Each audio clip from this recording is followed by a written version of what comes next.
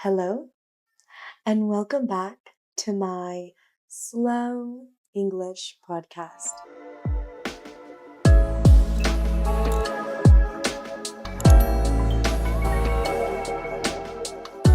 This is your space to learn English slowly. Did you know that your brain keeps working even while you're sleeping? When you listen to English at night, your brain begins to recognize words more easily. So tonight, you don't need to study hard. You just need to listen. Now, close your eyes, relax your body, and let's begin. I wake up around 5 a.m. to have an early start to the morning. I like to start my day slowly. So first, I read a book.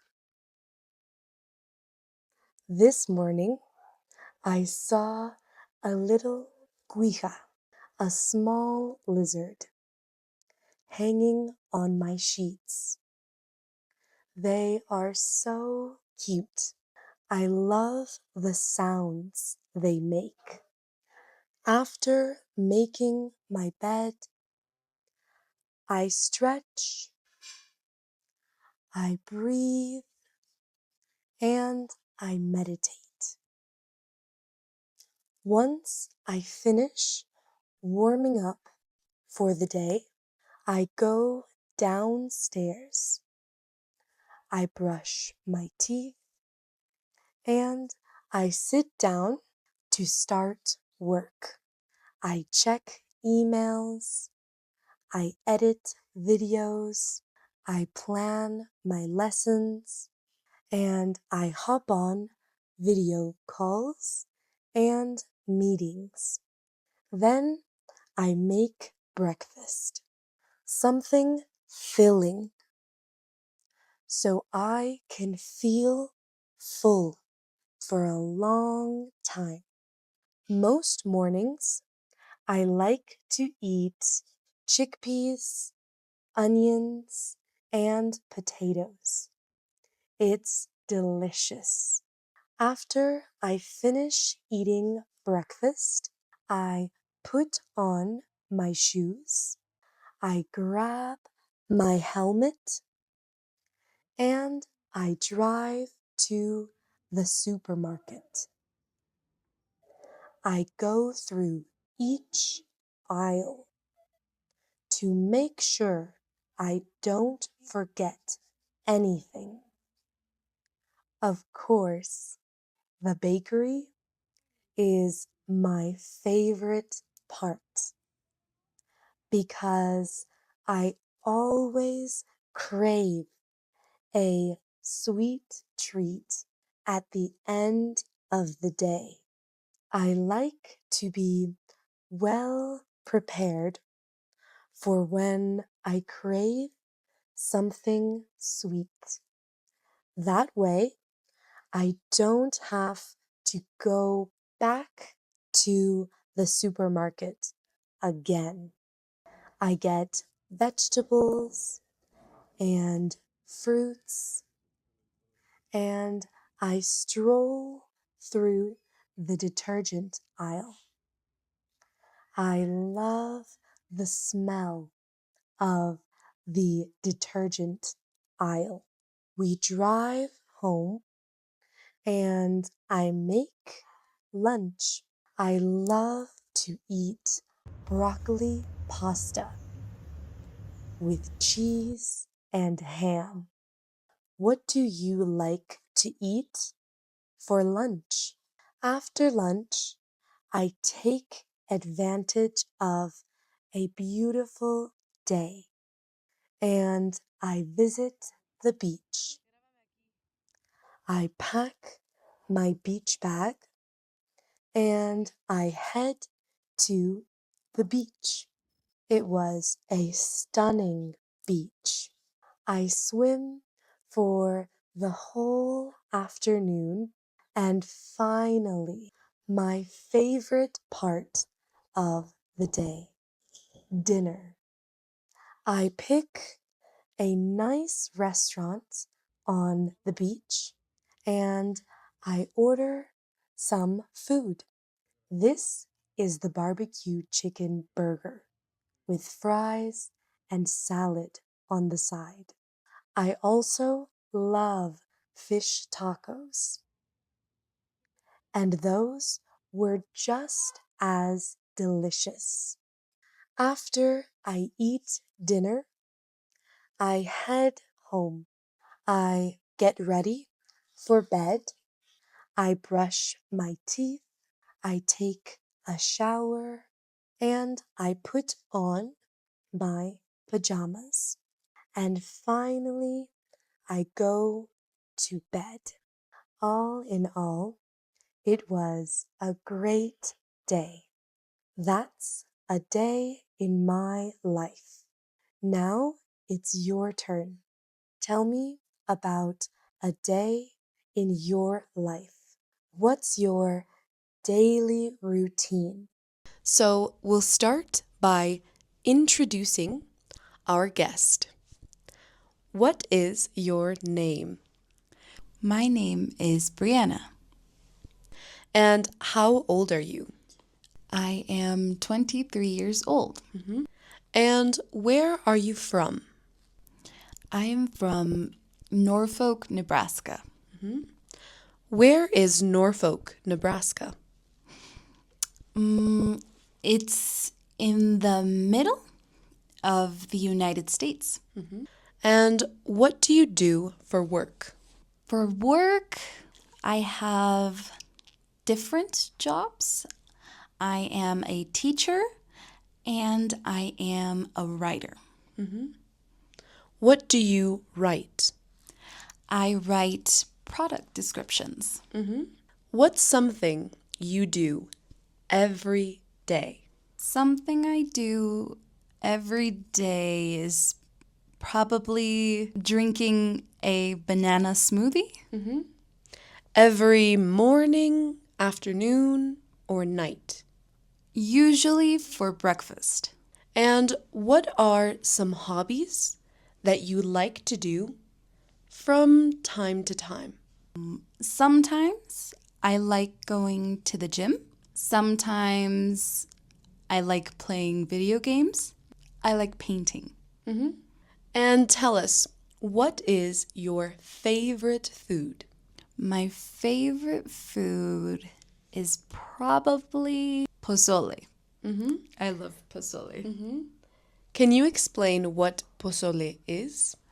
Pozole is a soup made from pork meat, puffed corn, tortilla or tostada chips, and lettuce, oregano, and if you like it, some spicy sauce. And can you cook? If so, what are your favorite dishes to cook? I can cook. I like to make, what would it be? Chickpea sauce. And I also like to make lasagna. And do you have any siblings? Yes, I have one sister and one brother.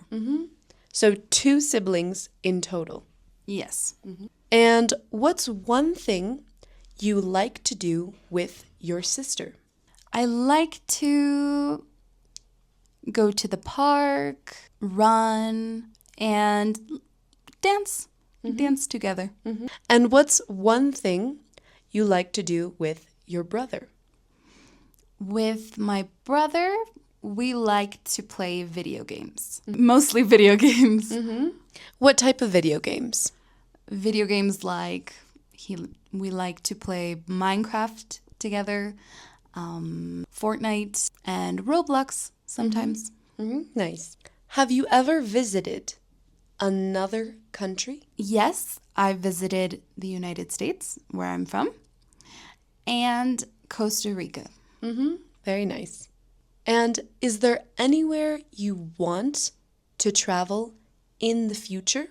In the future, I really want to go to Japan. Japan and maybe China. Nice. In Asia, right? Yes, yes, it's where I have not been Yet. yet.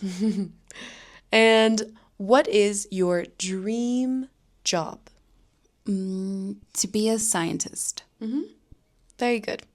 So now that we've gotten to know Brianna a little bit better, now we'll talk about our conversation about sleep.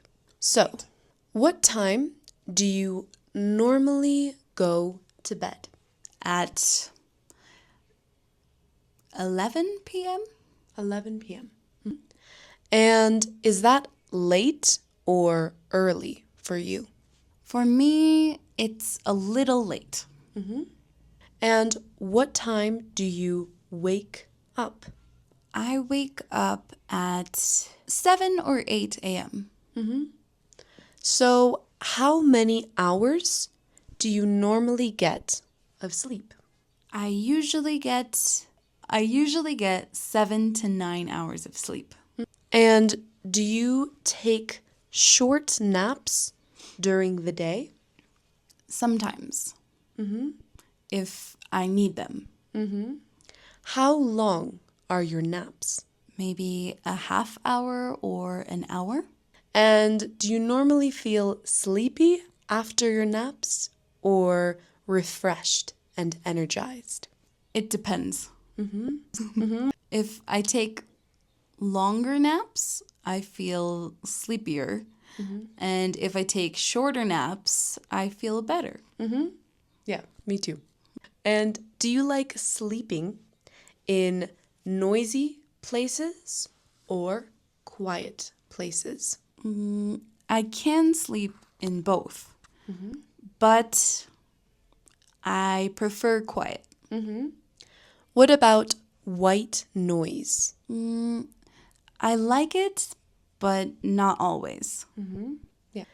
Is your bed soft or hard? My bed is very soft. And do you like sleeping with a blanket or without a blanket? I sleep with a blanket, but with no socks. Always no socks. And do you like sleeping with a light on or complete darkness? Complete darkness, I would say. I usually use a sleep mask. And do you like sleeping alone or with someone?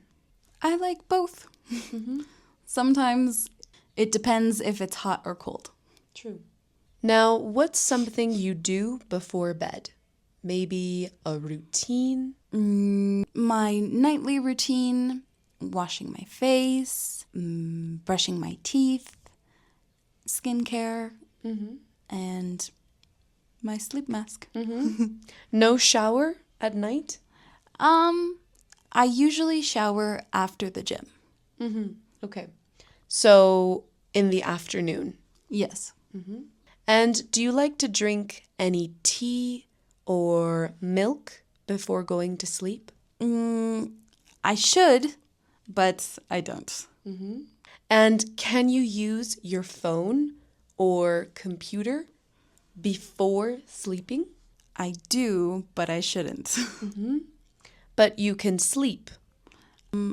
If I'm tired enough. And if you can't fall asleep, what is something you try to do? I count sheep. Literally. Count sheep. Yes, I count sheep. Nice. And what about music? Do you like listening to music while trying to sleep? Sometimes, but it's usually distracting. And what about reading a book before bed? I should, but I don't. And would you say you sleep well? I'm usually a deep sleeper, so I suppose. And do you get enough sleep? I try to. Sometimes I don't. And do you often remember your dreams? I remember only bad dreams. Only nightmares. Yes, unfortunately. Can you remember any good dreams? Even one? Not right now. No. I should keep a dream journal. And what's one recurring nightmare? A recurring nightmare that I have. Oh, I don't know how to describe it. A recurring nightmare I have is someone in my room pulling my feet while I'm in the bed. So you wake up from that dream? What the hell? Do you ever have any common dreams, like your teeth falling out, or Any normal dream? I have a scary but funny dream.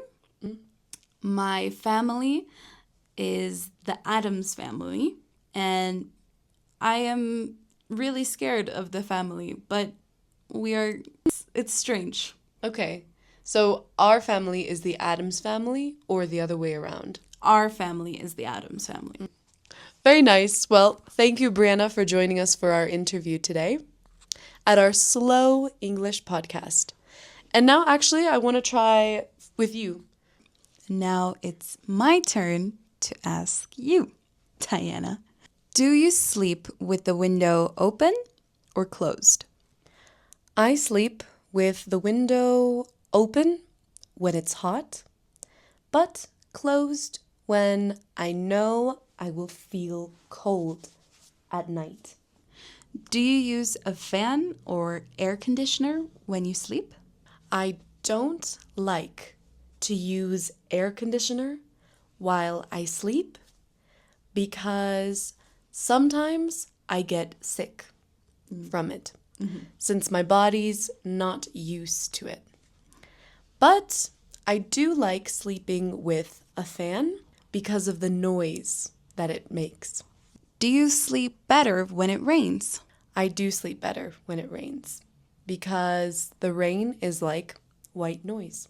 What color are your bed sheets? My bed sheets are zebra striped. They're black and white. Do you like sleeping in a warm or cool room? I prefer sleeping in a cool room, but I can also sleep in warm rooms. It's just cold rooms make me sick, and warm rooms, I can't fall asleep. So they have their pros and cons.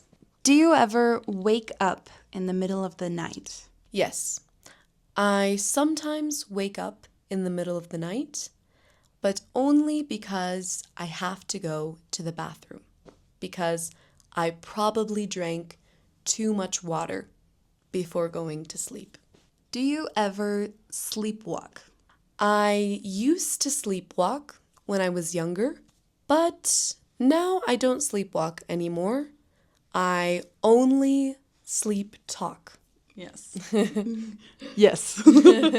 Do you check your phone before sleeping? I try not to because the screen keeps me awake, but I usually watch my phone before I sleep. We all do. What time do you wake up on weekends? On weekends, I wake up around 9 a.m., but if I'm very sleepy, sometimes I can wake up at 11 p.m. a.m. What do you wear when you sleep? I wear my warm, fluffy pajamas when I sleep so that I can't get sick. Yes. Do you like sleeping in a big bed or a small bed? I need a big bed to sleep because I like to roll around and and spread myself everywhere. Yes. Do you feel tired after lunch? If I eat a lot of lunch, yes. What do you think is the best way to sleep well? The best way to sleep well is to not eat too much before going to sleep. And not using your phone too much time before going to sleep. Do you like sleeping in hotels or hostels? I like hotels because usually the bed is very comfortable and the sheets are very soft, but hostels usually aren't. But they're cheap. Do you ever wake up and feel very tired? Yes, I do. I think it's because I either slept too much or I didn't sleep enough. Do you like soft pillows or hard pillows? I prefer soft pillows, definitely. What makes you sleepy? I don't know. Reading makes me sleepy. No, I think reading books makes me sleepy, and sometimes when I have a long day of teaching and talking to people, I feel very sleepy. There you have it, folks. Today, I want to show you some common English phrases essential for having a conversation with a native English speaker. I will say the word once fast, once slow, and once with hand gesture explanations. Hey there. Hey there. Hey there. Long time no see. Long time no see. Long time no see. Nice to meet you. Nice to meet you. Nice to meet you. How's it going? How's it going? How's it going? How's everything? How's everything? How's everything? How are you doing? How are you doing? How are you doing? What's up? What's up? What's new? What's new? How have you been? How have you been? How have you been? Not much, just chilling. Not much, just chilling. Not much, just chilling. Same old, same old. Same old, same old. Same old, same old. Can't complain. Can't complain. Can't complain. For small talk and conversations, what do you do for a living? What do you do for a living? What do you do for work? How's your day going? How's your day going? How's your day going? What have you been up to? What have you been up to? What have you been doing? That's interesting. That's interesting. That's interesting. No way. No way. I can't believe it. Oh, that's cool. Oh, that's cool. Really? That's awesome. Really? That's awesome. That's cool. I had no idea. I had no idea. I had no idea, no clue. That's insane. That's insane. That's crazy. I know, right? I know, right? I know, right? Could you please say that again? Could you please say that again? Could you please say that again? Can you repeat that, please? Can you repeat that, please? Can you repeat that, please? Can you speak more slowly, please? Can you speak more slowly, please? Can you speak more slowly, please? What do you mean? What do you mean? What do you mean? I don't get it. I don't get it. I don't get it. How do you say this in English? How do you say this in English? To agree or disagree? I totally agree. I totally agree. I totally agree. That makes sense. That makes sense. That makes sense. I see what you mean. I see what you mean. I see what you mean. I'm not so sure about that. I'm not so sure about that. I'm not so sure about that. I don't think so. I don't think so. I don't think so. Exactly. Exactly. Totally. Totally. Yeah, I get you.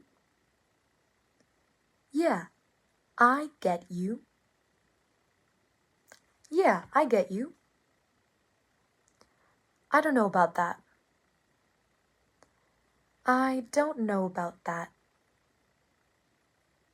I don't know about that. I'm not sure. I'm not sure. I'm not sure. Now, to say your opinion or feeling. In my opinion. In my opinion. I think that's a great idea. I think that's a great idea. I think that's a great idea. I feel the same way. I feel the same way. I feel the same way. I agree. To be honest, I don't like it. To be honest, I don't like it. To be honest, I don't like it. That's awesome. That's awesome. That's awesome. Are you free this weekend? Are you free this weekend?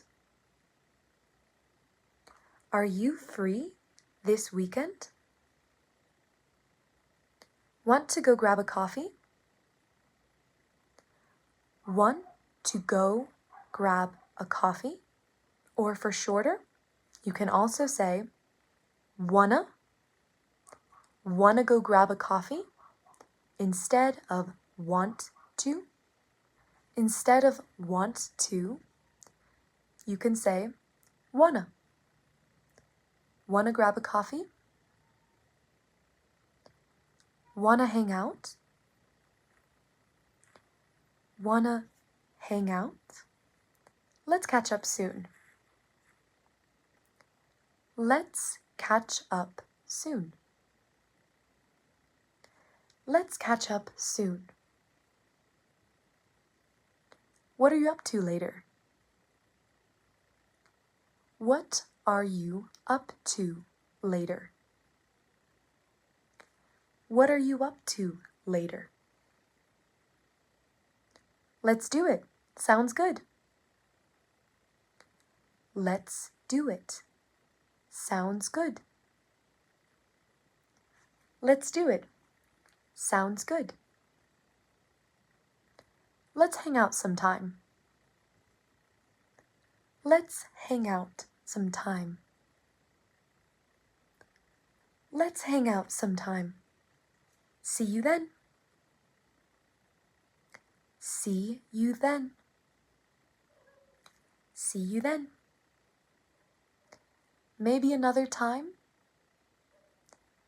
Maybe another time. I can't today. Maybe another time. If you don't like something, you can say, it's not my cup of tea. It's not my cup of tea. It's not my cup of tea. It's not my cup of tea. I'm not a big fan of that. I'm not a big fan of that. I'm not a big fan of that. I don't really like that. Now, if you don't know, I'm not sure. I'm not sure. I'm not sure. Let me think about it. Let me think about it. Instead of let me, you can say let me. Let me think about it. Beats me. Beats me. I don't know. Beats me. I'll get back to you on that. I'll get back to you on that. I don't know. I'll get back to you on that. Ordering foods and drinks. I'll have a coffee, please. I'll have a coffee, please. I'll have a coffee, please. Could I get the check, please? Could I get the check, please? Could I get the check, please? Do you have any recommendations? Do you have any recommendations? Do you have any recommendations? That looks delicious. That looks delicious. That looks delicious. Can I get this to go? Can I get this to go? Can I get this to go? To take away? Asking for directions. Excuse me, how do I get to the library? Excuse me, how do I get to the library? Excuse me, how do I get to the library? Is it far from here? Is it far from here? Is it far from here? Could you point me in the right direction? Could you point me in the right direction? Could you sounds like could you? Could you? Could you point me in the right direction? Could you point me in the right direction? I think I'm lost. I think I'm lost. I think I'm lost. Which way is downtown? Which way is downtown? Which way is downtown? For transportation? Where can I buy a ticket? Where can I buy a ticket? Where can I buy a ticket? What time does the bus leave? What time does the bus leave? What time does the bus leave? I'd like to check in, please. I'd like to check in, please. I'd like to check in, please. Is there Wi-Fi here? Is there Wi-Fi here? For an emergency? I need help. I need help. I need help. My phone battery is dead. My phone battery is dead. My phone battery is dead. Can I borrow your phone, please? Can I borrow your phone, please? Can I borrow your phone, please? And saying goodbye. Catch you later. Catch you later. Catch you later. Take it easy. Take it easy. Take it easy. See ya later. See ya later. See ya later. Talk to you soon. Talk to you soon. Talk to you soon. Have a good one. Have a good one.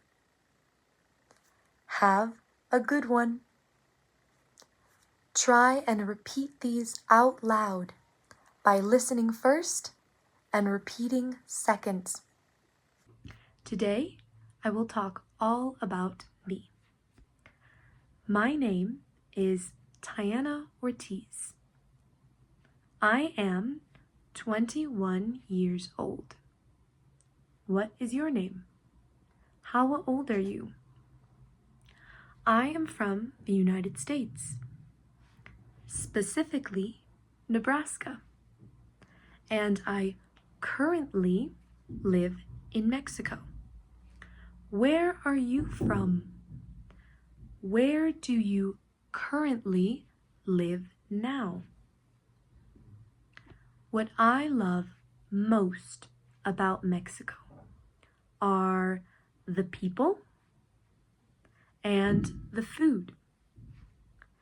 My neighbors are very friendly, and the food is delicious.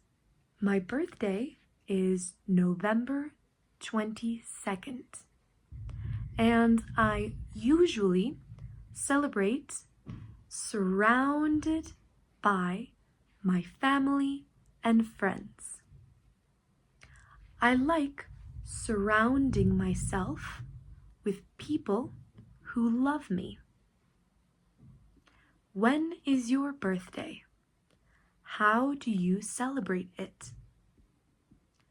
My favorite season is spring, and my favorite color is purple. Purple reminds me of the flowers that bloom in the spring. What is your favorite season? Spring, summer, winter, or fall? What is your favorite color and why? Words we saw today. Practice, specifically, currently, neighbors, surrounded, remind, bloom, and the seasons. My daily routine. Routine you do every day. In the morning, I wake up at 7 a.m. I brush my teeth, I wash my face, and I eat breakfast. My favorite breakfast is oatmeal. Oatmeal with bananas, strawberries, and honey. I eat oatmeal every day.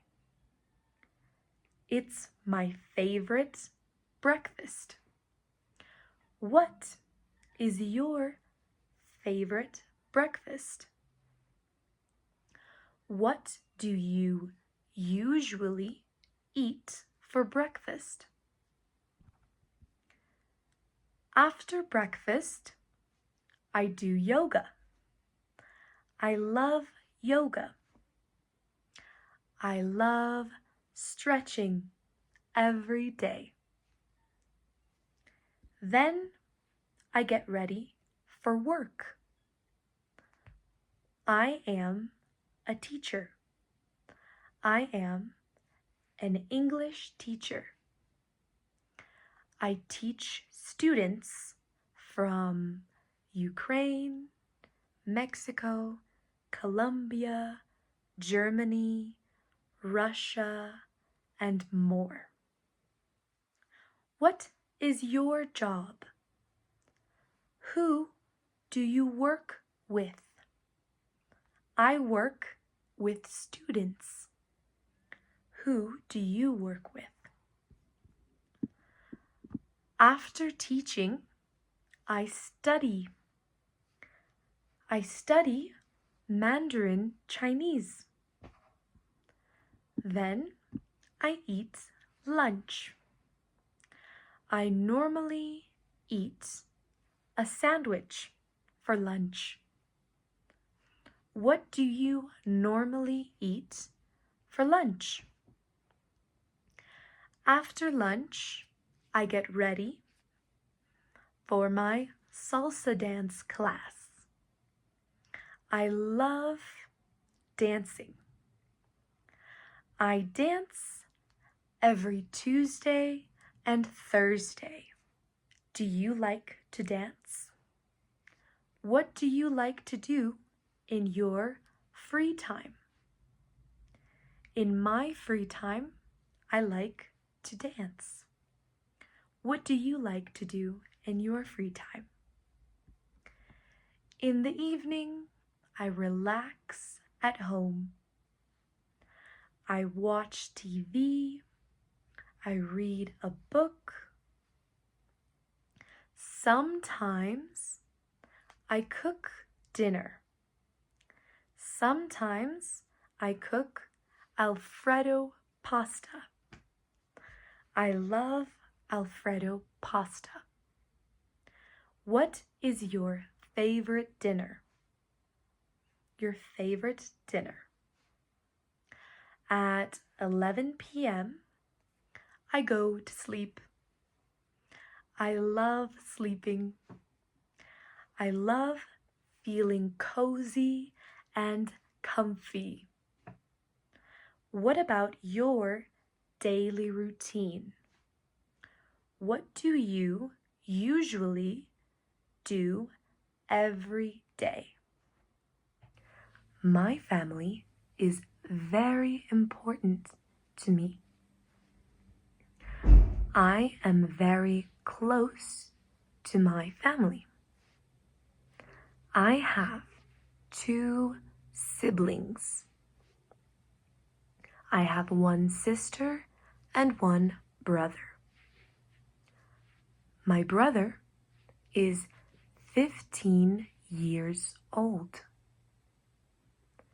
He loves playing video games. He is much taller than me. But he does not look grown up. He still looks like a kid.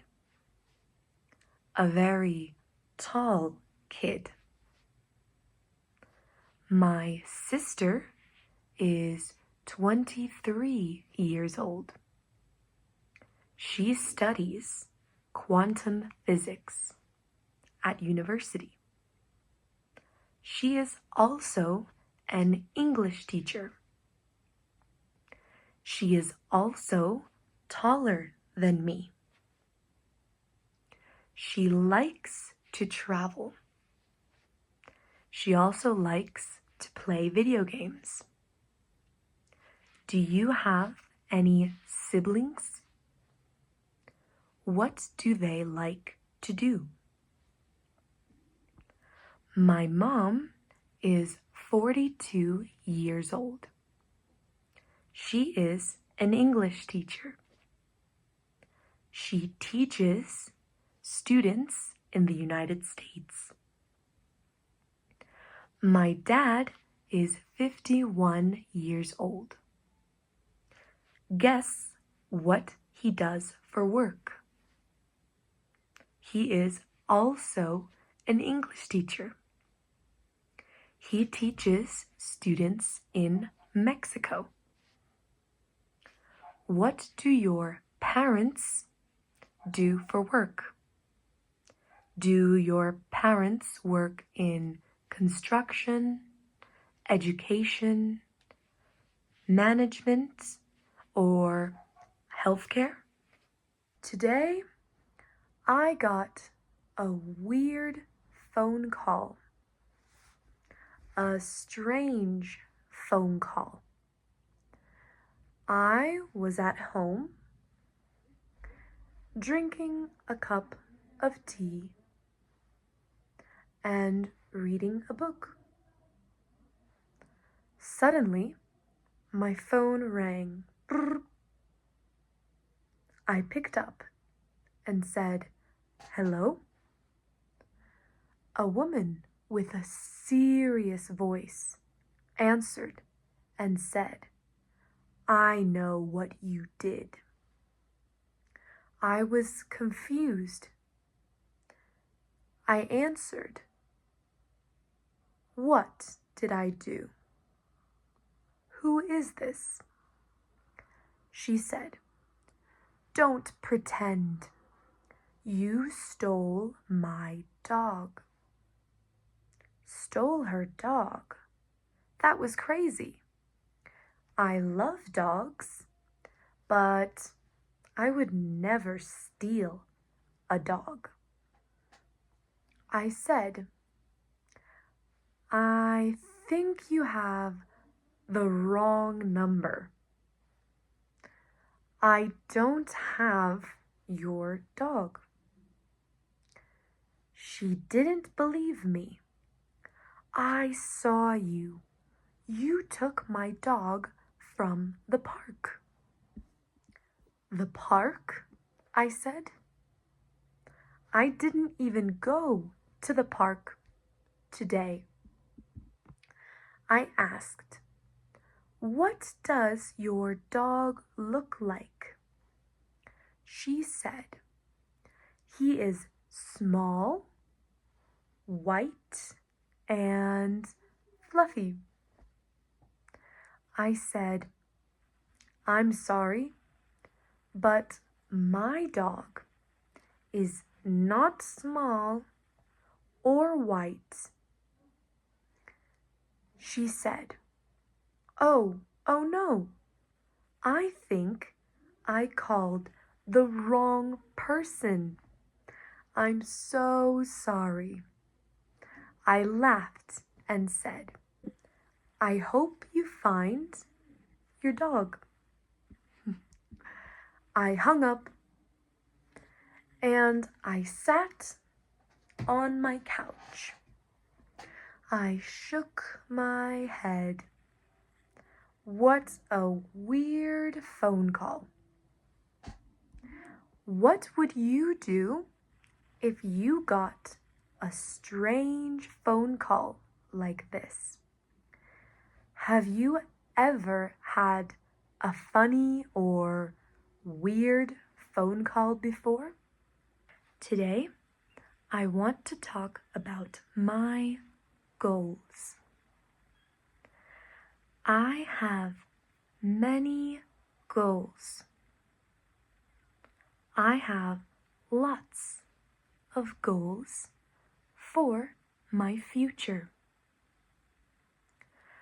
I have short-term goals and long-term goals. This year, I would like to get my Dive Master's certificate. My certificate in scuba diving. I love scuba diving. Mexico is one of the best places to do it. I want to travel and see all the most beautiful places, the most beautiful corals, and the most beautiful marine species, animal species. I want to help protect the oceans. I want to help protect the precious corals and precious animals in the ocean.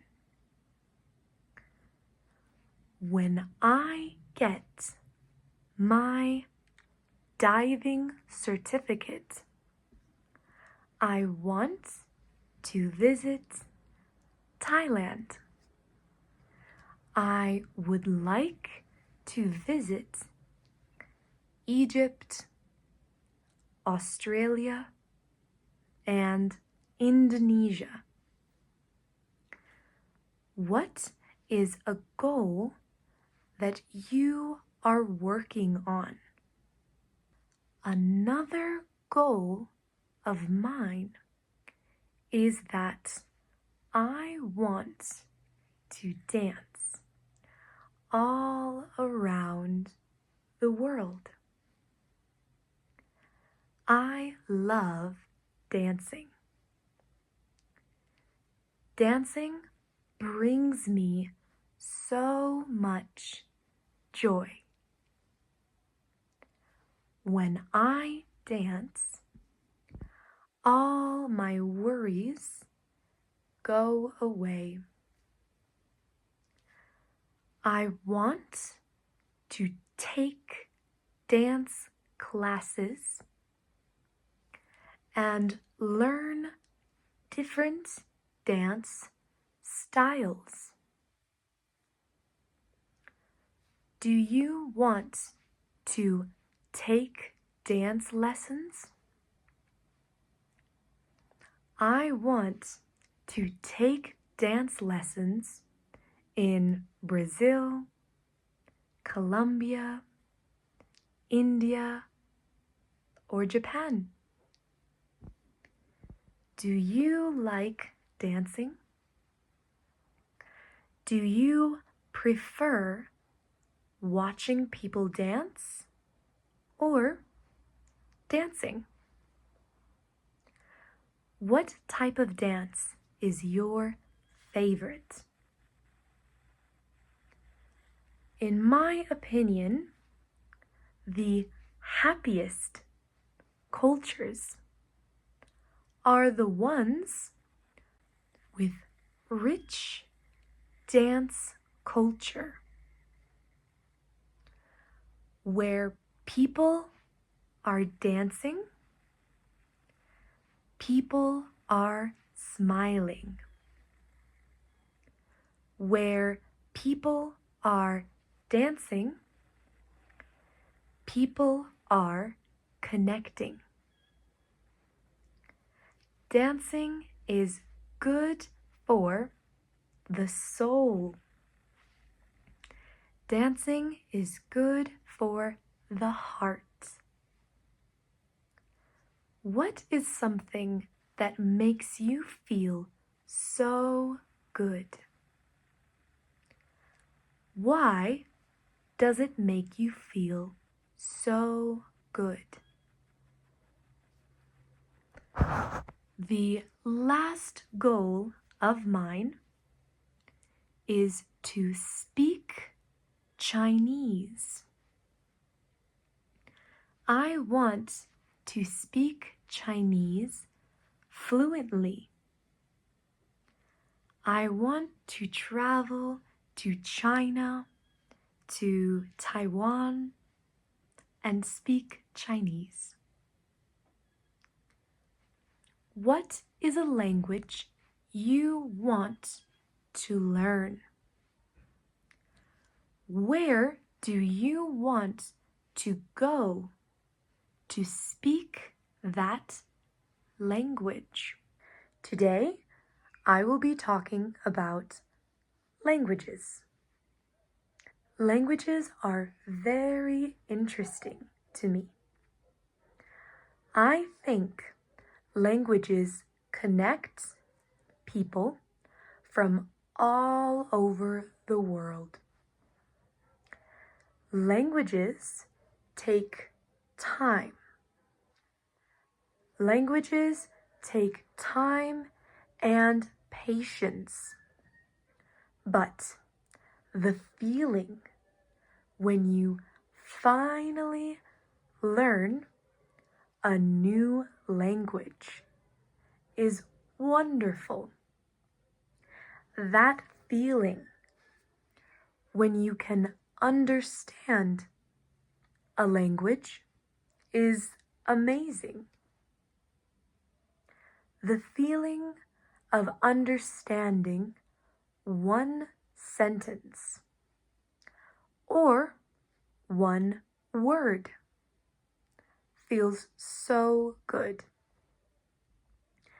Every language is so different. Every language has its own special identity. Every language has different tones and pronunciation. I personally love learning new languages. I love teaching. I love teaching students to understand new words, to understand phrases, idioms, and eventually use them. What language, apart from English, do you want to learn? Challenging question. If you could download any language into your brain, would you do it? Or do you enjoy the process of learning? Which would you prefer? Be reading The Rainbow Fish. A long way out in the deep blue sea, there lived a fish. Not just any ordinary fish, but the most beautiful fish in the entire ocean. His scales were every shade of blue and green and purple, with sparkling silver scales among them. The other fish were amazed at his beauty. They called him the rainbow fish. "Come on, rainbow fish," they would call. "Come and play with us." But the rainbow fish would just glide past, proud and silent, letting his scales shimmer. One day, a little blue fish followed after him. "Rainbow fish," he called, "wait for me. Please give me one of your shiny scales. They are so wonderful, and you have so many." "You want me to give you one of my special scales? Who do you think you are?" cried the rainbow fish. "Get away from me." Shocked, the little blue fish swam away. He was so upset. He told all his friends what had happened. From then on, no one would have anything to do with rainbow fish. They turned away when he swam by. What good were the dazzling, shimmering scales with no one to admire them? Now he was the loneliest fish in the entire ocean. One day, he poured out all of his troubles to the starfish. I really am beautiful. Why doesn't anybody like me? I can't answer that for you, said the starfish. But if you go beyond the coral reef to a deep cave, you will find the wise octopus. Maybe she can help you. The rainbow fish found the cave. It was very dark inside, and he couldn't see anything. Then, suddenly, two eyes caught him in their glare, and the octopus emerged from the darkness. I have been waiting for you, said the octopus with a deep voice. The waves have told me your story. This is my advice. Give a glittering scale to each of the other fish. You will no longer be the most beautiful fish in the sea, but you will discover how to be happy. I can't, the rainbow fish started to say, but the octopus had already disappeared into a dark cloud of ink. Give away my scales, my beautiful shining scales? Never. How could I ever be happy without them? Suddenly, he felt the light touch of a fin. The little blue fish was back. Rainbow fish, please don't be angry. I just want one little scale. The rainbow fish wavered. Only one very, very small, shimmery scale, he thought. Well, maybe I wouldn't miss just one.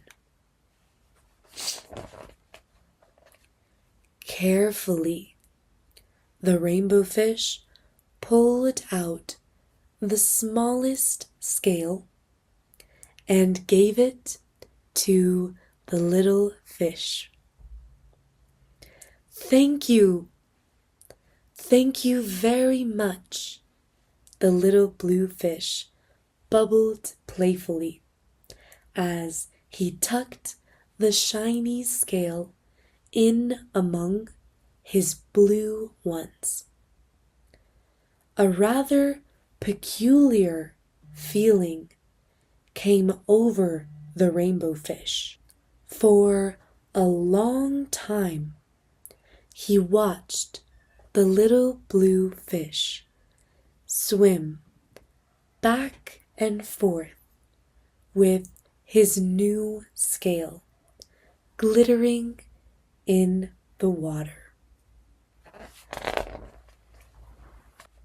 The little blue fish whizzed through the ocean with his scale flashing.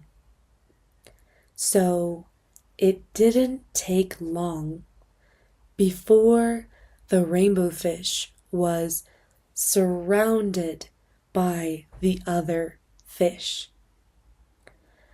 Everyone wanted a glittering scale. The rainbow fish shared his scales left and right, and the more he gave away, the more delighted he became.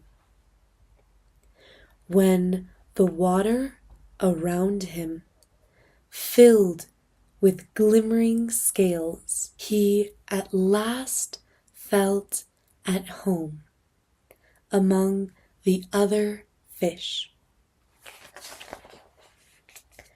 Finally, the rainbow fish had only one shining scale left.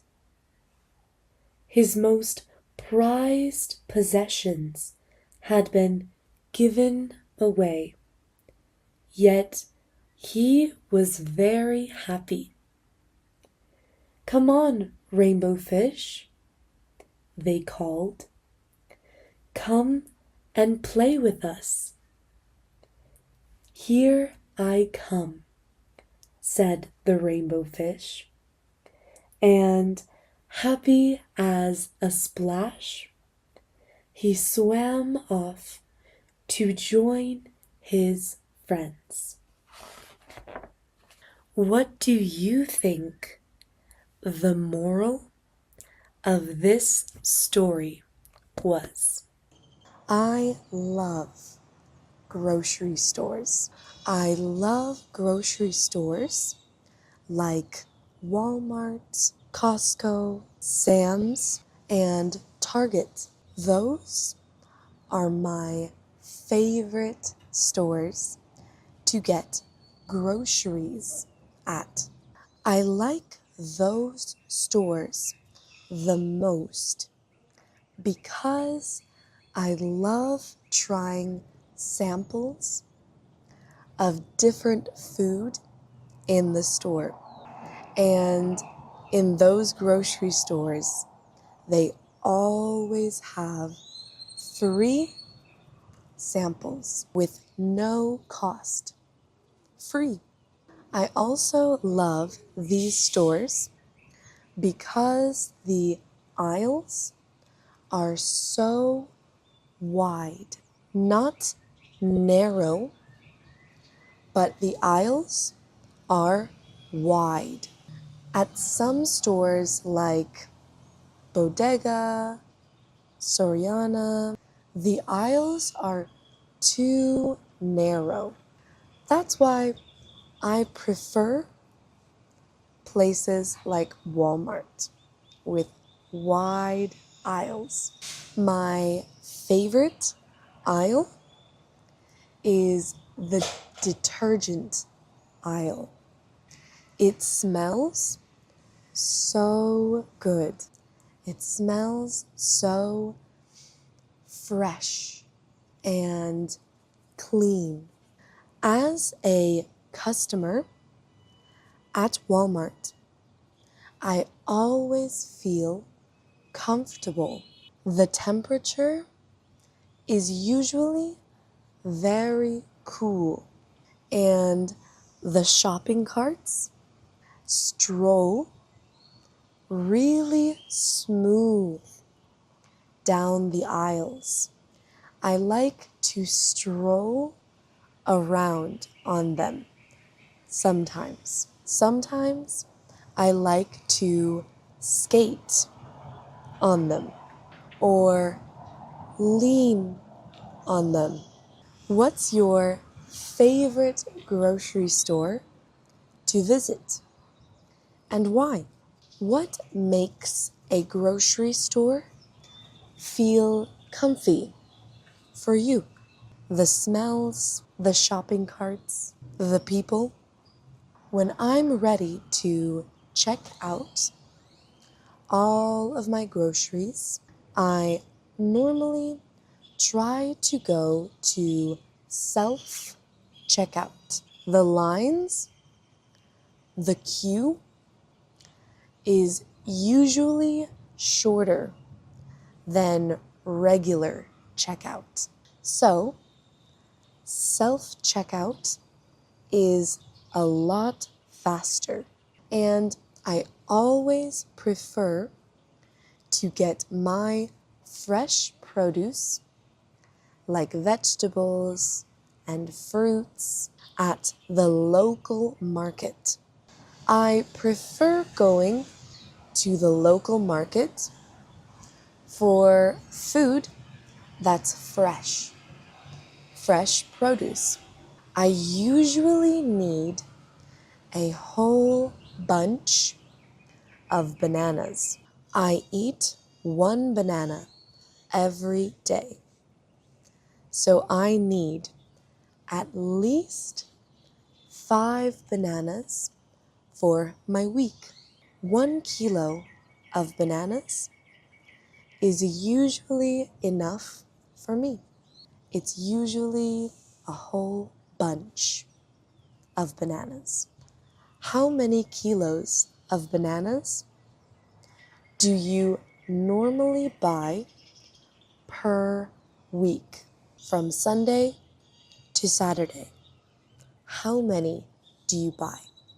I don't like going to big chain supermarkets to buy fresh produce. However, when it comes to meat like beef, chicken, pork, or fish, I prefer to go to a big chain supermarket.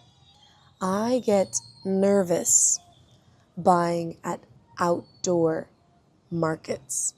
The meat sometimes sits in the sun all day. The same with dairy products. I prefer to go to a big chain supermarket for my dairy products.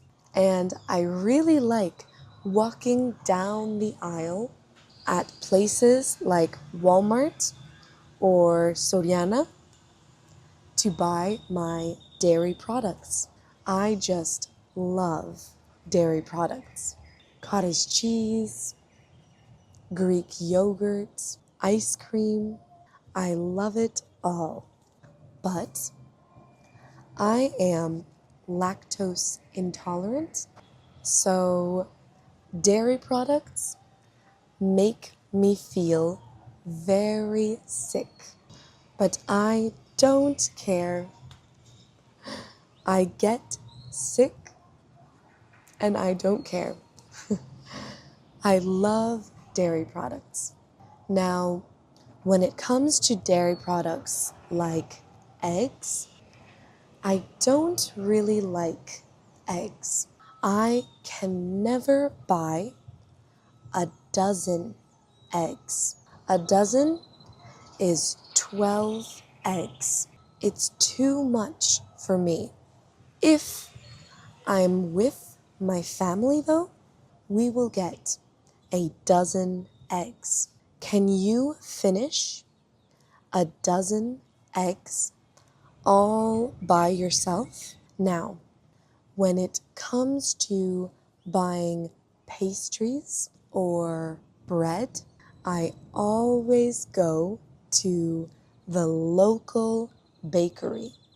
Bakeries, in my opinion, are the only way to buy bread. Bread has to be made with love. My friend once told me that bread doesn't go to your stomach, bread goes to your heart. And you can taste the love put into bread, I think. And the freshly homemade flavor is incomparable. What do you think? What's your favorite food aisle? The dairy aisle, drinks, snacks, canned goods, condiments like ketchup, mayo, mustard. The prices at each grocery store make a big difference when you're buying in bulk. Lots of people prefer to buy things that will last a long time. And places like Walmart or Costco are usually more expensive than places like Aurrera or Soriana, less international big chain stores. They usually have more sales and discounts. I like buying expensive things for cheap prices. When I go to the checkout to pay for my groceries, I normally use my credit card because I never have coins or change or even bills with me. So, in conclusion, even though the big chain supermarkets are more convenient because of the shopping carts, the credit card payments, and the big aisles, I still always prefer going to local supermarkets to support the community. What do you prefer? Big chain grocery stores or local supermarkets? Now for a little challenge question. Tell me, what is the difference between a bag, a box, a can, a jar, a bottle, a carton, and a package? Tell me one thing you can find in each packaging. For example, I can find milk or juice in a carton.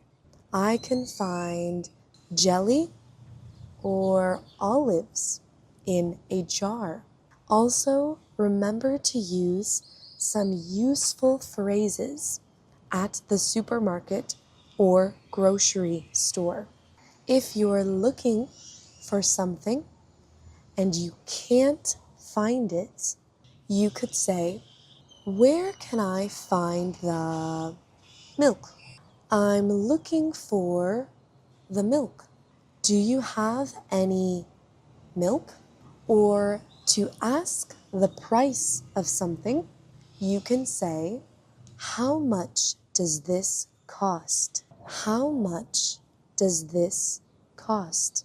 And when making a card payment, you can ask, "Can I pay by card or can I pay with cash?" It depends if you're using cash or card. They might ask you, paper or plastic? Or would you like a receipt? Today, I want to talk about my day so far because my day isn't over yet. It's just beginning. Today, I woke up at 5 a.m. in the morning. It was brutal. Finding the motivation to wake up at 5 a.m. can be very difficult. But I always feel inspired to wake up, go for a run, and take a swim at the beach. Because the beach at 5 a.m. is so peaceful. It's super relaxing. And for me, it's the best way to start my day. Plus, the beach is completely empty at 5 or 6 a.m. So I get to enjoy the beach all by myself. I ran to the beach. I swam for a little bit. And then I sat in the sand and I took a moment to breathe and meditate for a little bit. I stretched for a little bit. Then I was ready to walk back home. Then I was ready to walk back to the room that I'm staying in. This room was only 5,000 Mexican pesos. So very cheap. And I have an amazing view. I love looking through the window and watching all of the waves crashing onto the shore. Puerto Escondido is one of my favorite places in the world. It really does have a special place in my heart. I got back home and I was starving, so hungry. My belly hurt and ached. So I went to the kitchen to make myself a smoothie with spinach, pineapple, and water. A nice green juice to start my day. Now I'm recording for my YouTube channel before going to meet my boyfriend at his work. He is working at a hotel at the moment. So I'll take a green juice, maybe some lunch, and go see him for a little bit. Then I'll work on my computer. I'll finish checking some emails. And then I plan to go to the beach again. I really like eating dinner at home or in a kitchen. I really love having home-cooked meals. Meals that are prepared at home. And here I have a kitchen. So I always prefer to make something here rather than going out to eat at a restaurant. Don't get me wrong. I love eating out. I love sitting down, ordering a meal, asking for recommendations or suggestions, trying new dishes, and tipping the waiters or waitresses for their hard work, talking and chatting with friends. But I think I love cooking and eating at home with a movie on my computer even more. That's why I prefer eating at home. What do you prefer? Eating at home or eating out? And tell me, why? After swimming at the beach, I'll probably start cooking something for dinner. I'm thinking pasta, but I'm also craving hamburgers. I also think ceviche sounds really good. Ceviche is a dish in Mexico with so many vegetables and fish. It's so yummy. And usually after eating dinner, I take 30 minutes to study Chinese. I've been feeling really inspired in learning Chinese lately. It's difficult to find time to study a language every day. I know. That's why I enjoy trying to make learning English a lot easier. I think even 5 minutes of practicing is more than enough. There's no need to put so much pressure on yourself to study for 1 hour or 2 hours a day. You can make it so much easier by just listening and maybe watching a movie in English or the language that you're trying to learn. I love my Chinese teacher because she just speaks to me.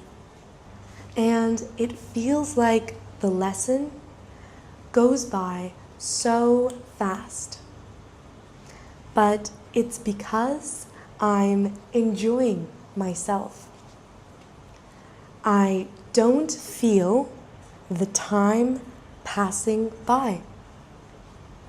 Tell me, what's your favorite way of learning English? Watching videos, listening to podcasts, or writing and working on grammar structures? Tell me in the comments.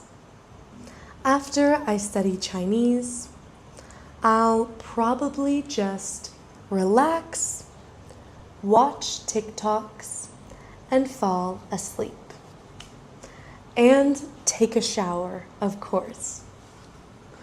I always forget to mention taking a shower, and everyone in the comments asks me, "Teacher, you don't take a shower?" And I say, "Yes, I do. I just forgot to mention it in the video. Tell me about your day so far, or if you haven't even started the day, congratulations. You're starting your day very well. With English practice to pursue your passions. And that's excellent. Today, I want to talk to you about my week and a story of something scary that happened to me this week. This week, I had a wonderful time. I met some cool people and I made some new friends. I went to the beach almost every day. Maybe only one day I didn't go to the beach. But I just love the beach. I love the salt water. It feels so good for my body. If anything is aching or hurting or sore, I always take a swim in the ocean or in salt water, and I immediately feel better. The only problem is that the waves are massive. The waves in Puerto Escondido are huge. For example, yesterday, I saw some of my old friends from middle school. There is elementary school, middle school, and high school. Then university and college. But my friends from middle school are in Puerto Escondido right now. So I went to see them yesterday. They are my old friends from my hometown. It had been so long since the last time I saw them, but they are such beautiful friends. I have so many laughs with them. So we met up and they picked me up from my hostel and we drove to the beach, to a new beach called Cipolite, a new beach for me because I had never gone there. And at Cipolite Beach, the waves aren't that big, so you can still swim in the ocean. So, with my friends, we got into the water and we swam for a little bit. I swam and I was just chilling in the water, talking to a friend, when all of a sudden, out of nowhere, I couldn't feel the sand. And I wasn't just floating in the water, but I could feel the current pulling me out. Little by little, I felt the current pull me out until I couldn't feel the sand at all. And it was getting really difficult to stay in one place. So honestly, I got a little nervous and I started swimming back a little bit intense. But then I realized I couldn't swim. The current was so strong. So I started swimming back, but every time I got close, I felt a current pull me back out. So I would swim again, then a big wave would come, and I would have to swim under the wave so that I wouldn't get smashed in the face or water in my nose. But I would get out of the wave and begin swimming with all of my might and all of my strength. I would swim.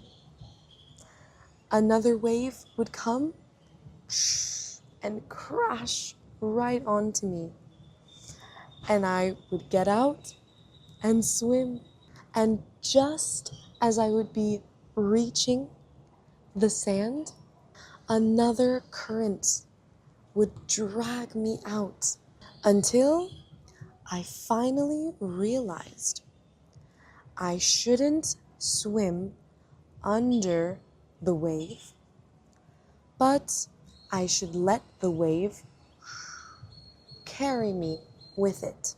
So I managed to ride the wave back to shore. There was even a lifeguard yelling at me. He was yelling, "Hey, you need to get out of there. There is a strong current." Obviously, I know. So finally, I got out, and my two other friends got out as well, and we were all just panicking. We were all shook. It was scary. The ocean is very powerful. You have to respect the ocean, and you have to always be careful.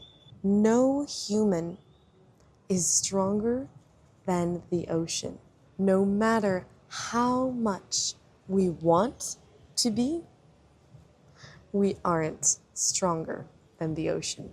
But after that, I ate some fish tacos and I felt just fine.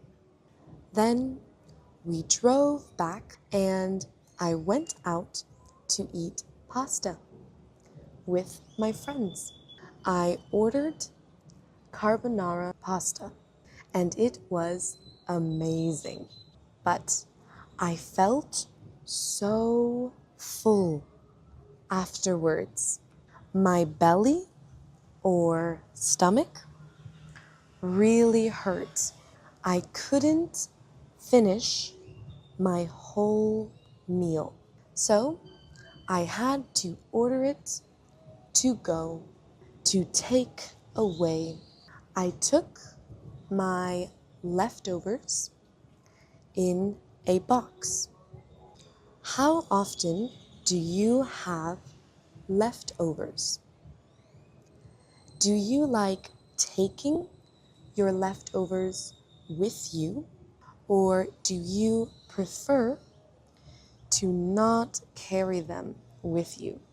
Sometimes it's a little annoying to take my leftovers with me and carry them and walk with them, but I hate wasting food.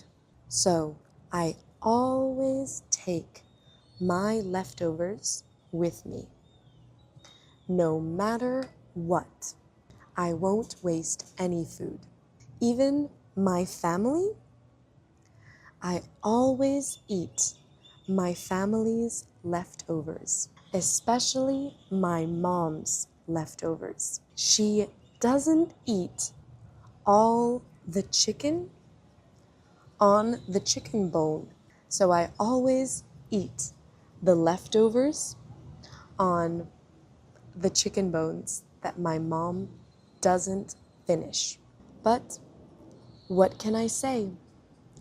I hate wasting food. After that, my friends dropped me off back at my hostel, and they told me, just leave your leftovers and then come back out to party. I said, yes, I will, but I was too sleepy. I went straight to bed. I was exhausted from the walking and the intense swimming from that scary wave. And of course, I was also exhausted from the sun. But this morning, I felt super inspired. I decided to go for a run around 8 or 9 a.m.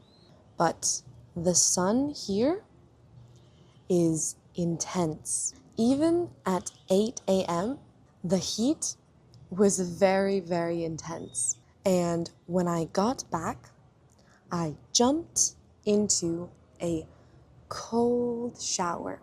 A freezing shower is just what I need after a long run in the burning sun. It was so refreshing. After my freezing shower, my friend made me some avocado toast with eggs. I had my runny eggs and an avocado toast, and it was just what I needed. I think it's the perfect way to start your day. So I ate while I finished some work, and I wrote some new scripts for my slow English podcast, and I did some yoga with my friend. I've been eating avocado toast with eggs every day since I arrived. After that, I bought a new beautiful necklace, and it's Amazonite stone. It's supposed to make me feel more calm and balanced. I love wearing stones. I think they're very important to balance out energy. We also bought an orange ankle bracelet. After that, I took a long nap, and I feel so good now. I feel like a brand new person, energized and ready for the day. I'm excited to continue working on making more English videos, and I'm excited to continue expressing my creativity in ways that can benefit and help learn English. I'm so excited to continue meeting you guys. So try and tell me about your day so far. Something really good and maybe something not so good. And how did you deal with it? How did you get past that negative feeling? Relax and learn English with me. I hear tapping sounds. I like tapping sounds. Tapping on a table, tapping on a glass, tapping on a phone. I think tapping sounds are sharp noises to my ears. Do you like tapping sounds? How would you describe tapping sounds? I hear crinkling sounds. I like crinkling sounds. Crinkling paper wraps. A crinkling plastic bag. I think crinkling sounds are very crisp. How would you describe crinkling sounds? I hear whispering sounds. Whisper. I also like whispering sounds. Whispering in a soft voice. Whispering in my ear. Whispering sounds are very soothing for me, and I feel like they calm me down. The sound is ticklish to my ear. Do you like whispering sounds? How do whispering sounds make you feel? Are they ticklish, soothing, annoying? I hear brushing sounds. I like brushing sounds. Slow brushing. Brushing across the table. Brushing along the hair. The light movement across a surface. I like the soft, quiet noises that brushing sounds like. Do you like brushing noises? How would you describe brushing sounds? I hear the sounds of a keyboard typing away. I like the sound of typing on a keyboard.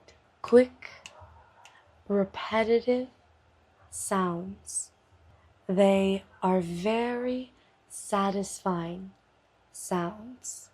Do you like the sounds of typing on a keyboard? How would you describe the sound of typing on a keyboard? Keyboard tapping. I hear clicking sounds. I like clicking sounds. I like the sound of pens clicking or mouses clicking. A sharp clicking sound. A quick, repetitive sound. Do you like clicking sounds? How would you describe a clicking sound? I hear spraying noises. I like spraying noises. When someone sprays a bottle of perfume or they spray a water bottle, the soft and gentle sound of someone spraying a water bottle, it's one of my favorite sounds. It soothes my ears and it calms my nerves when I hear it. Do you like spraying noises? How would you describe spraying noises? How do they make you feel?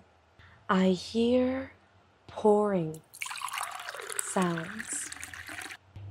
I like pouring sounds. When I pour water or juice into a glass, it's a gentle splash of sound.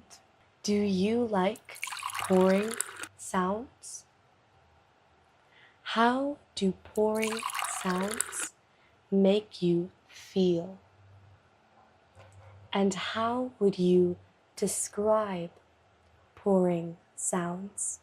I hear rattling noises. I don't like rattling noises. It's an unpleasant sound for me. It's not pleasant. Like rattling keys or rattling coins in my pocket. It can be a sharp, pleasant sound for others, but it's not for me. Do you like rattling sounds? How would you describe rattling sounds? I hear sounds like rain falling on a tin roof or rain falling on a glass window. How would you describe the sound of rain falling?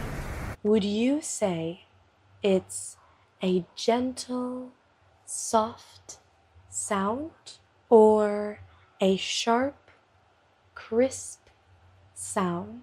Do you think the sound of rain falling is soothing or annoying?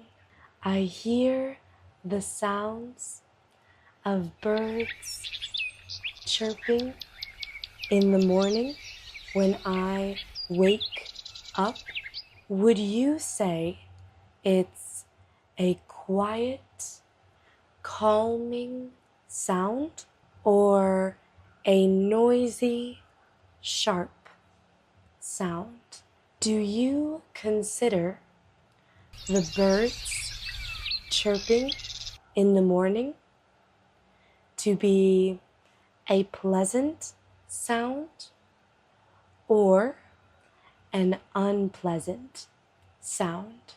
I hear the sound of the wind blowing high up in the mountains or near the ocean. You can hear the strong breeze. Would you say it's a smooth, gentle sound or a strong, brisk sound? Do you think the wind blowing is a comforting sound or an annoying sound? Now let's play a game to practice the words that we learned. I will play a sound and you will tell me if it's soft or sharp. Is it slow or fast?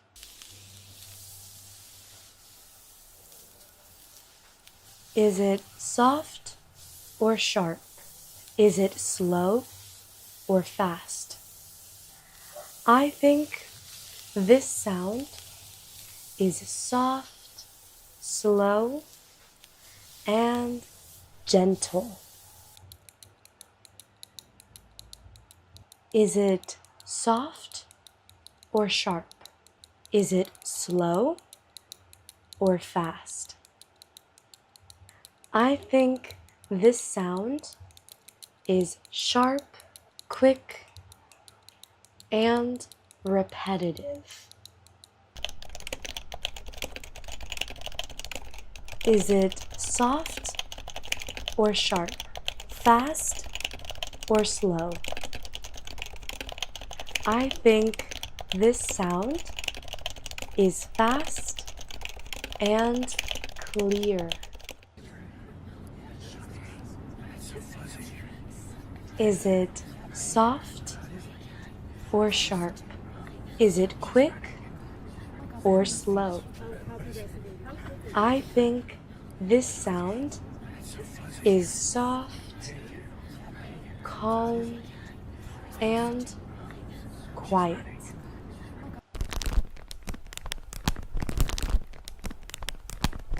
Is it loud or quiet? Is it soft or sharp? I think this sound is loud, sharp, and quick.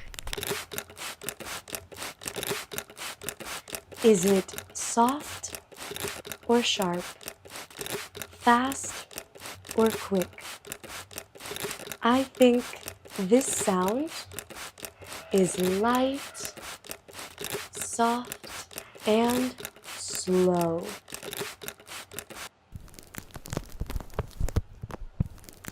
I think this sound is crisp and sharp. I think it's fast, not slow.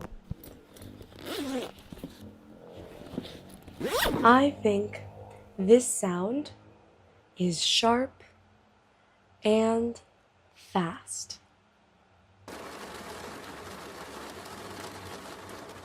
I think this sound is gentle and soothing. I think this sound is soft, slow, and windy. Is it relaxing or annoying?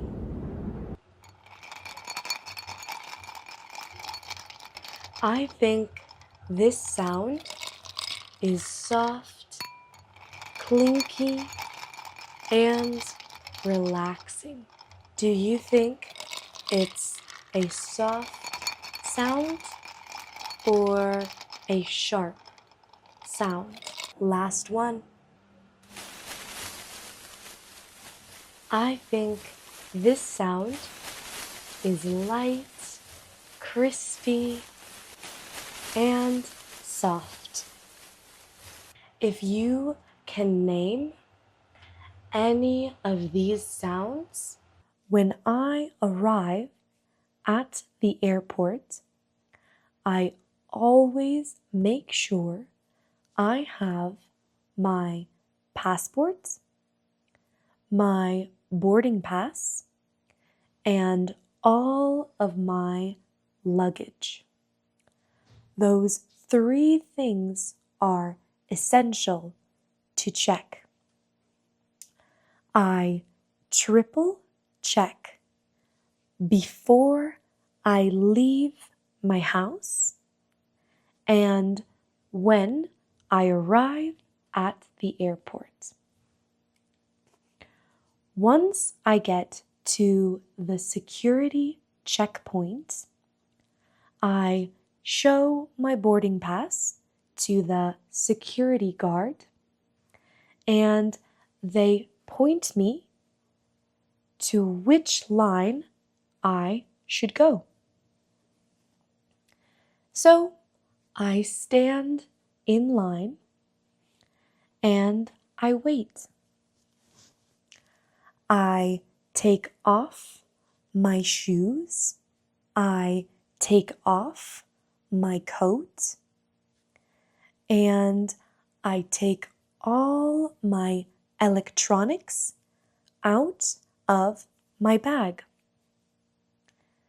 If I have headphones or a laptop or my phone and even my chargers, I put them all in a basket. And then I walk through the metal detector. And I don't usually get checked for extra security, but sometimes they check with a little metal detector to see if I have any metal on my body. They will say, "Can you please step to the side?" And they scan with their little metal detector. Once I had a big bottle of sunscreen lotion, and they threw the whole thing in the garbage. It was my fault because it was over 100 milliliters, but I was still so angry. They could have just kept it for themselves or given it to somebody else. It was very frustrating. Have you ever had anything taken away from you at the security checkpoint? Have you ever been stopped and scanned at the security checkpoint? After I get through the checkpoint, I have to find my gate number. Usually, my gate number is on my boarding pass. But if it's not, I check the display screens at the airport.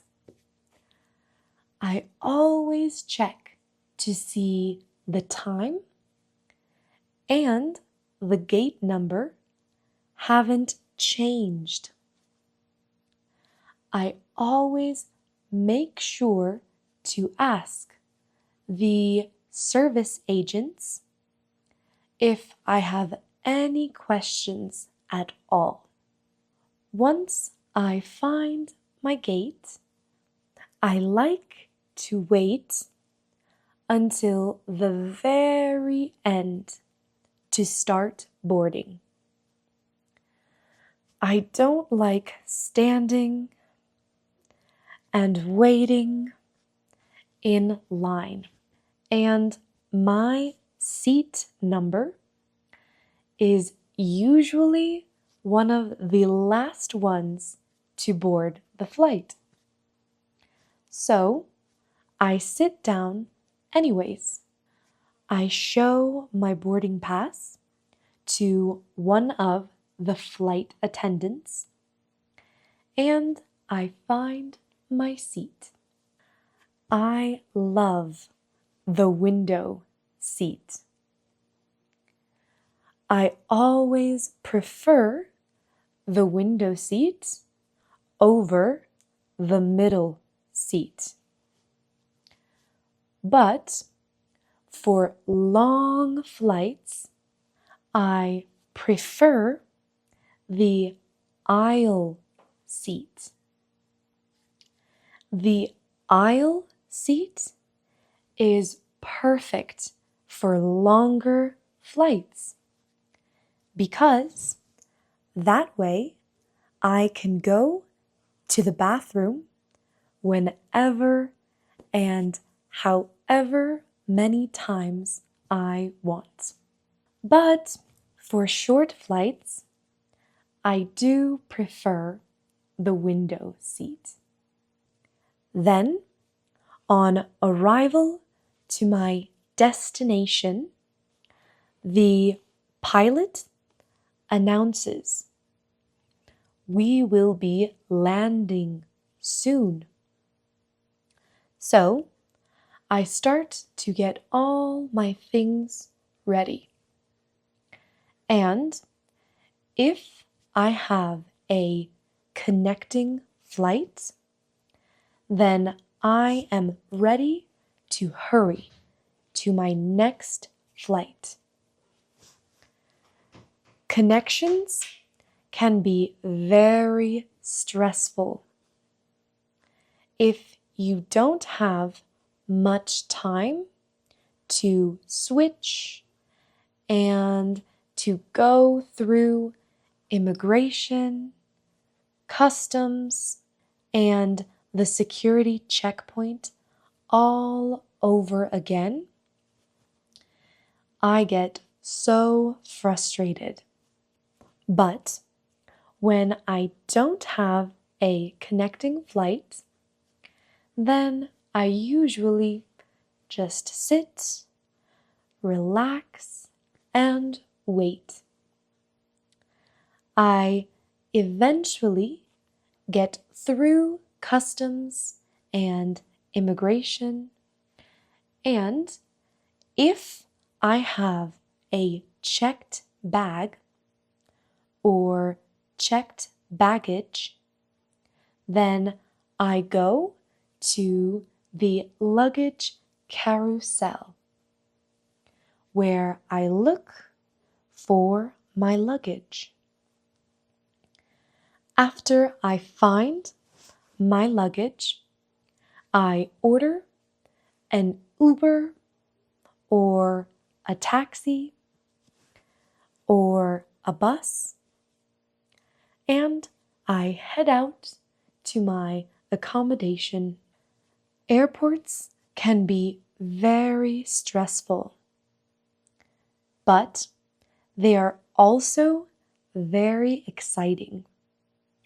New adventures, new places, new people, and knowing the name of these different things at the airport can help to make your trip less stressful and more relaxed. Today, I will be talking about friends. I have a few friends.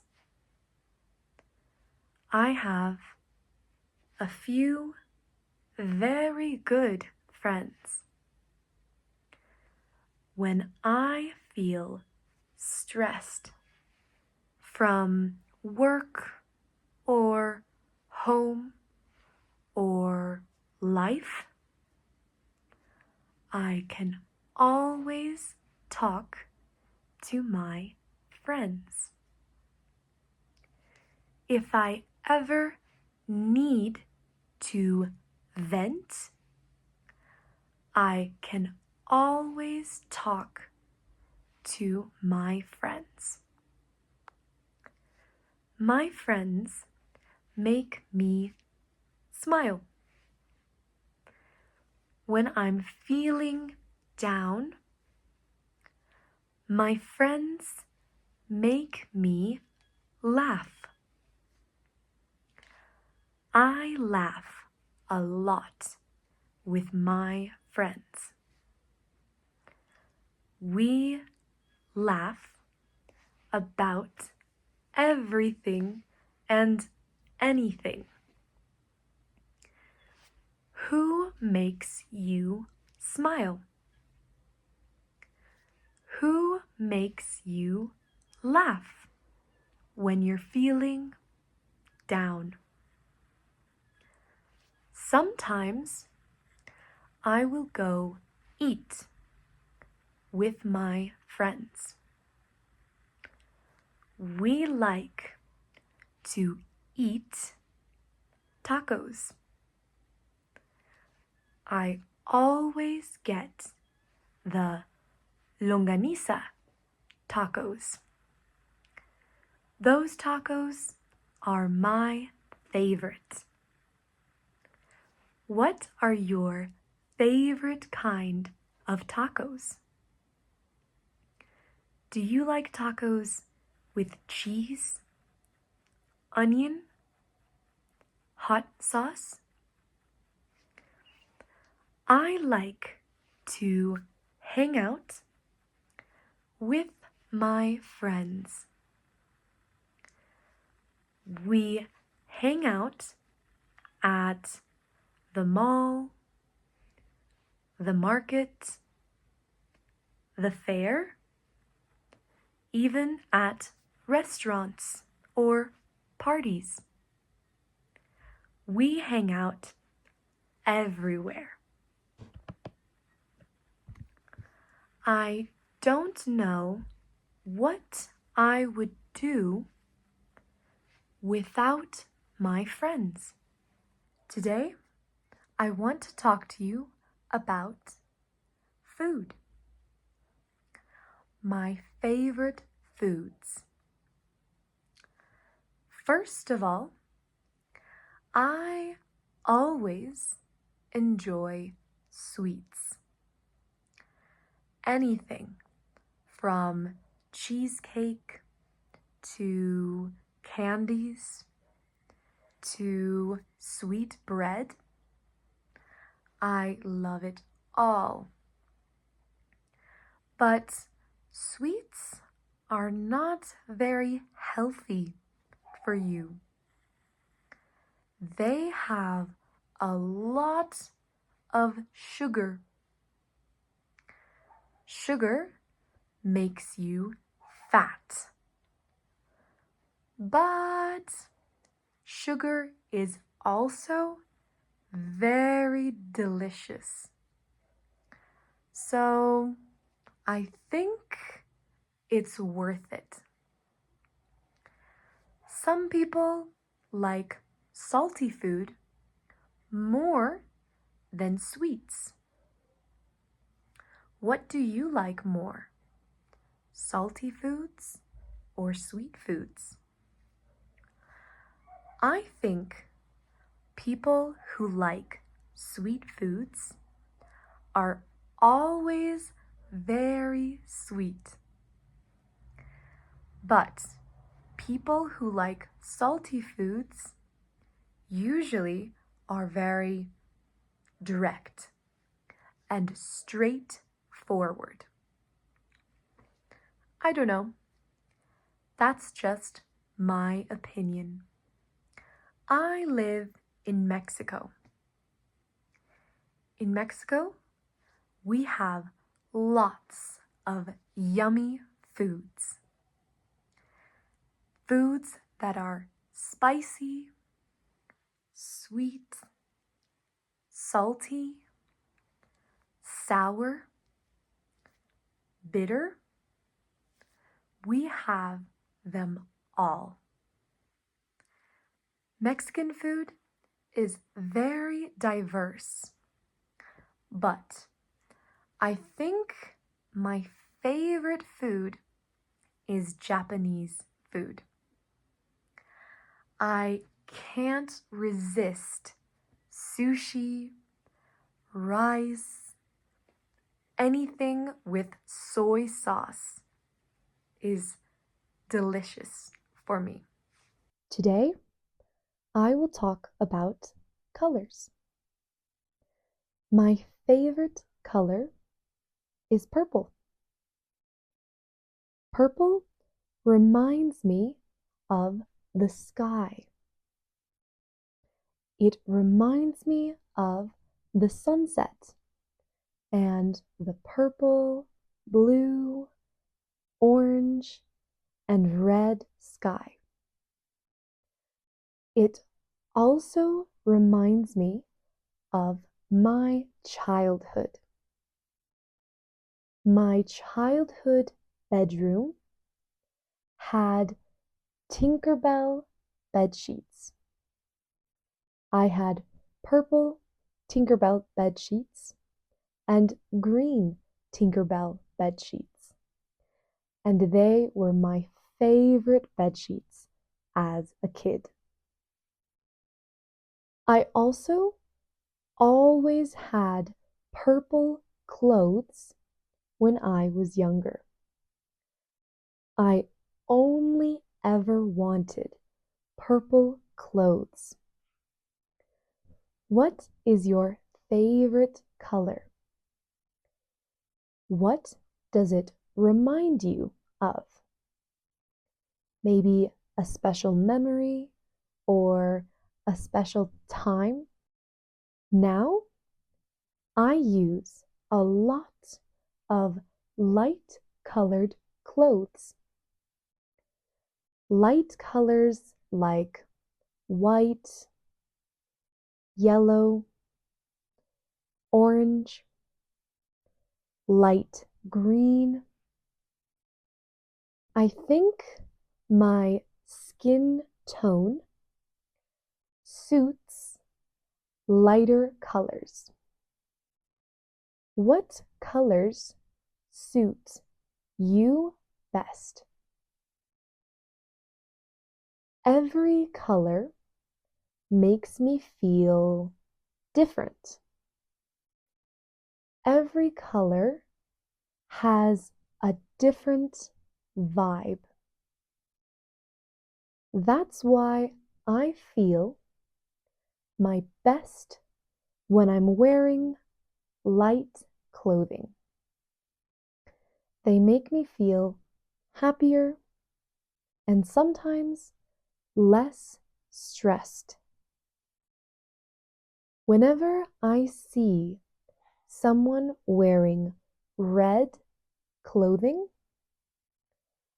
I think to myself, wow, she or he is very confident, because I think the color red is a very confident color. I don't know what it is about the color red that is so intense and powerful. It makes any person who wears it stand out. They stand out in a crowd and they just seem interesting. That's why I like to wear red, because I want to seem interesting too. What's a color you think stands out? Something that draws the eye in. But I couldn't bear to live with red walls around me. I think it would make me feel overwhelmed and stressed. It is too much red. Blue, however, is a calming color.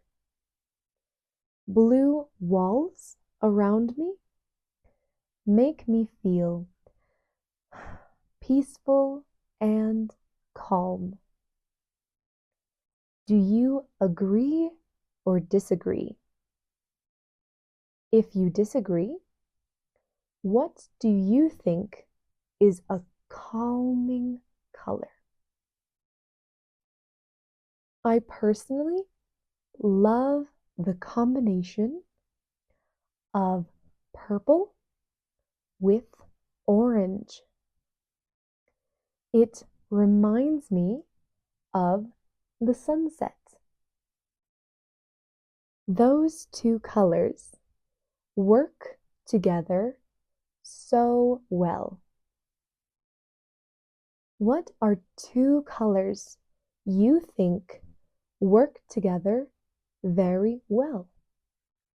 I have always associated the color green with trees, grass, and beautiful landscapes. Landscapes like mountains, rainforests, farms. I love seeing huge landscapes like farms. I like farms because my grandpa has a farm. He has a huge farm in Nebraska. It is green as far as the eye can see. No matter where you turn, you will see green and more green and more green as far as the eye can see. Do you associate the color green with anything? What does the color green remind you of? I can't imagine my life without colors. I need colors in my life. A place I could never live in is England. I could not live in England because it is too gray. It feels colorless. I need the sun. I need that glowing and bright sun. When I was in England, I used to get so sad and I was so tired all the time. I needed the sun. How important is color to you? Could you live in a country that was very gray all of the time? Today, I will talk about the weather. I like hot weather. I prefer hot weather over cold weather. What do you prefer? The heat or the cold? I love sunny days. Sunny days are bright and warm. On sunny days, I like to read outside. Do you like sunny days? What do you do on sunny days? I like rainy days. On rainy days, the sky is gray. When it rains, I usually stay inside. I don't like to go outside when it's rainy. What do you prefer? To stay inside or go outside when it's rainy? I stay inside. I like to watch movies or TV series. Movies like Love, Rosie, Inside Out, Spirited Away. Series like Gossip Girl, like You. On rainy days, I also love to read books or draw. I read books or draw inside when it's rainy, not outside. Do you like rainy days? What do you usually do on rainy days? I don't like windy days. On windy days, the wind is so strong.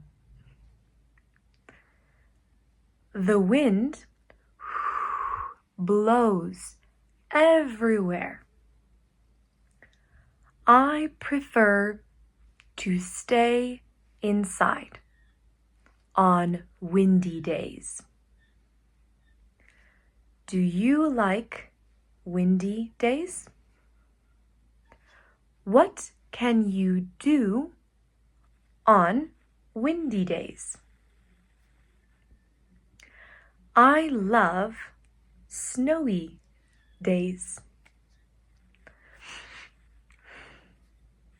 On snowy days, the ground is all white.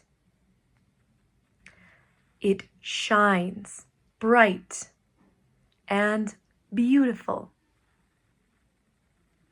I like to act like a kid in the snow. I like to make snow angels. Do you like snowy days? What can you do on snowy days? My favorite days are sunny days. I love when it's hot. I love the heat. What are your favorite days? What is your favorite weather? In my city, we don't have snowy days. In my city, it doesn't snow. I used to live in Nebraska, United States. In Nebraska, it is snowy.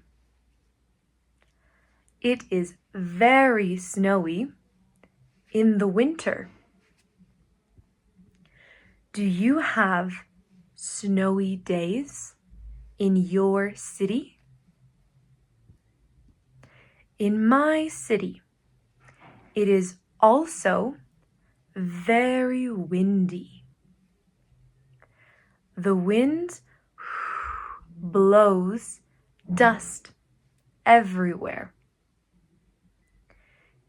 In my city, it is also very dry.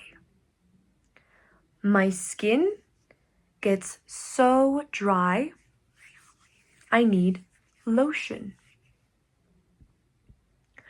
What's the weather like in your city? Is it sunny, rainy, windy, snowy, or dry? Today, I will talk to you about my first solo trip, my first time traveling alone. The first time I ever traveled alone was when I was 18 years old. I booked my ticket to Tulum, Mexico. And I remember being so nervous and scared. My family was also nervous for me. But I took my flight to Tulum and I had a great time. It was so much fun. It was a trip I will remember my whole life because it was the first trip alone that I ever had.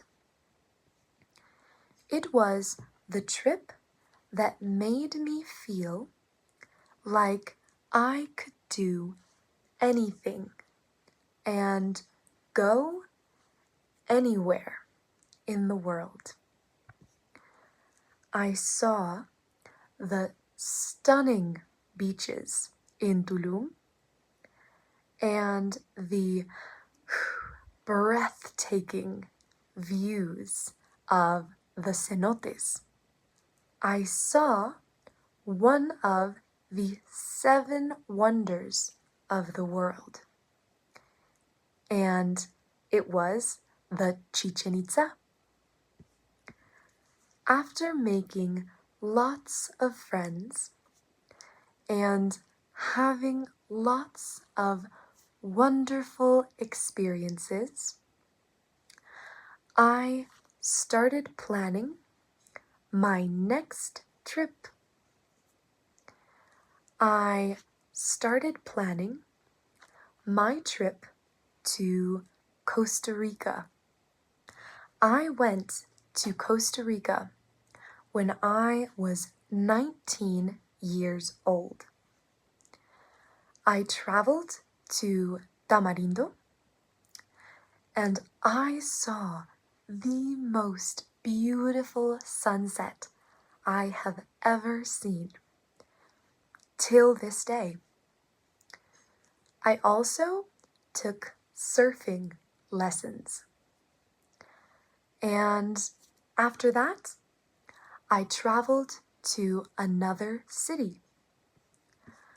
I went to Manuel Antonio, and there I volunteered at a hostel for 1 full month.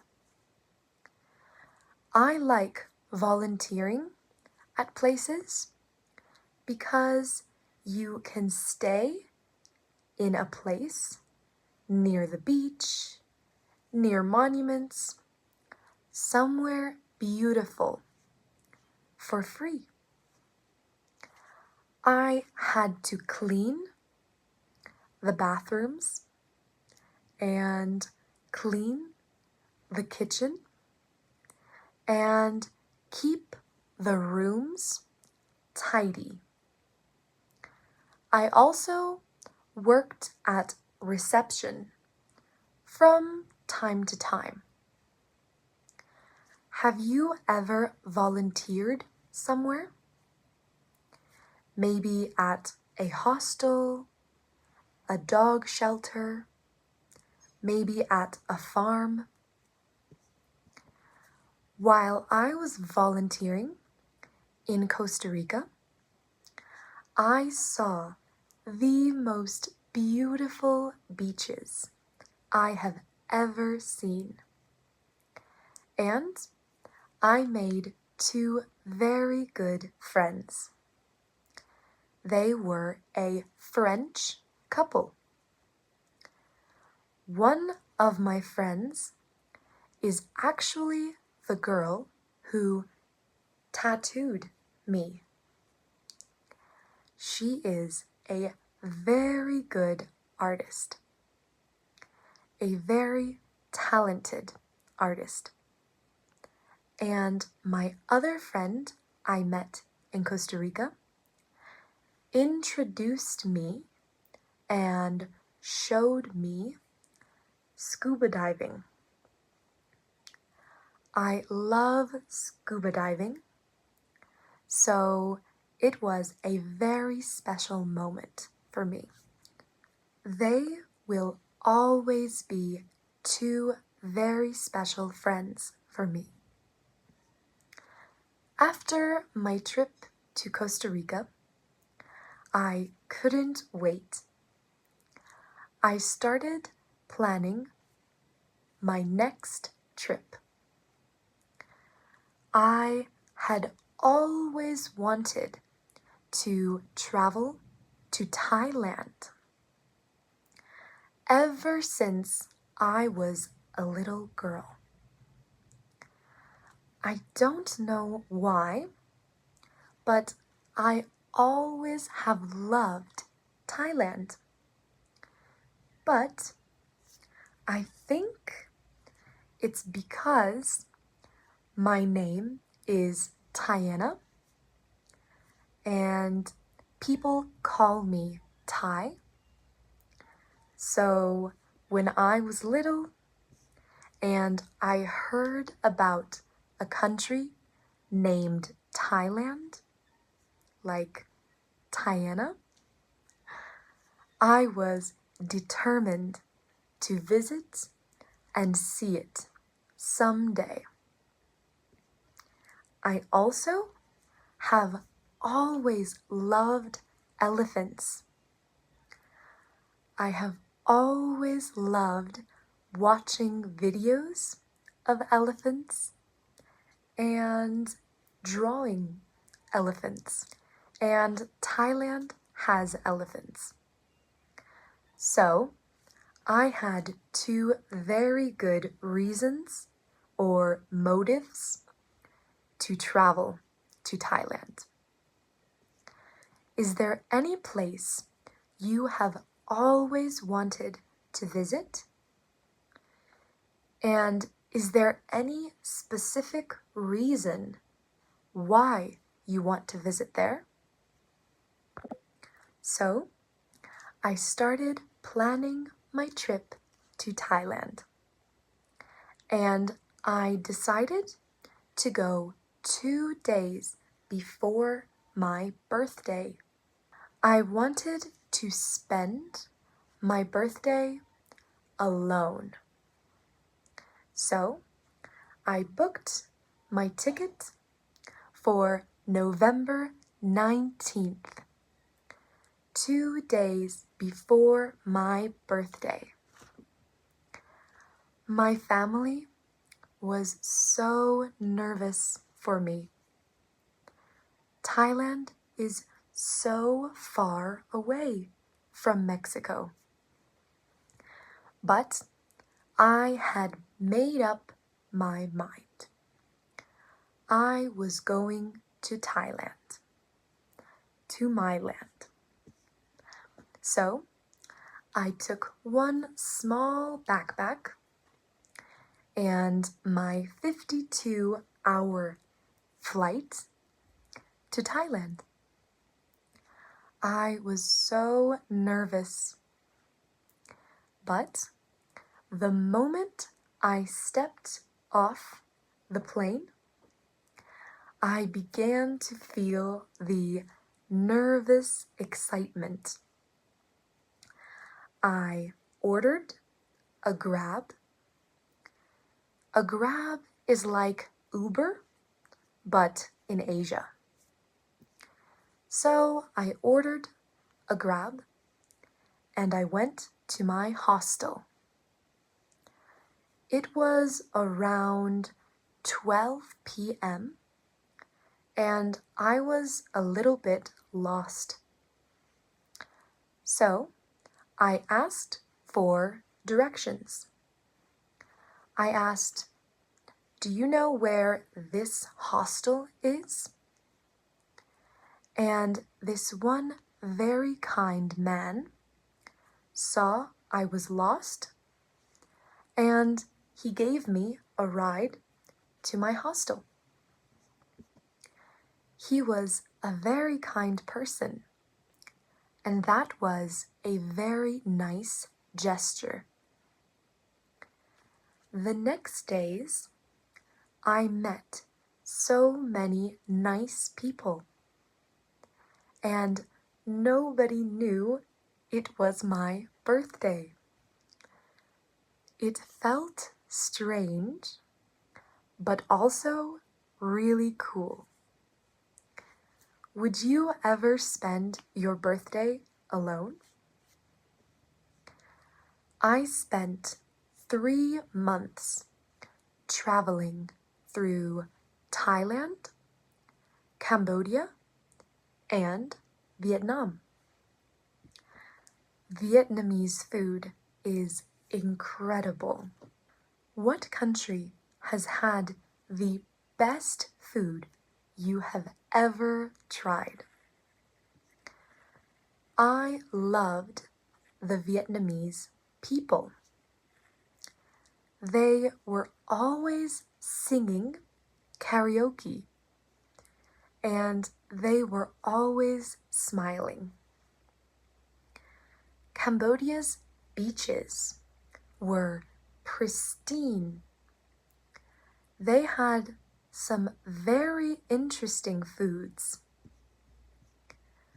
I will always remember my trip to Asia.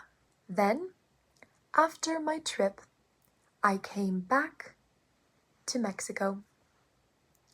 I celebrated birthdays and Father's Day, and I head out to travel again. I went to Portugal. I volunteered at a hostel in Portugal, near Lisbon, the capital of Portugal, in Cascais. There, I worked with 4 other people, 2 from Argentina, 1 from Ecuador, and 1 from Brazil. They became some of my closest friends. They were all so kind and special. I had the best time in Portugal. The work, though, was hard, very difficult. I had to work long hours and hard shifts. But the hostel was right next to the beach, so I could swim every day. But Portugal has freezing ocean water. It was the Atlantic Ocean. So the first time I swam, in Portugal, I couldn't feel my hands or toes or face. I was freezing cold, but I felt so refreshed.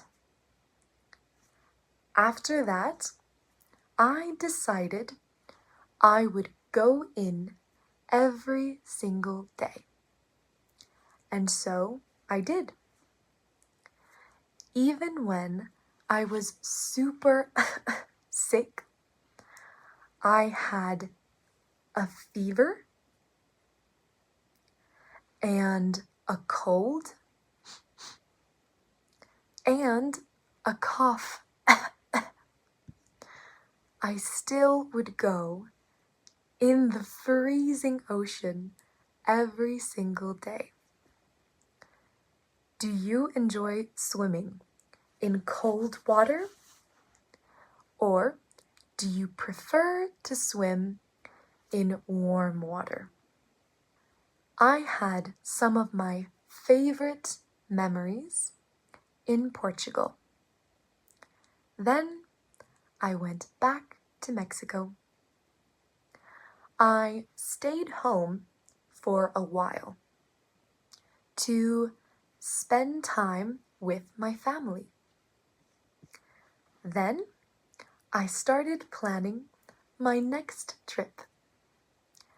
I took a flight to Cancun in Mexico, specifically to a city or town named Akumal. It is the city of turtles. And guess what I was going to do there? Save the turtles. So I went to volunteer with the turtles.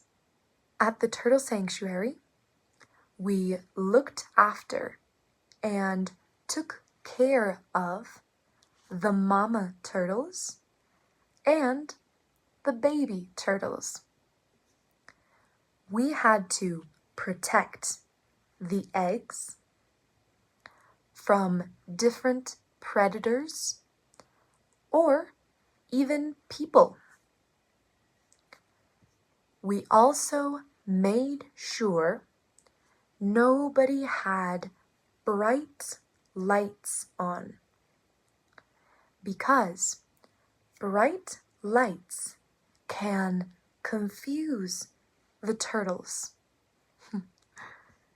The baby turtles can think the lights are the moon, and that is dangerous. So we only use red lights. We also took care of the mama turtles. We made sure nobody bothered them. The mama turtles need to feel safe. They need to feel safe because they need to lay their eggs. We worked long hours at the turtle sanctuary, from 11 p.m. to 6 a.m. I was always exhausted, and I had to teach English to my students. So I was very tired all the time. But it was totally worth it. It was an unforgettable experience to help the turtles and make some really good friends. But a funny story, my ex-boyfriend didn't get along with one of the other volunteers. They would always have problems and fight. So we were kicked out of the turtle sanctuary. We had to leave, but once we left, I went back home, and I have been home ever since. I am planning my trip to Brazil next week, and I am very excited to start traveling again. Where was your first trip? What made it special? Today, I want to tell you about my trip to Puerto Escondido. It's a small city in Oaxaca, the south of Mexico. I started my trip in Oaxaca City. I love how full of vegetation Oaxaca is. I love how diverse it is. From cities to beaches to mountains and rivers. The full package. Oaxaca City was so vibrant with color and life. Walking through the vibrant streets in Oaxaca, getting to see all of the street art and murals, all of the insanely hard work the artists put in to these murals. It was very impressive. Here are some beautiful trees. I loved these pink flowers.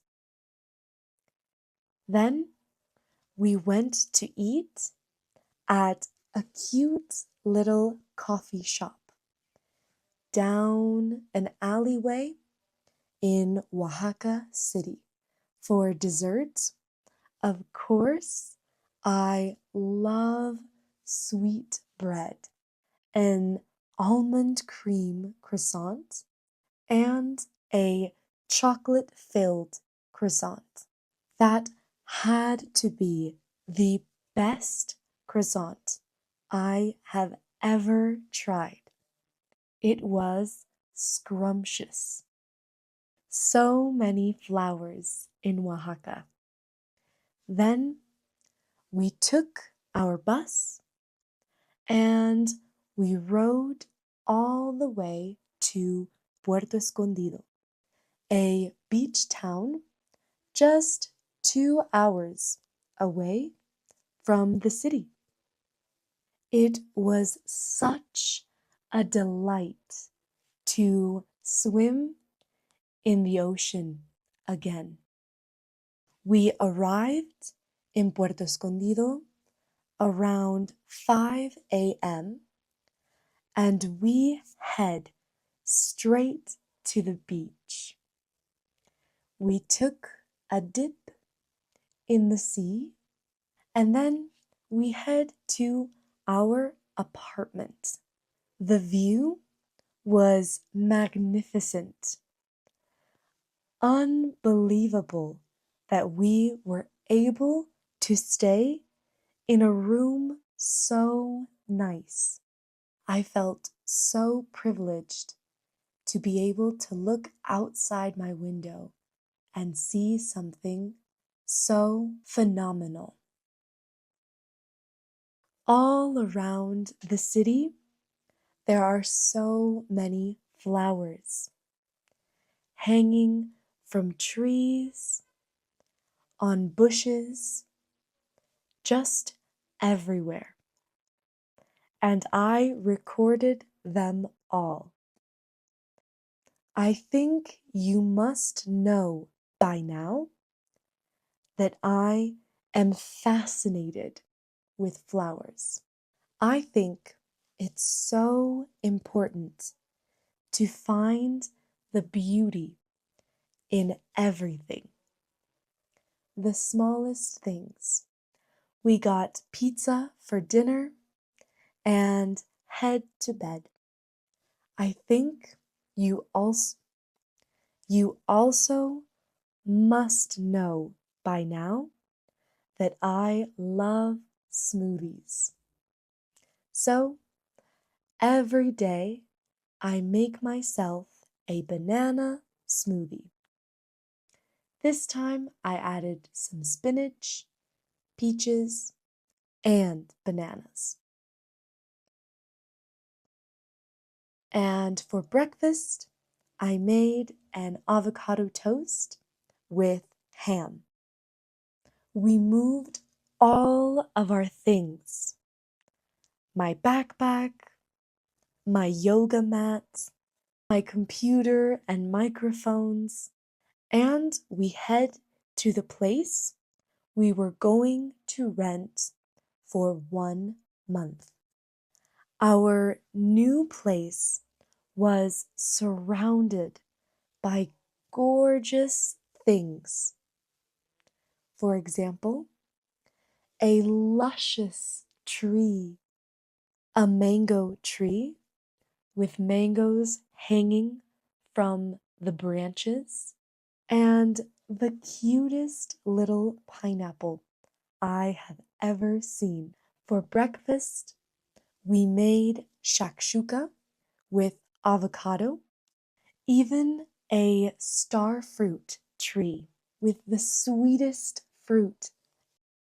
It was so nice to have star fruit whenever we wanted. There were so many guijes, little lizards that live in Puerto Escondido, and they make the cutest little sound. Whenever you hear that sound,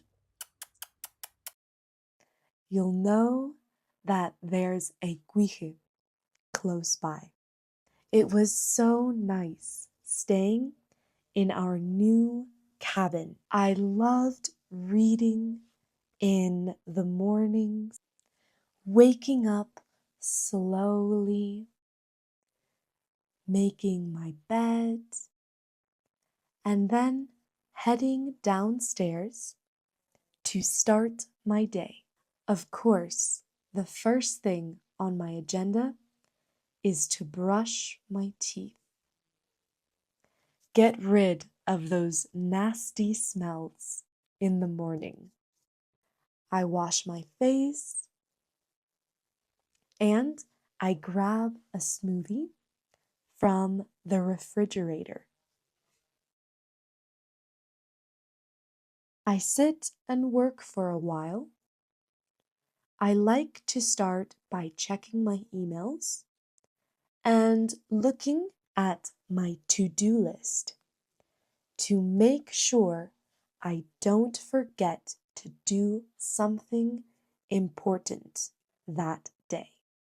Once I'm done checking some emails and finishing little things on my computer, I head upstairs again and I take a moment to breathe.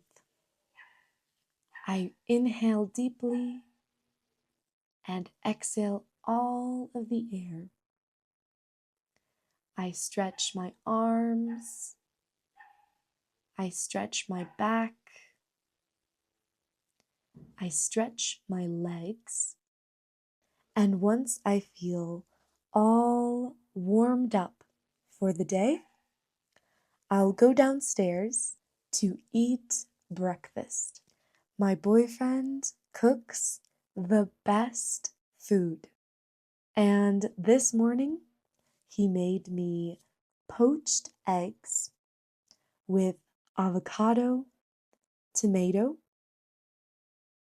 and broccoli. It was so fresh and it made me feel good. That night, we went to see a friend to get some piercings. He would pierce different people's ears and charge money for it. He made a lot of money that day. And in the evening, I ate chickpeas with potatoes. And that was delicious. The next morning, we ate a super fresh breakfast. Papaya with broccoli, with boiled eggs, grapes, and pineapple. And we walked to the beach. It was a beautiful day at the beach. We went to a coffee shop and I sat down to work for a little bit. Every day in Puerto Escondido, I would go to the beach. No matter if I was tired or angry or too busy, I will always find time to walk to the beach. Now, on my days off, when I don't have any work and the day is completely mine, I put on my shoes and we get on our bike and head to a new beach that I had never been to before. I love the mixture of green and blue everywhere. The beach is my favorite place to be. I got frozen yogurt with grapes and strawberries, and then we got dinner at the beach. I ate the best fish tacos and an even better fish burger. That is what a day off in my life looks like. Now, on days where we need groceries, that's a different story. I will usually wake up and head to the store right away so that I can eat breakfast and not be grumpy or hungry. I get grumpy when I'm hungry. Do you get grumpy when you're hungry? I put on my sandals, I grab my helmet, and we head to the motorcycle. Safety first, always. Then we drive to the grocery store, Chedraui, and I head up the electric walkway.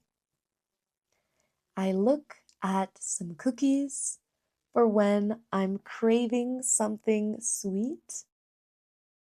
I look at the teas for when it's late at night and I want to relax and decompress.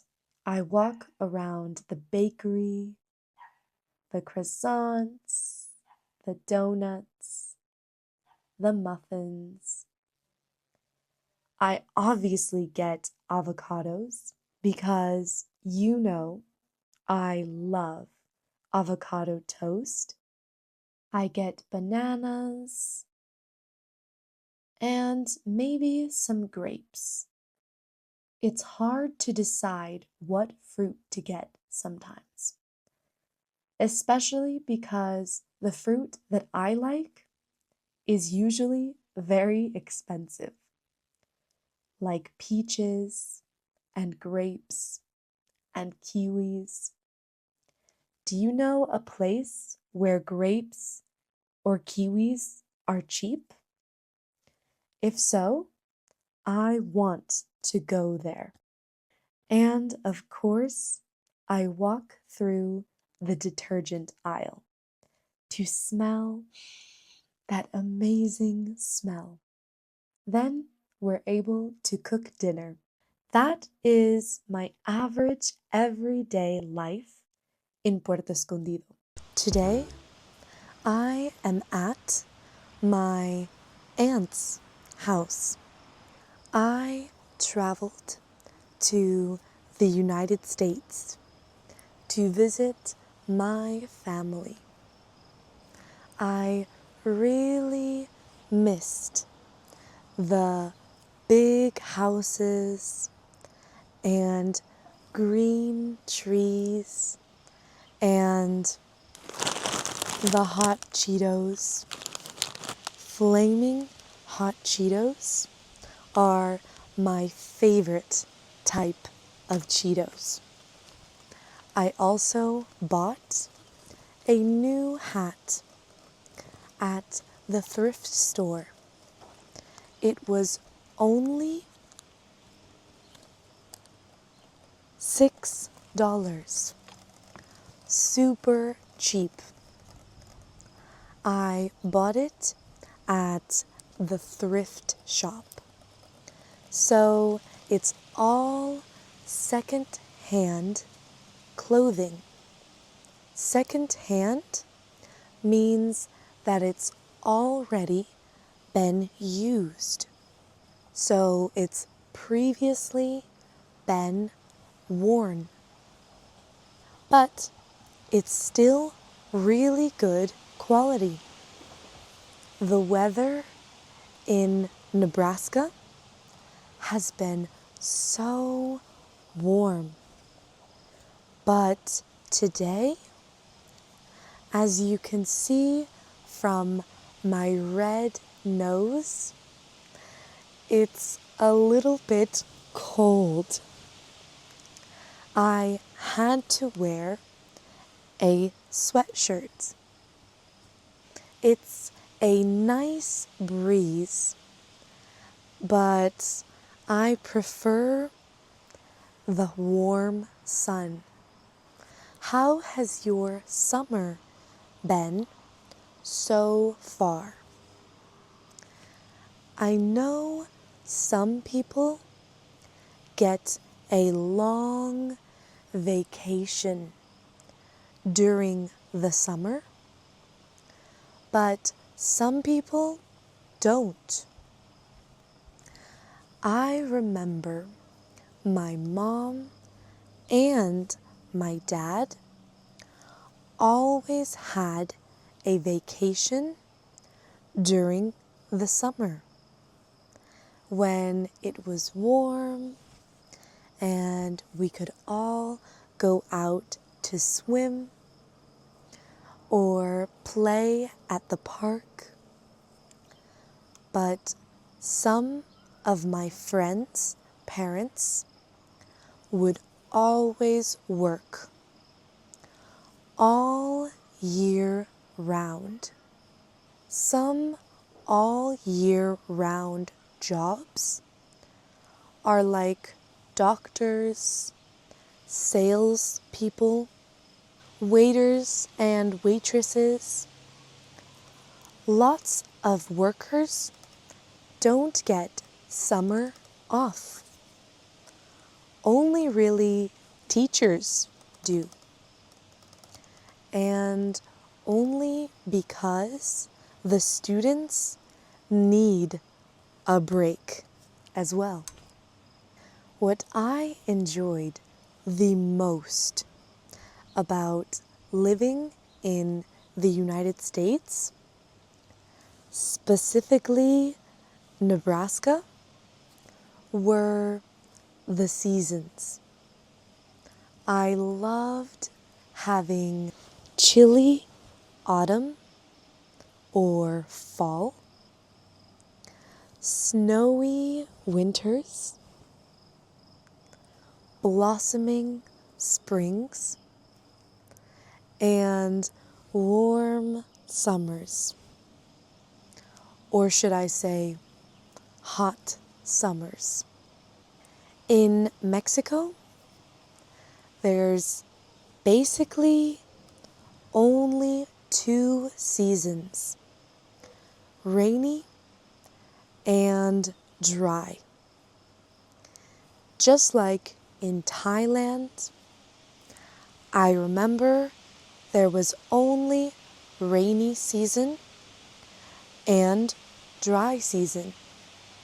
I really missed having 4 seasons because even though winter here is super intense, the sidewalks are frozen ice, the streets and roads are slippery.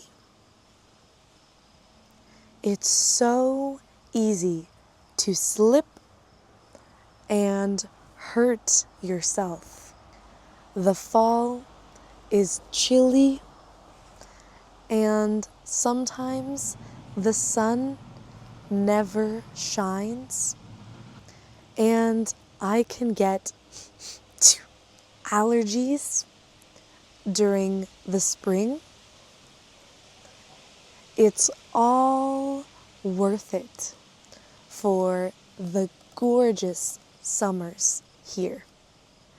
The summers in Nebraska, they're something else. They're so lovely.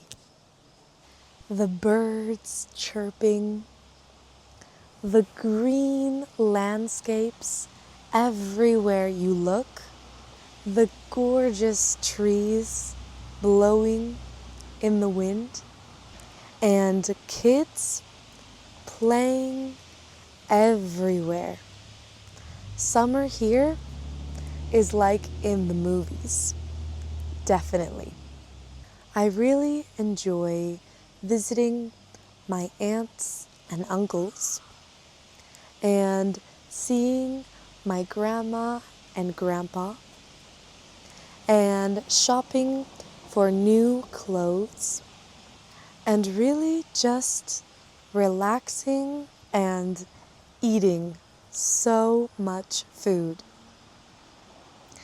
One thing about the United States is the food. I feel so unhealthy when I'm here. I eat so much junk food. Doritos, Flaming Hot Cheetos, cinnamon rolls, nachos, hot dogs, donuts, slushies. There's too much here to eat. And it's so easy to eat everything, especially since I never get to eat it in Mexico. We don't have the same kind of Cheetos in Mexico. We don't have Hostess donuts or the slushies that I like. The Doritos also taste different in Mexico. Not bad, but different. So, eating junk food in the United States brings me back to when I was a kid. Are there any foods, specifically junk foods, that you love and can't resist when you're in your home country? Your home country is where you were born and raised. It was my cousin's graduation when I arrived. So my aunt had a huge celebration planned. She got nachos, taco meat, an ice cream machine, a whole table filled with every candy you can imagine. Doritos, Cheetos, juices of all the flavors, and cake. It was definitely delicious, but my stomach hurt so bad after. Tomorrow, I'm going to visit my grandparents. They live on a farm in Nebraska.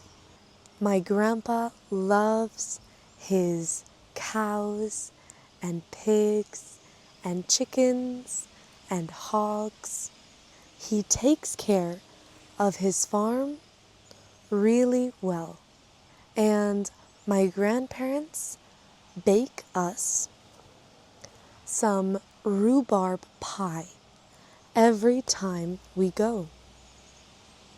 Tomato soup, hamburgers, eggs, anything with fresh farm ingredients. And it is wonderful. I want to talk about my trip to Puerto Escondido so far. I arrived in Puerto Escondido a few weeks ago. I went to the beach for lots of sunsets. Sunsets at the beach are just something else. They are all so special to me. I went to a beautiful beach called Carrizalillo, where the view was spectacular. I ate dried fruit at the beach. I love dried fruit, especially if I'm eating it at the beach. And I also went to other beaches where the waves were massive.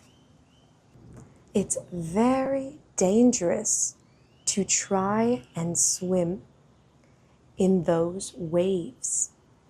I got fish tacos at a place called Pepe's Tacos, and they were amazing. The best fish tacos I've ever tried. They had guacamole, onion, cilantro, and pineapple all on top. They were so crunchy and flavorful.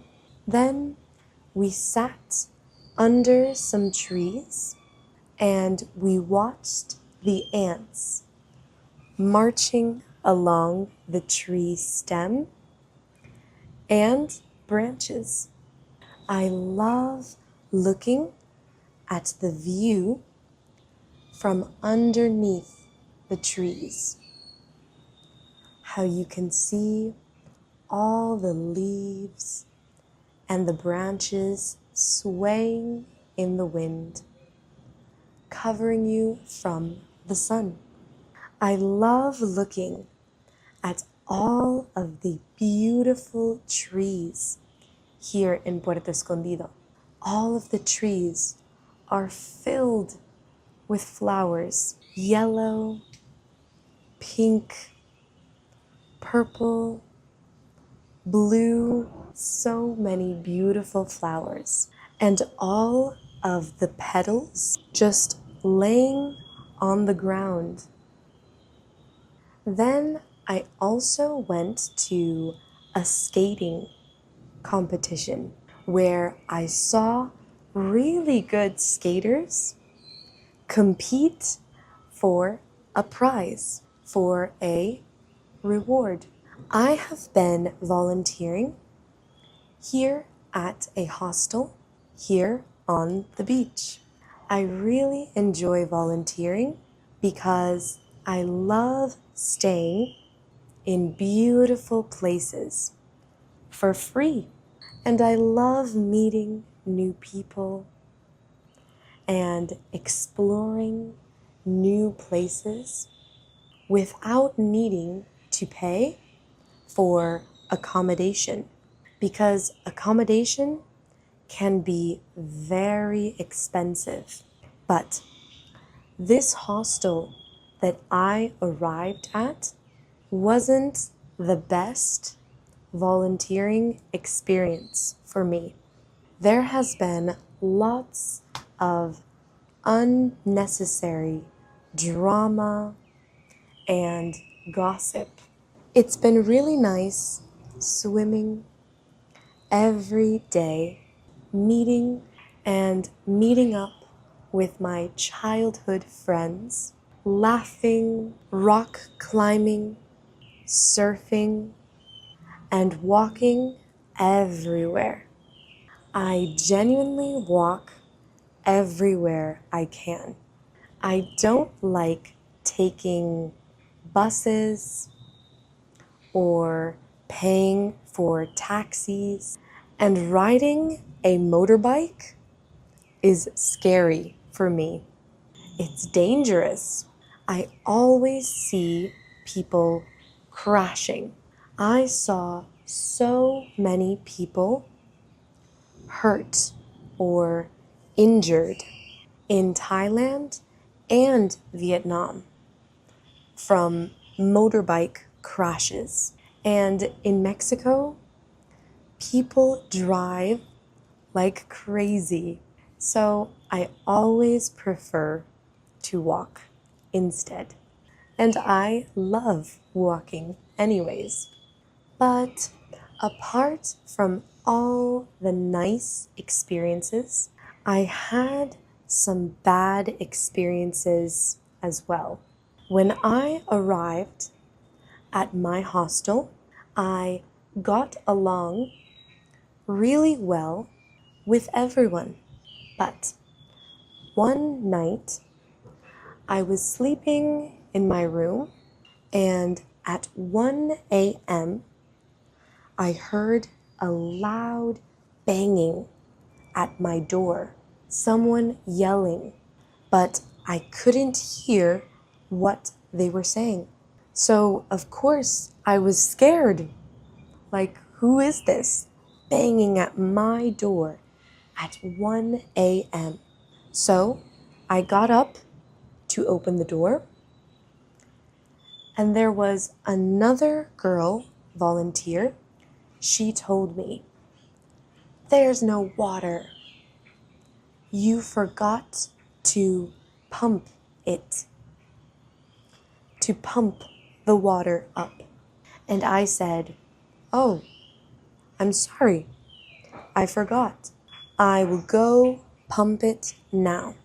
And she told me, "No, I already did it. Don't go pump it." And she left. I was like, whoa. It was very unnecessary to come yell at me at 1 a.m. If I was in her shoes, I would have just turned on the pump and forgot about it. It's not that big of a deal, but she made it a big deal. So then the next day, I went out for a hike with my friend, and we saw some stunning natural baths filled with sulfur water and surrounded by trees and fresh air. We had to hike 2 hours to get there, and it was such a relaxing, delightful day. The water was boiling hot. Sulfur water is really good for your blood circulation and for reducing inflammation. So, in general, it was a very relaxing day. And we drove back to the hostel to make some dinner and chill. And when I arrived, the girl who yelled at me was there. She didn't speak to me right away, but after I finished my dinner, she spoke to me in a very rude tone. She said, "Tiana, we need to talk." And I said, "Oh, okay. I'll be back down in a bit and we can talk. I just want to shower first." So I took a shower and I came back downstairs, and she started speaking to me in a very rude tone. Again, she said, "You don't do anything that you're supposed to do. I had to wake up last night to go pump water for you. And last week, you didn't take the trash out. You are a terrible volunteer, and everyone thinks the same as me." And I was like, whoa, whoa, whoa. I spoke and said, "Okay, 1 second. Don't speak to me like that. There is no need to yell or raise your voice. We can have a conversation. If I made a mistake, I'm willing to talk about it. And I'm sorry." And she continued yelling the same about how she didn't like me, she didn't like my work, and I would try to speak and say that I did do this or why I didn't do that. But she wouldn't let me speak. She just continued yelling and speaking in a rude way towards me. So finally I said, "I'm not just going to stand here and be yelled at. We can talk like two smart people, or I can just leave if you won't let me speak." And I left. I can understand why she was angry or frustrated, but it's never necessary to yell at someone, especially someone who you barely know. The problem was that she was dating the boss of the hostel. So now the boss was always trying to get rid of me. He was always watching me, every little thing that I did. There was always an issue or a problem. And my friends told me I was doing everything right, but they always found something wrong with my work. So I didn't want to be in a place like that anymore. I can't stand being around negative energy, and I don't need to. So I left, and now I'm volunteering at a new hostel. Today, I ate a pineapple for breakfast with some avocado toast, and it was amazing. Tomorrow, I will probably go for a run and do some yoga afterwards. Today, I want to talk about certain sounds and noises that we hear every day. There are certain sounds and specific noises that make me feel irritated. They completely irritate me and ruin my mood. My mood, like my happy mood, maybe my joyful mood, maybe my peaceful mood. If I get irritated from a noise. But there are certain or specific sounds that are very soothing to me. Soothing, calm sounds.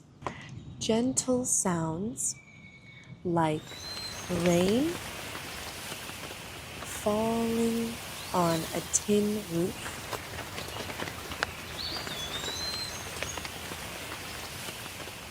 or the waves crashing onto the shore.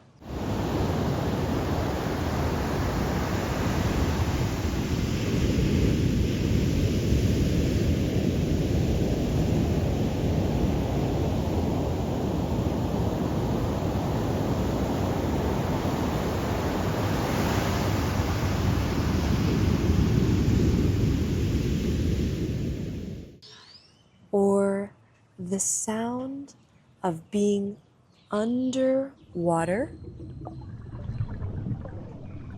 in the ocean, where you can hear the crackling corals and the small bubbles popping underwater.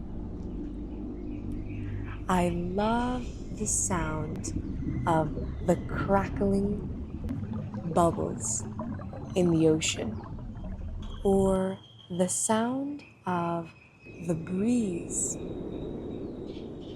on a windy day. The breeze and the chills.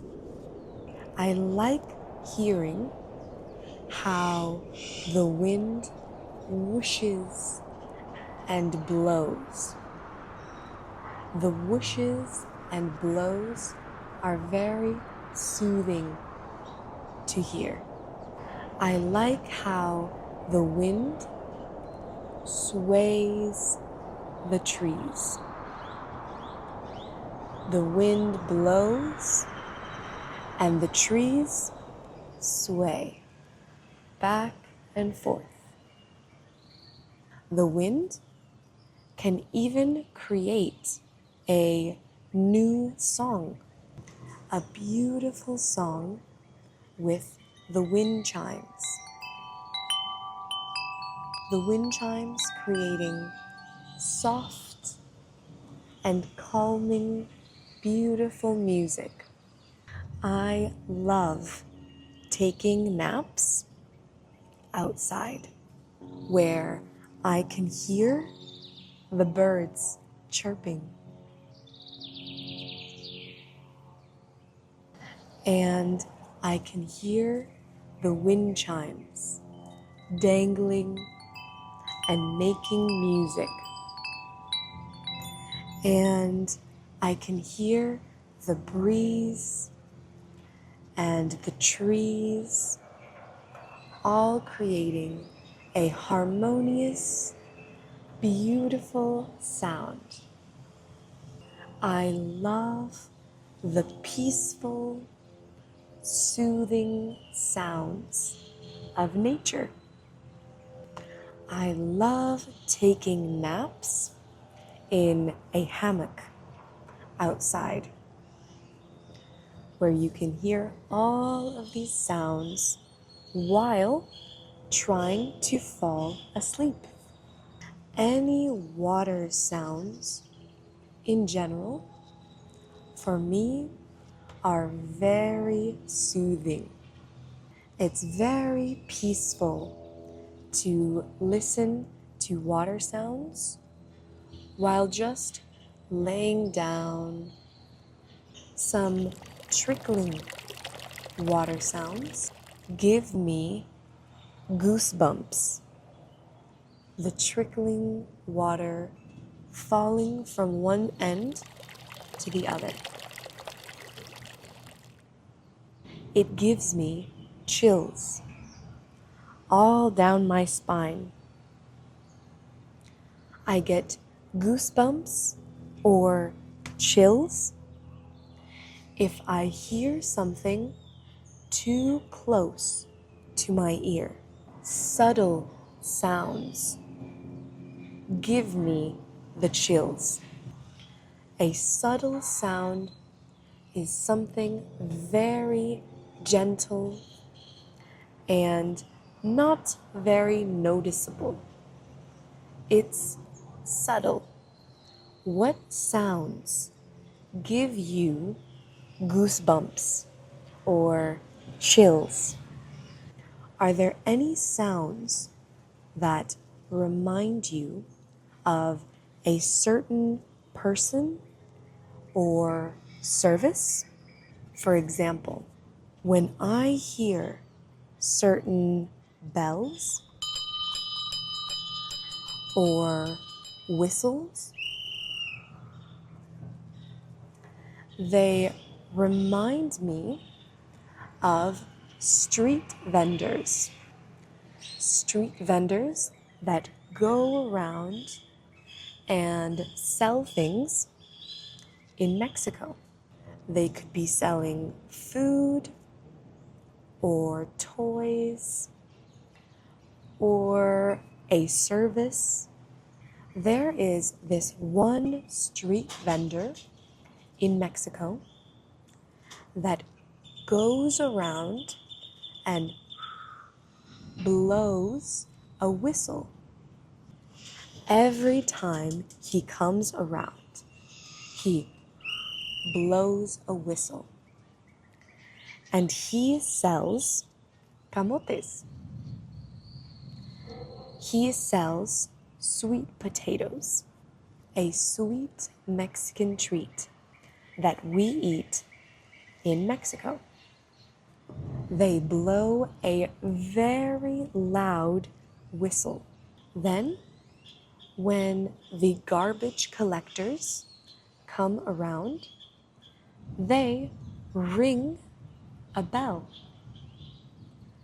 They ring a very loud bell, but they ring a bell to let us know that they are coming to take our garbage. So when I hear that loud bell, I get all of my things, my trash from the bathroom, my trash from the kitchen, and I put it outside for them to take. So, what sounds remind you of a certain person, product, or service? Lots of sounds make me feel nostalgic. Maybe not necessarily sounds, but songs, music.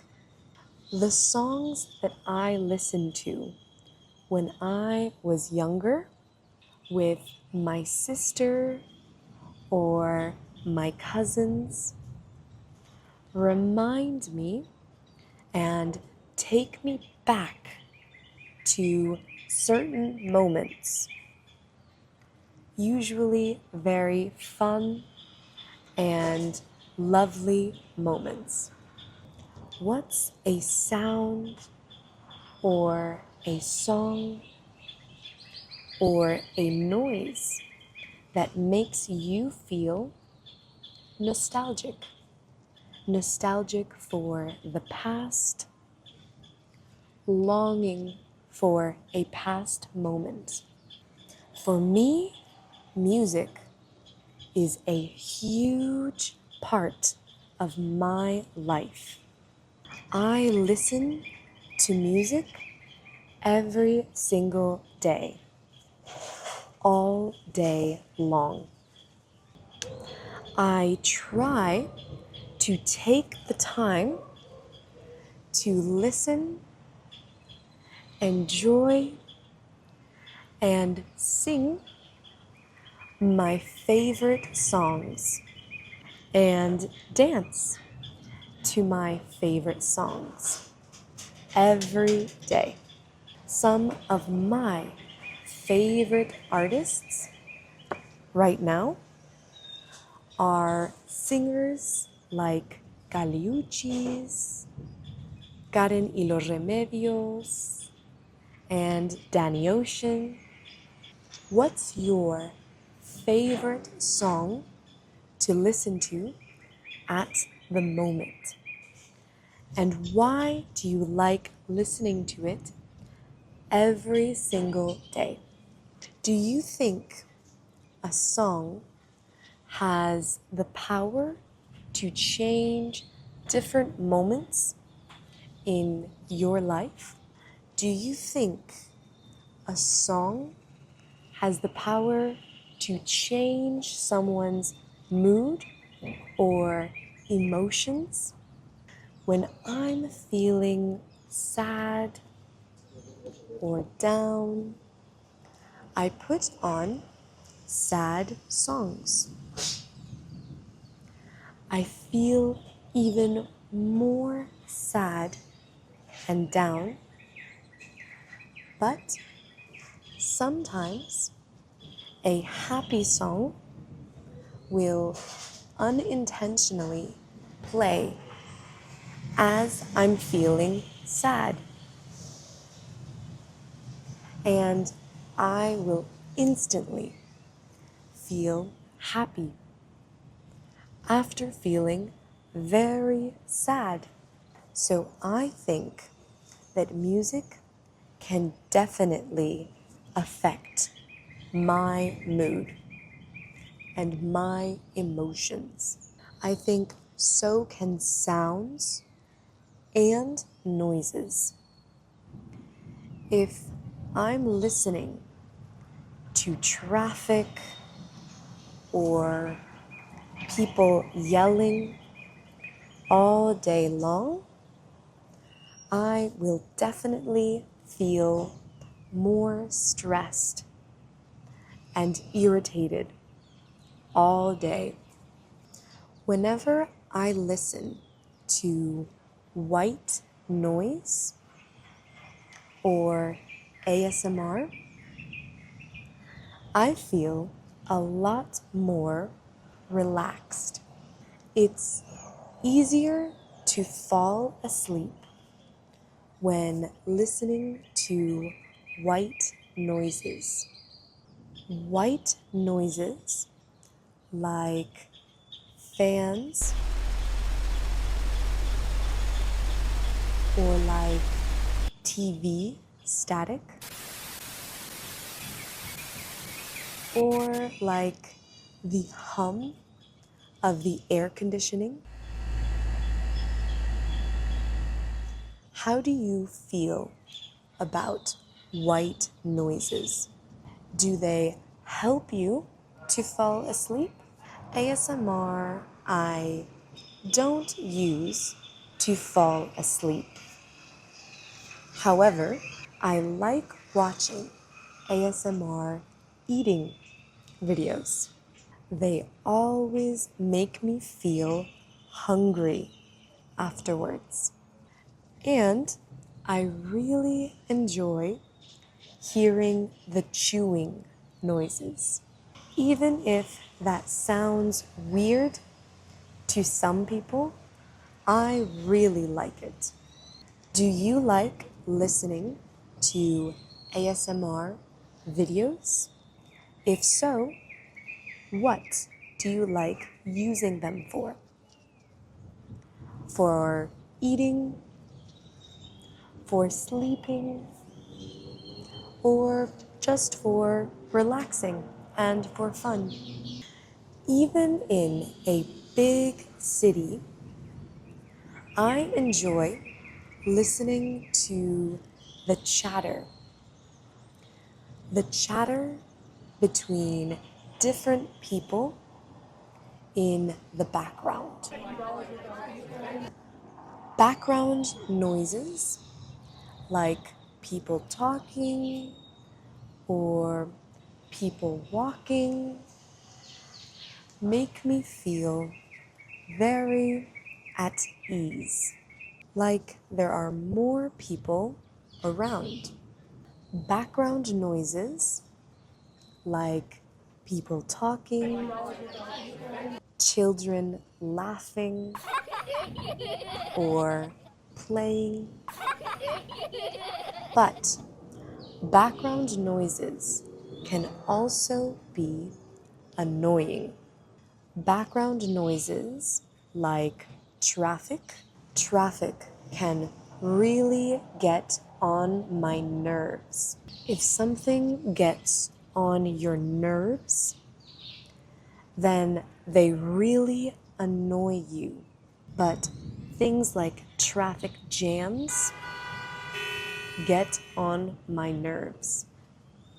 Some alarm clocks, even in the morning, when they go off, they are so loud.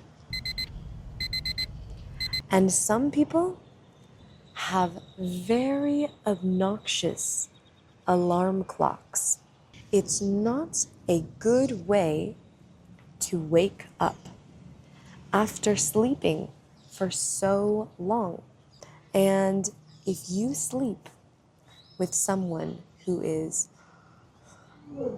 snoring, a person who snores is really frustrating because it makes it really difficult to fall asleep. At least for me, I can't fall asleep next to a snorer. I'm not a snorer. At least I think I'm not a snorer. Are you a snorer? Do you use really obnoxious alarm clocks in the morning? If so, why? How do you justify annoying alarm clocks? Do you know anyone who uses obnoxious alarm clocks? I think it's very important to be surrounded by peaceful and pleasant sounds. What do you think? Today, I want to practice some common job interview vocabulary. Some different phrases you might need at a job interview. A story about my experience with job interviews. I always keep my resume up to date.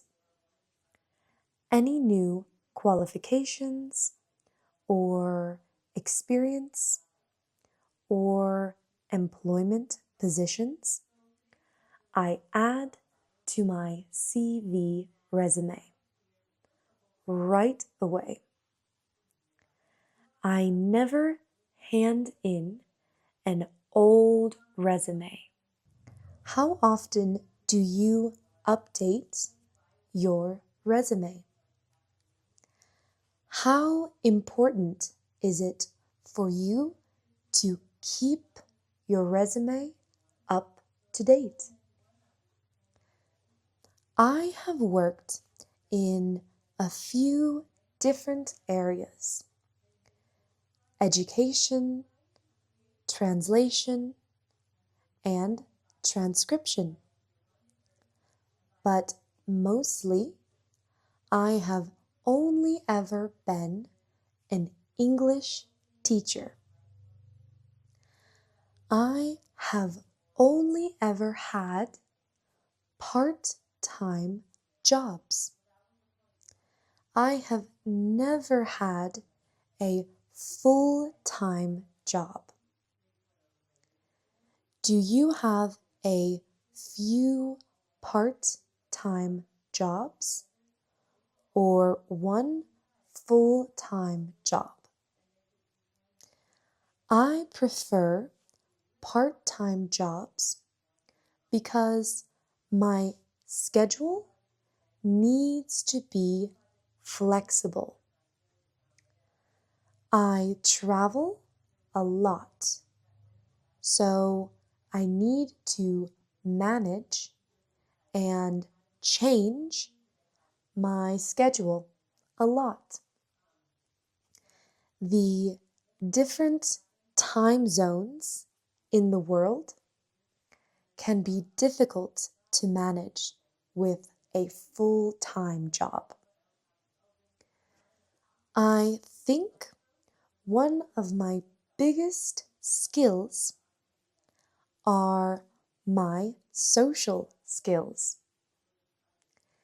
It's one of my greatest strengths to be able to communicate very well with others. What are some of your greatest strengths? What are some of your skills?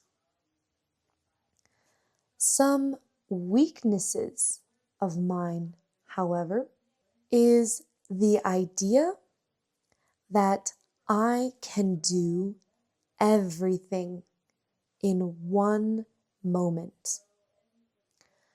I can't manage my time, and I sometimes don't sleep or rest, and I end up feeling overworked and tired.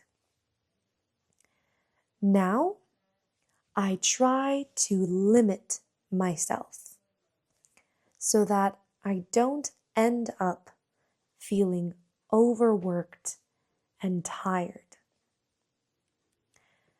What do you consider to be your weaknesses? Have you ever ended up feeling overworked and exhausted? It feels nice to be hired. For someone to say, "You're hired," is nice. But just as it feels nice to be hired, it feels really bad to be fired. I got fired 1 year ago, and it was awful. I felt so lost, and I felt like a failure. But it's important to remember that whether you're hired or fired, you are not a failure. Success is a feeling you can give yourself. You define your own success, not a company, not a paycheck, not money, not anybody but yourself. Have you ever been fired before? How did it feel? And what did you do to feel better? Tell me about your dream job. Today, I'm going to be interviewing and asking questions to my sister, Brianna. So, first of all, where did you grow up? I grew up in Norfolk, Nebraska, in the United States. And what was your childhood home like? My childhood home was very American, wooden houses. It was a 2-bedroom house, 1 bathroom, with a basement because where we lived, there were a lot of tornadoes. Did the basement ever scare you? As a kid, yes, it did scare me a lot. When it came to going to bed or turning off the lights, I would always run back up the stairs so monsters wouldn't get me. And did you have a favorite toy or stuffed animal when you were younger? When I was younger, I did have a favorite toy. It was a stuffed toy cat. It was a Persian cat. She was white and fluffy, and I loved her a lot. And what was your favorite thing to do as a child? My favorite thing to do as a child was probably swimming. We enjoyed swimming a lot. Wherever I lived, there was always a public pool nearby. And we'd spend all day long when it was summer over there. Mm-hmm. And who did you enjoy hanging out with the most when you were younger? I don't know. I enjoyed hanging out with my sister a lot. We have a 2-year age difference, and we always got along really well. It was always a great time. Mm-hmm. And where do you think your favorite childhood memories have been? My favorite childhood memories have probably been in my second house, which was a house in Iowa, 1 state over from Nebraska.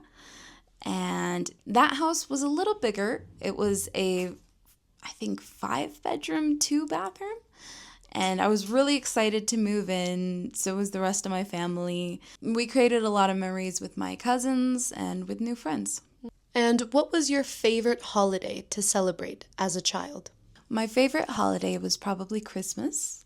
Christmas was always a big deal from where I'm from. It is a very Christian community, and there was always a big fuss about it. Lots of gifts, lots of dinners, lots of parties. It was a great time. Mm-hmm. And what has been your favorite present you've ever received on Christmas? My favorite present was probably when I got a Ken doll and a baby Barbie doll. So I could finally have a whole family for my Barbie dolls. Mm-hmm. And why did you enjoy playing with Barbies? I enjoyed playing with Barbies because I've always loved storytelling, I feel. And with Barbies, you can be anything. You can create anything. So it was always fun that there were no limits to what I could do. Do you remember any places that you dreaded visiting when you were younger? I can't remember now. Maybe a dentist or the doctor or maybe even school. A place I dreaded as a kid. So the $1 million question. I know. What was the place you dreaded visiting when you were younger? I dreaded visiting. It wasn't so much my grandparents' house, but in the back of my grandparents' house when I was a kid, there is a chicken coop. And they had a few roosters. And the roosters were always really mean and would chase me around and pick at my legs. So I didn't dread my grandma and grandpa's house, but I dreaded seeing the roosters. Mm-hmm. Okay. And what was your favorite thing about going to your grandpa's farm? My favorite thing about going to the farm was I have 2 favorite things. I enjoyed seeing the animals around the farm, especially the pigs, the baby pigs. And I also really enjoyed being inside my grandparents' house because my grandma's house had a lot of toys, and that was really fun. And what was your favorite subject in school? My favorite subject has probably always been math or science because they're my strong suit. And it was something I could also always comprehend and find beauty in. And what was your least favorite subject in school? My least favorite has probably always been social studies and history. I do like social studies and history, but I kind of like to choose the topics that I want to learn about. And I feel like there's a lot of unnecessary information in history classes. Hot take. Hot take. Did you play any sports or have any hobbies growing up? Growing up, I had hobbies like swimming, volleyball, mostly sporty hobbies. I did want to get into musical hobbies, but I only ever got to play piano for a few years. And what type of musical hobbies would you have wanted to get into? I probably would have wanted to try violin, possibly drums.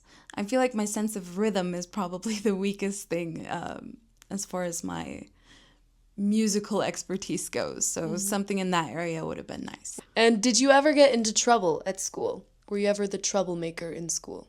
Not really. I was a pretty good kid. Maybe you were a little bit of a troublemaker. A little bit more than you, I guess. A little bit more. But what's a moment that you can remember where you got in trouble at school? Something memorable. I can't remember specifically trying to get into trouble or being bad, but I do remember one time when all the students were having a water balloon fight. I don't know, I think somebody just brought water balloons to school and we were all fighting. But for some reason, I was singled out and told that I can't be doing that or I'd get written up and was threatened to talk to my parents about it. But, I mean, everybody was doing it, so I wouldn't say it was necessarily a troublemaker thing. Yeah, I guess that's true. You've never gotten into trouble. I can't even think of a time. I know. I have a few examples that I could think of, but I don't think you have any. What was your favorite meal or snack as a kid? My favorite snack has probably always been, and I get hated on a lot for it, celery with peanut butter. I think it's one of the best snacks. It's fresh. You can eat it in the summer, in the winter, like whenever. And yeah, probably celery and peanut butter sticks. Okay. I thought you were going to say Flaming Hot Cheetos. Oh, I guess that would be another one of my favorite snacks. But now if I eat Flaming Hot Cheetos, my stomach really hurts. Did you have any chores at home? I didn't have many chores, but I had the basic ones, doing dishes, taking out the trash every once in a while, and just making sure the house was picked up. How do you think childhood today is different from when you were younger? Well, obviously a big difference is how technology-centered childhood is nowadays. Most kids have iPads, phones, or at least are exposed to it. And in my time, the most contact I ever had with technology was through the TV.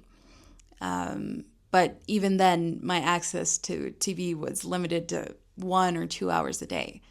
So I think there's not a lot of creativity and not a lot of outdoorsiness to the fun that kids have today. It's a lot of being inside and on the phone. And what was your favorite show when you had your TV time? When I had my TV time, I would love to watch Adventure Time with Finn and Jake, and probably also The Amazing World of Gumball, Regular Show, and SpongeBob every once in a while. Those were probably my top favorites. SpongeBob's a gem. And what advice would you give your younger self? I would tell my younger self to not be so afraid, that it's okay to show who you are and that people are going to love you for it. Nice. Now, what do you think has been your favorite age and why? My favorite month. My favorite was month your favorite is... age? What's Or was it a month? Your perfect date. I'd have to say April 25th, because it's not too hot, not too cold.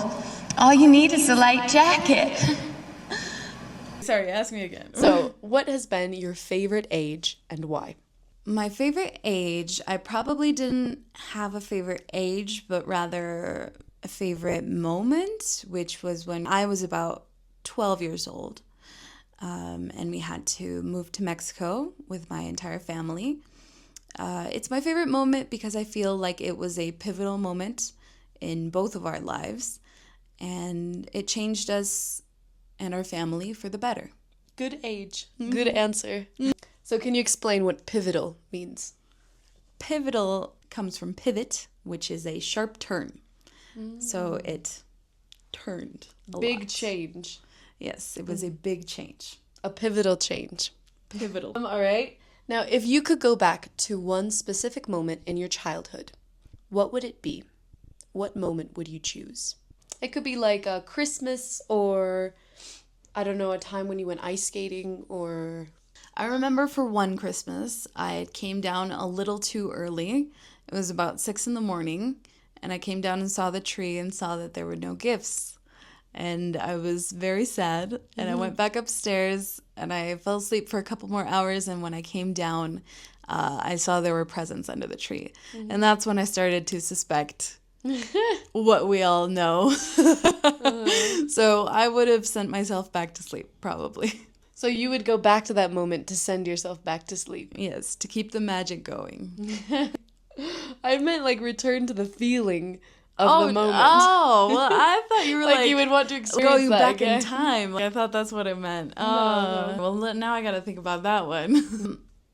I would probably try and go back to, I believe it was my 8th birthday. I don't remember a lot, but whenever I see a photo of it, it just really brings up a warm, fuzzy feeling. My grandma had cooked me a lemon cake for my birthday, and they were visiting in our house, and I think I invited 2 of the neighbors that we had around, and I was with my sister, and it was a really nice time. It was a simple but fun birthday. Nice. Today, I want to talk about gratitude, about feeling grateful and appreciative about the little things in life. Gratitude means to say thank you for good things in your life. Some daily affirmations and statements of gratitude that I like to repeat every day so you can practice gratitude with me every day while practicing your English listening and speaking. Let's start. I am doing my best. I am enough. I am doing my best. And that is enough. I am worthy of love and kindness. I am worthy of love and kindness. I trust myself. I trust myself to make the right decisions. I trust myself to make the right decisions. I have the power to create a great day. I have the power to create a great day. I am calm. I am strong. I am focused. I am peaceful. I let go of what I can't control. I let go of what I can't control. I believe in myself. I believe in myself. I am growing, learning, and improving every day. I am growing, learning, and improving every day. I am proud of how far I've come. I am proud of how far I've come. I am grateful for this new day. I am grateful for this new day. I am grateful for the people. I am grateful for the people who love and support me. I am grateful for the people who love and support me. I appreciate the small moments of joy. I appreciate the small moments of joy. I am thankful for my body and all it does for me.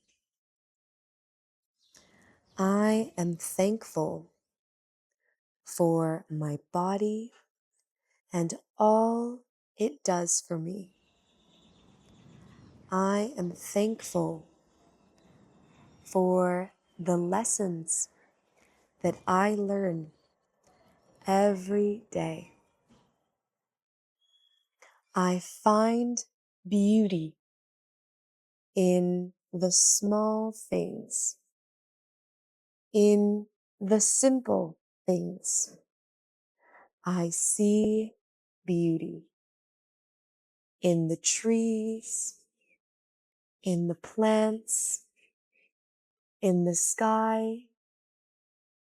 I see beauty in everything and in everyone. I am lucky to be alive today.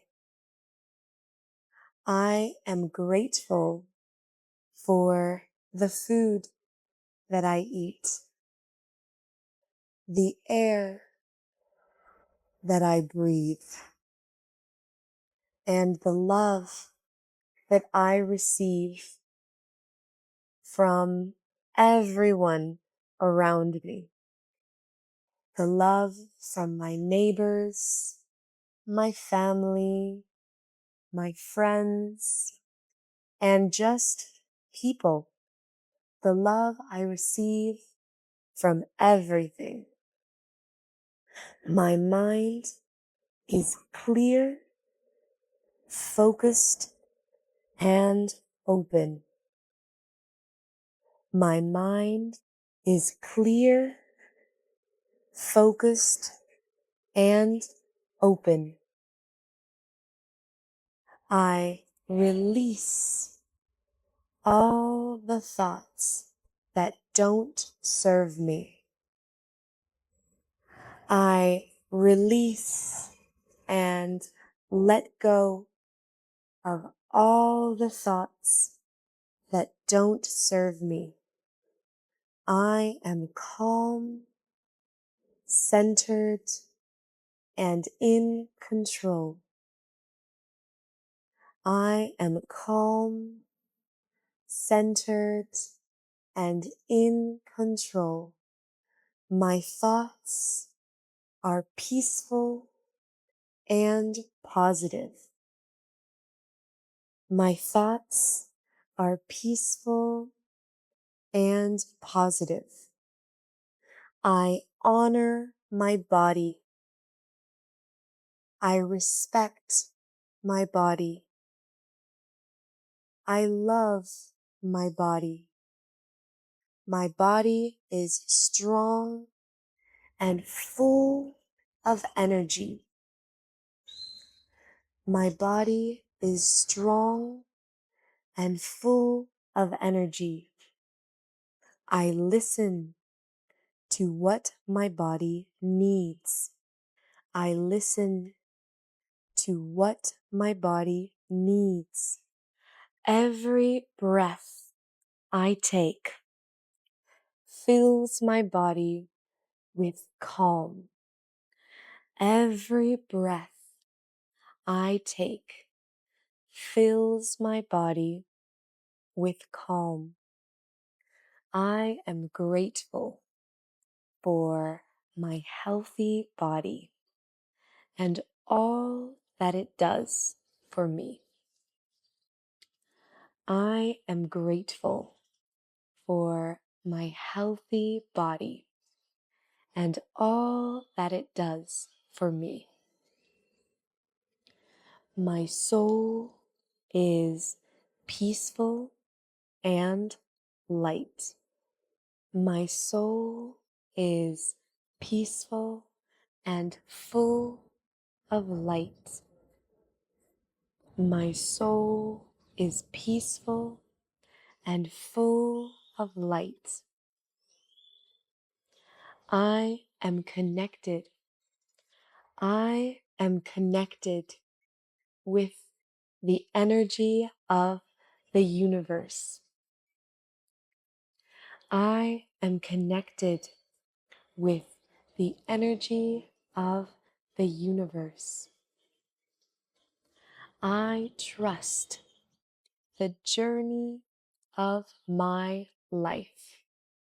I radiate love, compassion, and peace. I radiate love, compassion, and peace. What are you grateful for today? I am most grateful for my health, for my strength, and for my joy and happiness.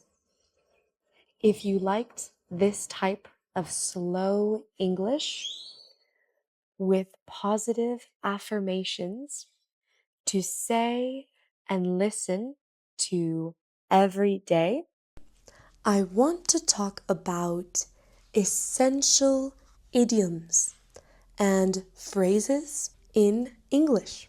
The first idiom is to get a big head. Sometimes I don't give compliments to my sister because if I told her every day, she would get a big head. Her ego would be too big. Some people I see here surfing or skating are really good at it, but I see their attitude and the way they speak to other people, and they definitely have a big head, a big ego. They act like they're better than everyone else. I sometimes get a big head only when I read my comments on YouTube. All of the beautiful comments boost my ego. And sometimes I get a big head, but I try not to get a big head. And I'm just happy that my followers enjoy my videos. You have to be careful with idioms because you can't just translate from your language to English. It won't make any sense. For example, to get a big head. You can't say that in Spanish. It doesn't make any sense. What's the version of getting a big head in your language? How would you translate it? Another common idiom is cold feet. Just like that. Cold feet. If you get cold feet, you get nervous about something before it happens. For example, if you have an important job interview, or maybe a presentation, you might get cold feet and not go because you're too nervous. The other day, I was at the beach and the waves were massive. You could hear them crashing onto the shore. I was with my friend and we decided to go in anyways. Even though we were nervous, we still went in. But then, as soon as I got in the ocean, I remembered a scary experience in the ocean, and I got cold feet. I decided not to go in. I was too nervous. My friend said, "Oh no, you got cold feet?" And I said, "Yeah, it's too scary." Have you ever gotten cold feet before doing something scary or important? Now, another common idiom is to throw someone under the bus. It's a crazy idiom, but when you throw someone under the bus, you basically blame them or betray them. You do it to save yourself only. I have thrown people under the bus before, but I've also been thrown under the bus myself.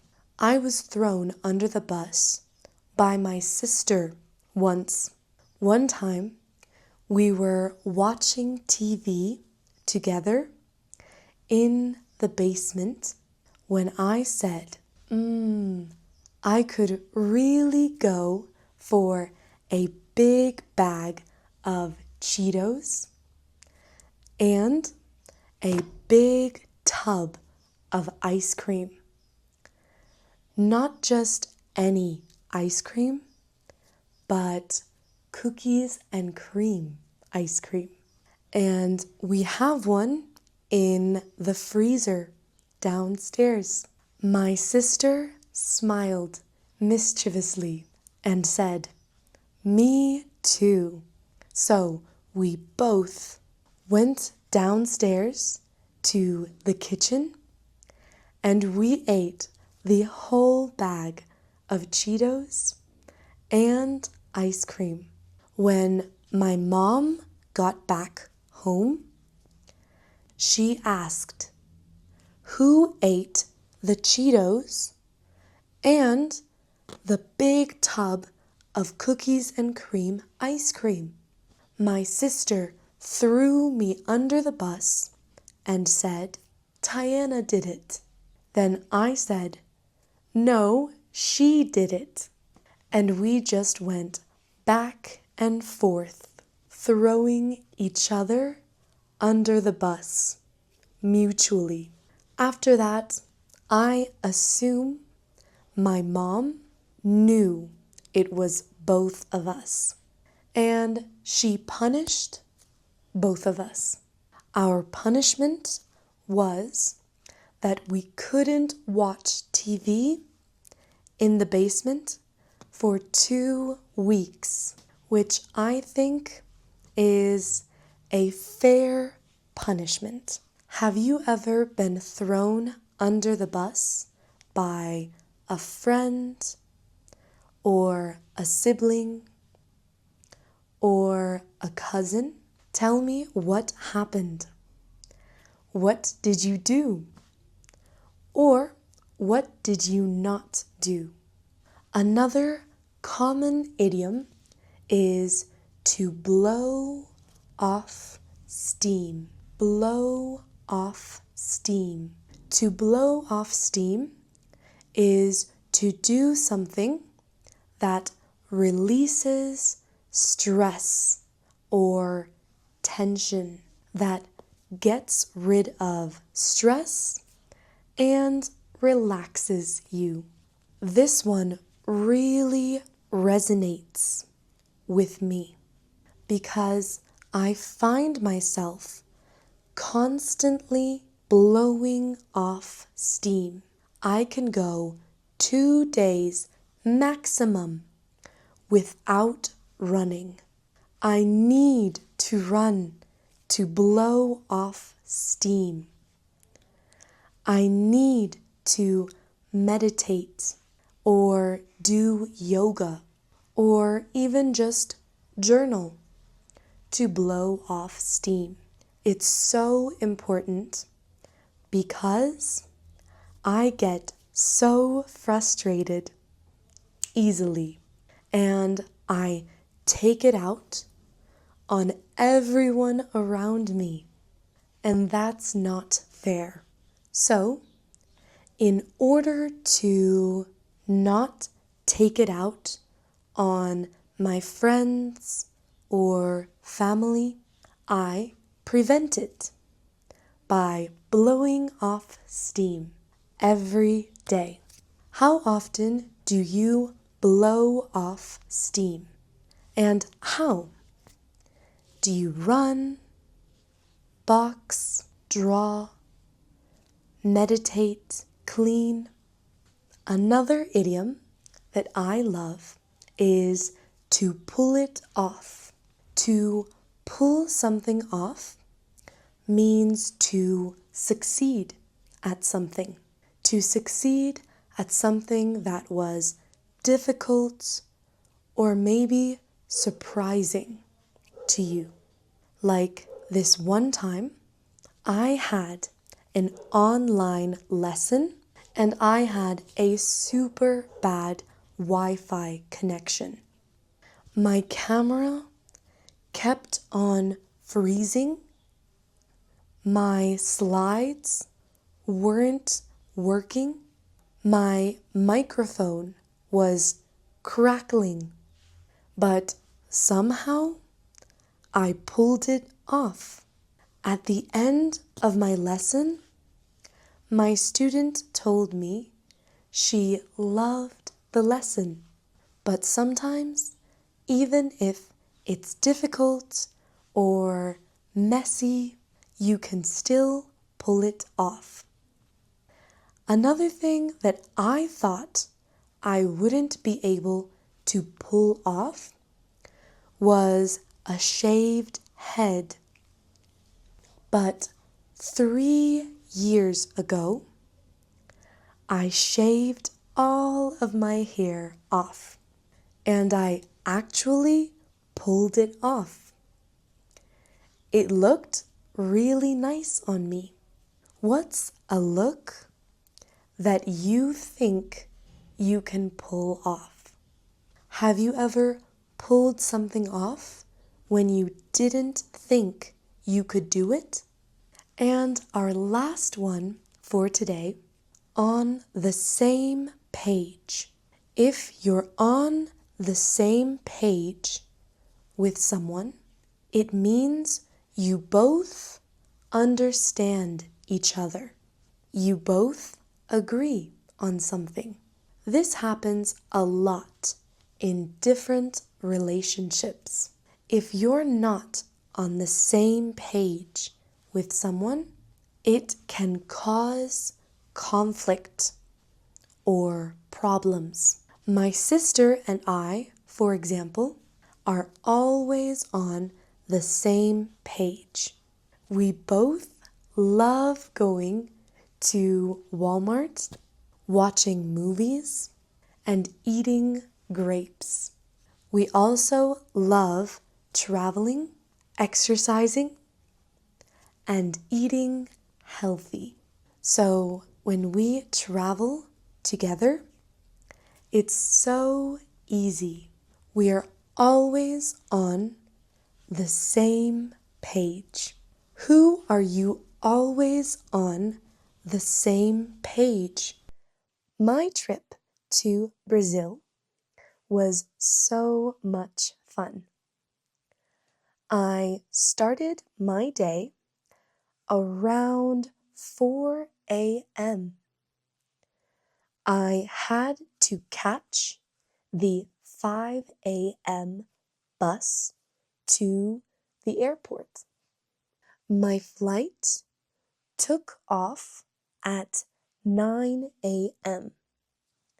But I like to be at the airport at least 2 hours before my flight, just in case. I arrived at the airport around 7 a.m. and I was feeling a bit hungry. So I ate my Greek yogurt, but I forgot my spoon.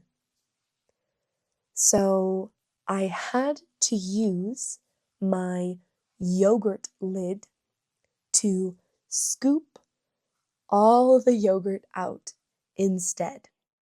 After finishing my Greek yogurt, I was all ready to go through the security checkpoint.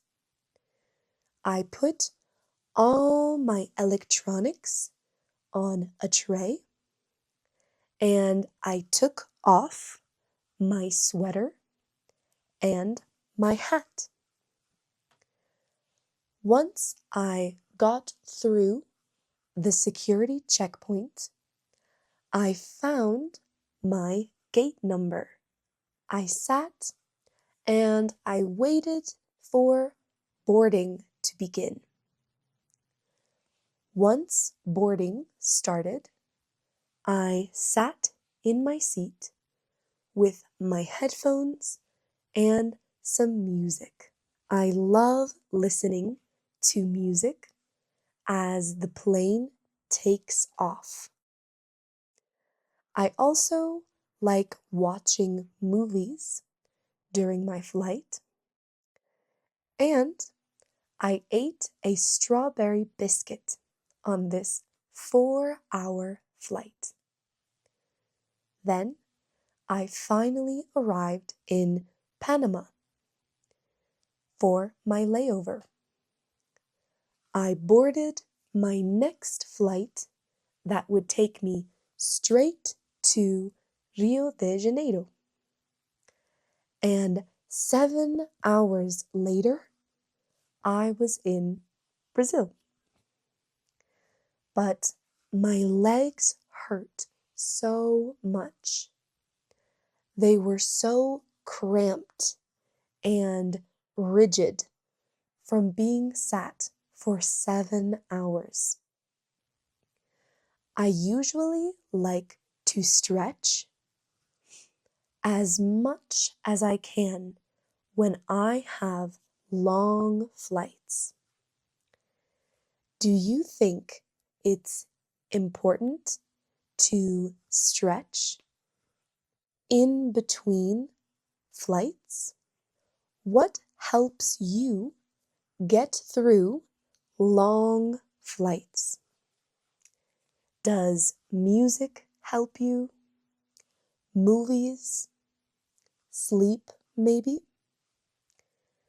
But when I arrived at the airport, it was 1 a.m., 1 o'clock at night.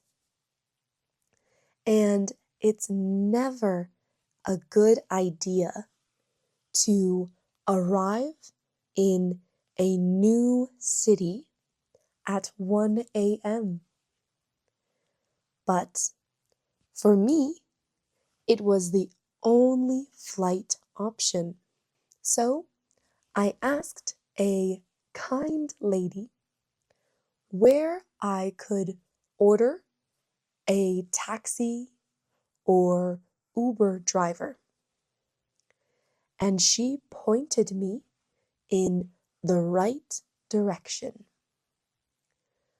Then I took a 30-minute Uber ride and finally arrived at my hostel on Copacabana Beach. I dropped all of my bags, all of my luggage, all of it in my room, and I went to the bathroom to take a shower. There, I met two very nice girls. We talked and decided we would go to a bloco in the morning. A bloco is a little party on the streets in Brazil. So I went to bed and I got up at 7 a.m. to go to the bloco de Anita. We all went together and we danced and we sang and we had a good time. After that, we all went to the beach and the water was freezing. But I love cold oceans. They are so refreshing to me. Do you prefer cold water beaches or warm water beaches?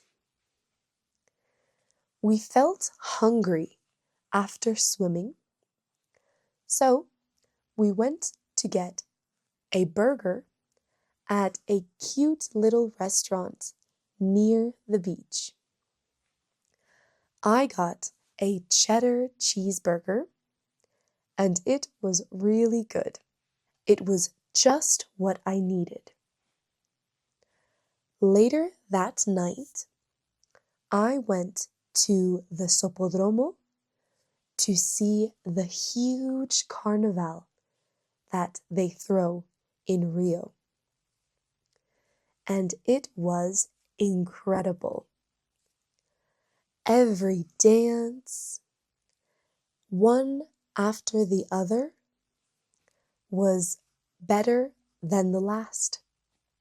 The amount of talent and skills that these dancers had was insane. But finally, I really enjoyed seeing all the dances, all the parades, and all of the effort that was put into this crazy presentation. I really enjoyed this one specifically. But finally, around 5 a.m., I decided to go home. I was so exhausted from the day. And the next afternoon, I went to get lunch with a friend. And for dessert, of course, we got an açaí. I love my açaí with coconut cream, granola, and coconut shavings. What toppings do you like to eat your açaí with?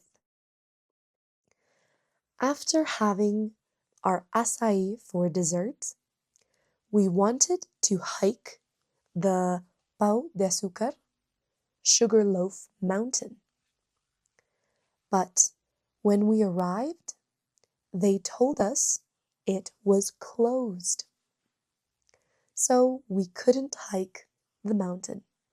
But it was still very beautiful to see from afar. So instead, we went shopping. I bought a cute blue necklace and a Brazil shirt. We also got caipirinhas and we walked around the boardwalk. Then I saw a man giving another man a massage. But I don't know why everyone was watching. It was very confusing, but also very funny. Then the next morning, I went to the beach and I ate a juicy peach. It was very nice to spend time with myself. And in the afternoon, I went to another beach. And my friends made me a mermaid tail out of sand. They tried very hard to make me look like a mermaid. Then, in the evening, we went to go see Pedra do Sal. It's a big reunion, a big gathering with music and drinks and lots of different people. But it was so crowded. I could barely move. I also ran into a girl who listens to my podcast. It was so sweet to meet her. The next morning, I had to get up at 9 a.m. for a tour around Rio. But I was so exhausted from the night before, and it was a very difficult tour. But the view of Sugarloaf was so worth it. We took the cable bus up to Sugarloaf, and I could see all of Rio from that marvelous view. And I also ate an açaí while enjoying the view. Then we head to our next tour, which was the Escaladería Celarón, or Lapa Stairs. The Lapa Stairs have tiles from all around the world. They're so colorful and beautiful. Then, of course, I had to try a pão de queijo, which is a cheese bread. And wow, was that flavorful. I had no idea it's all cheese. No bread, just cheese.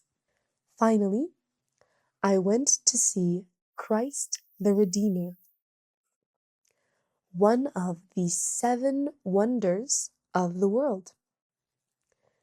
The view, of course, was remarkable, as was all of Rio. And that night, I had a chill evening, and I went to bed early. The next morning, I had a big watermelon for breakfast.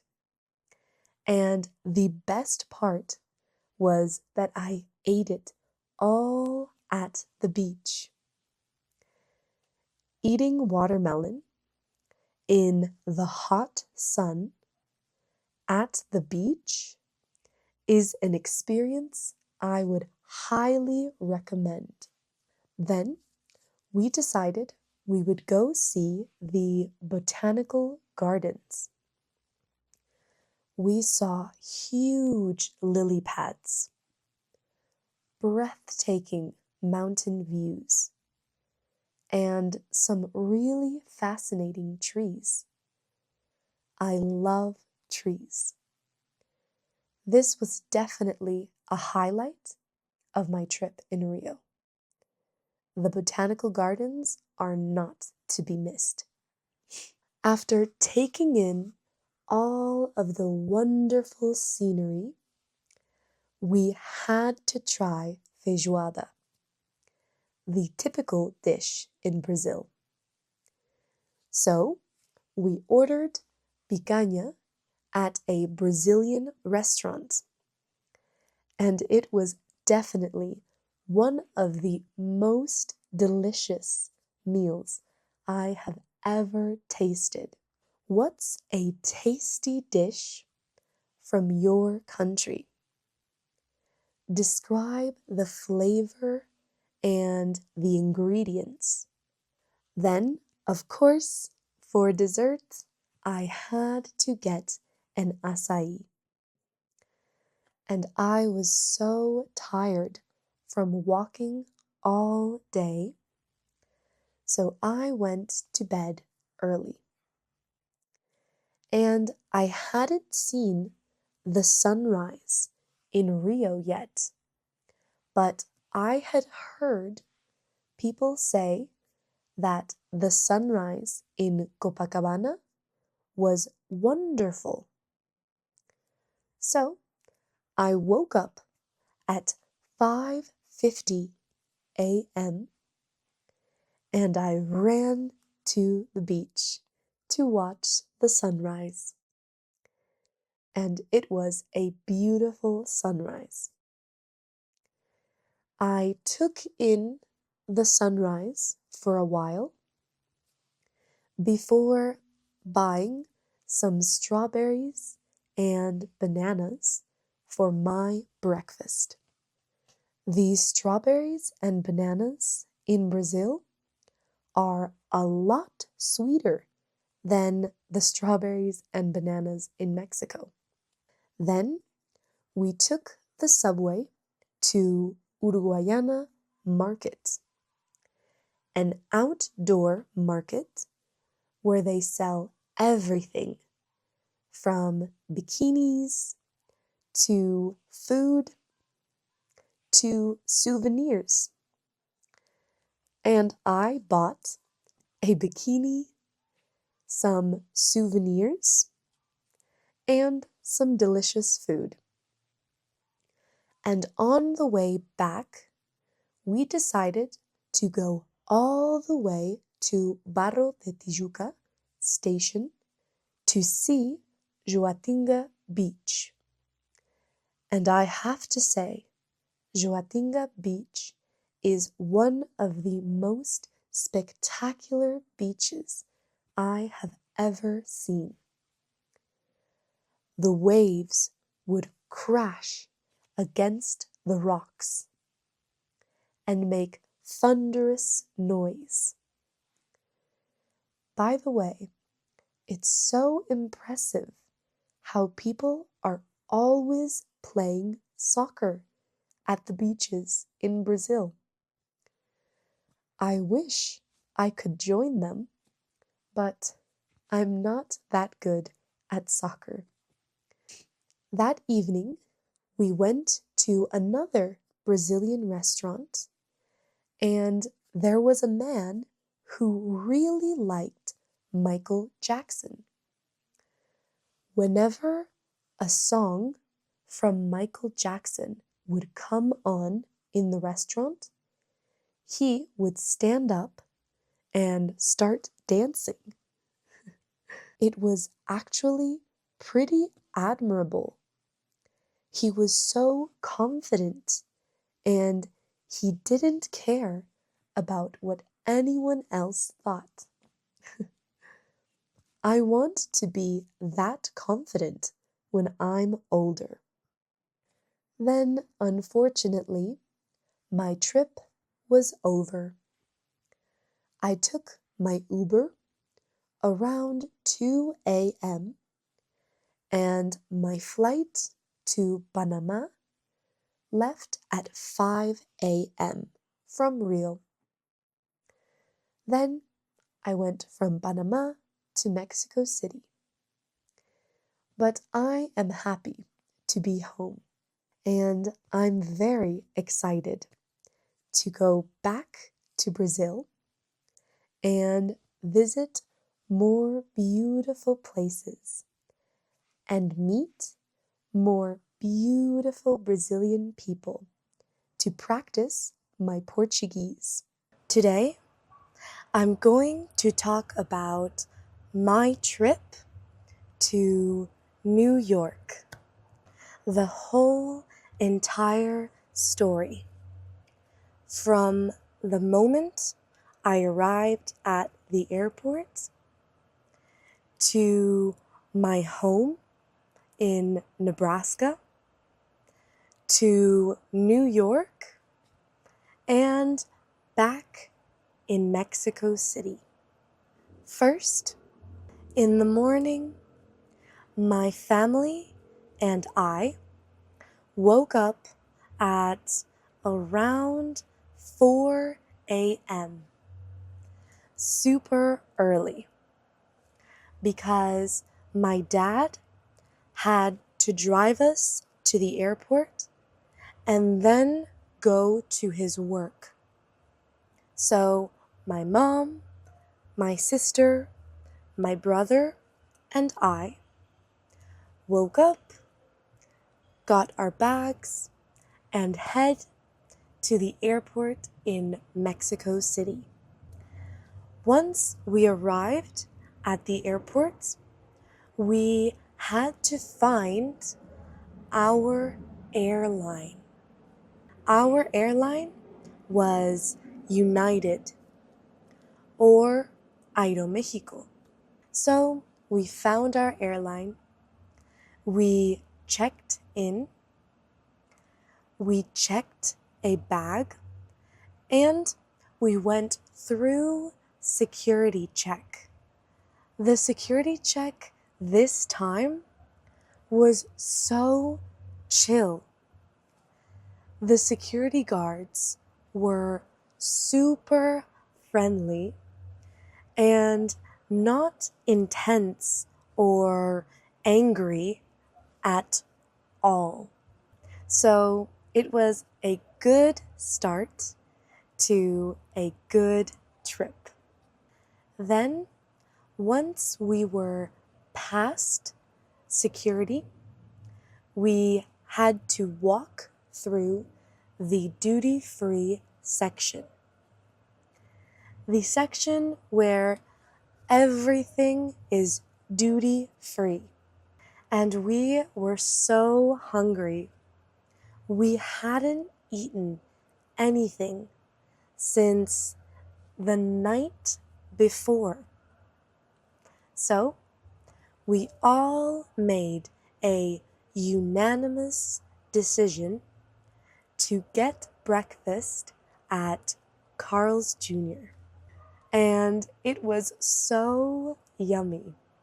I had the deluxe meal that has pancakes, bacon, tater tots, and a piece of toast.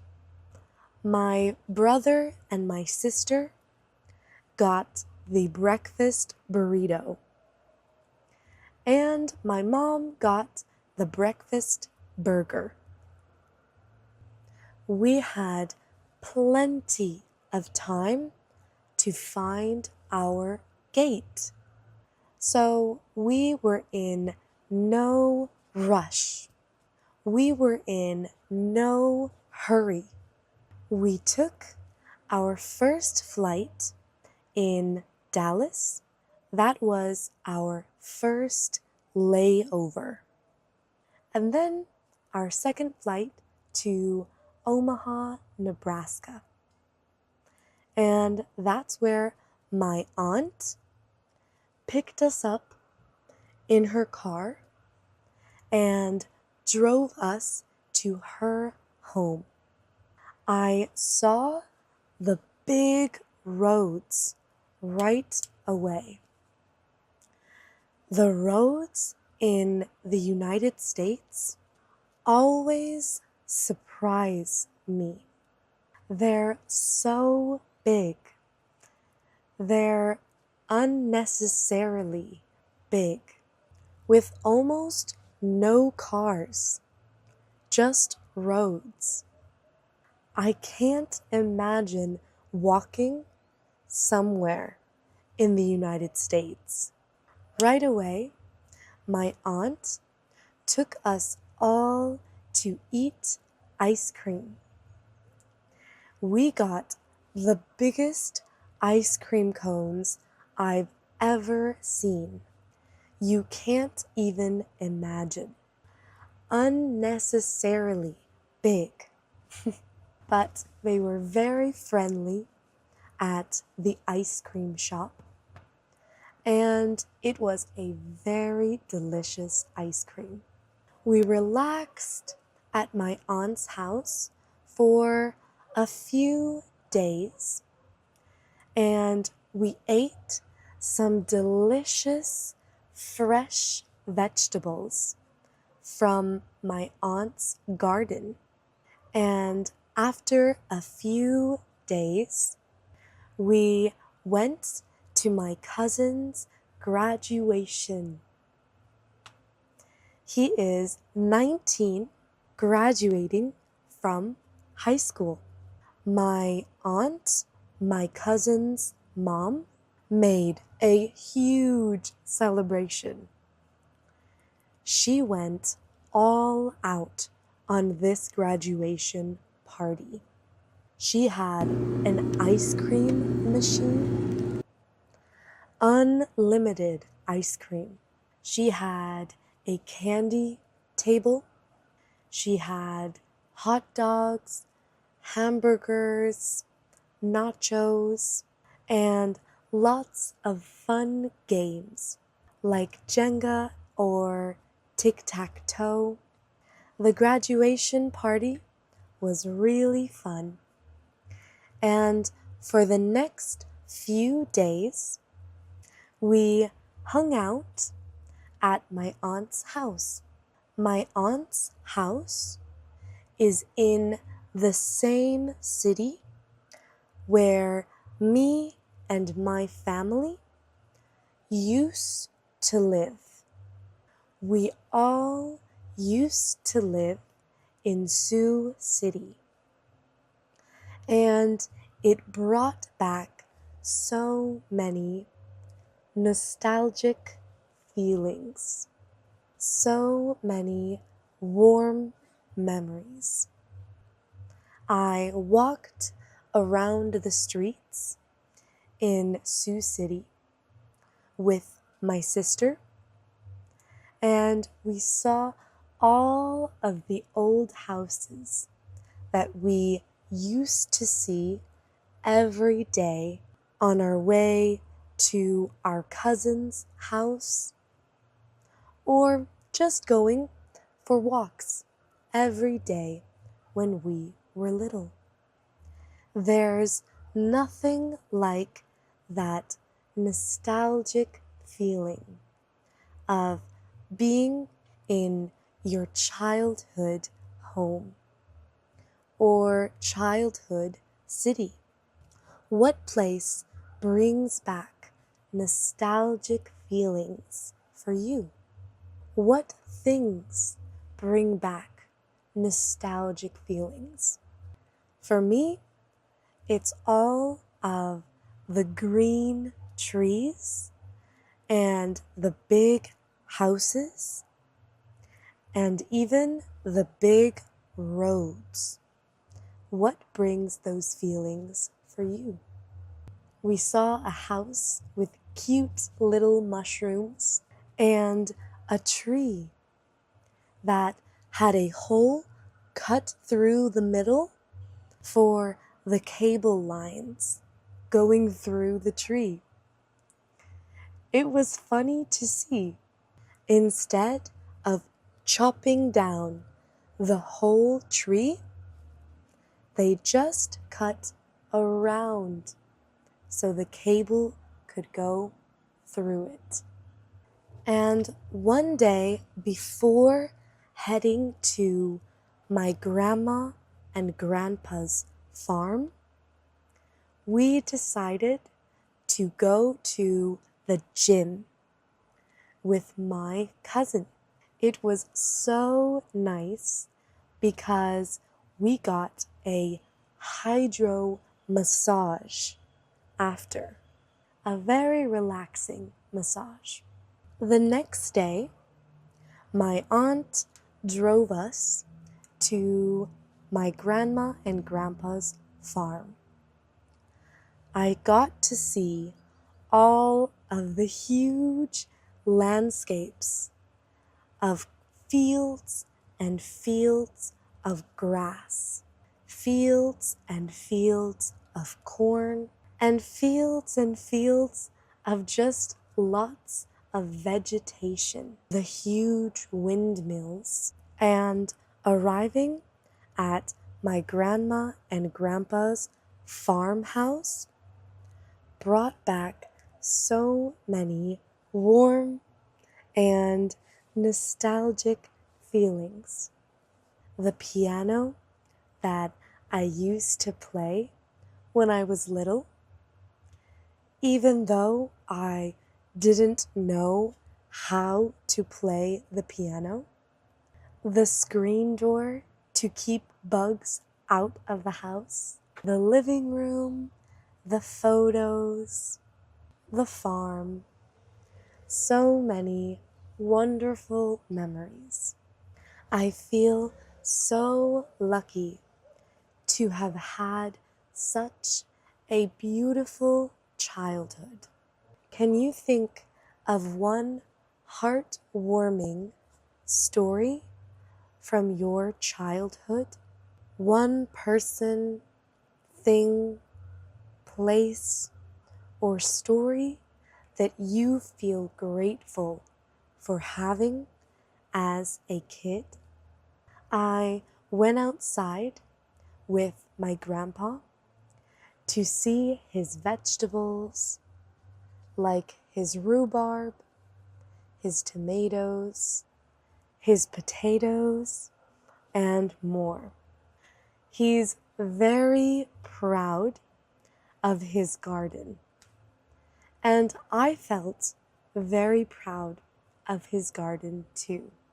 We hung out in the living room for a little while and played with our cousins and grandparents, and it was a wonderful day, full of remembering happy days from the past. The next day, we had to go to get my driver's license, so we drove my grandma and grandpa's car all the way to the DMV, the place where you renew or get your driver's license. It was really funny because the car was all torn apart everywhere for some weird reason. I don't even know how it could have gotten torn up on the ceiling. It's an old car, definitely, but it was a funny memory. we arrived back at the farmhouse, and my brother mowed the lawn. I relaxed under the trees. I like looking at the view from underneath the trees. And I chatted with my grandma and grandpa. It's always so nice to see the hogs, the chickens, and the cows at my grandma and grandpa's farm. The next day, we had to head back to Nebraska and take our flight to New York City. The view from our first flight was so beautiful. A huge river winding around the city. But the view of New York City when we were flying in was even more impressive to see. Buildings and lights everywhere. Even the taxi drive to our hostel was so impressive to see. All of the lights, the buildings, the cars, the people, and our taxi driver drove us through Times Square, which was really nice of him to do. And that was crazy to see. It felt like I was in a movie because I feel like every movie is filmed or based in New York. We arrived pretty late in New York City. So the first thing we did was head to bed. I passed out. We were all so sleepy. But the next day, we all woke up early to walk around the city. We saw gift shops, construction sites, the Rockefeller Center, buildings and more buildings. It was sprinkling on our first day, just a little bit of rain. And for me, that was perfect. That way, we could walk all around the city without feeling hot. We ordered at a food stand in the streets. I ordered a chicken kebab because I love kebabs, and it was pretty decent. But it was $20. Now, I don't know if I was scammed because I looked like a tourist, but to me, that was crazy expensive. I still sat down at Central Park and enjoyed my kebab, my $20 kebab. We saw some street performers, but they didn't really do anything that impressive. It was pretty average.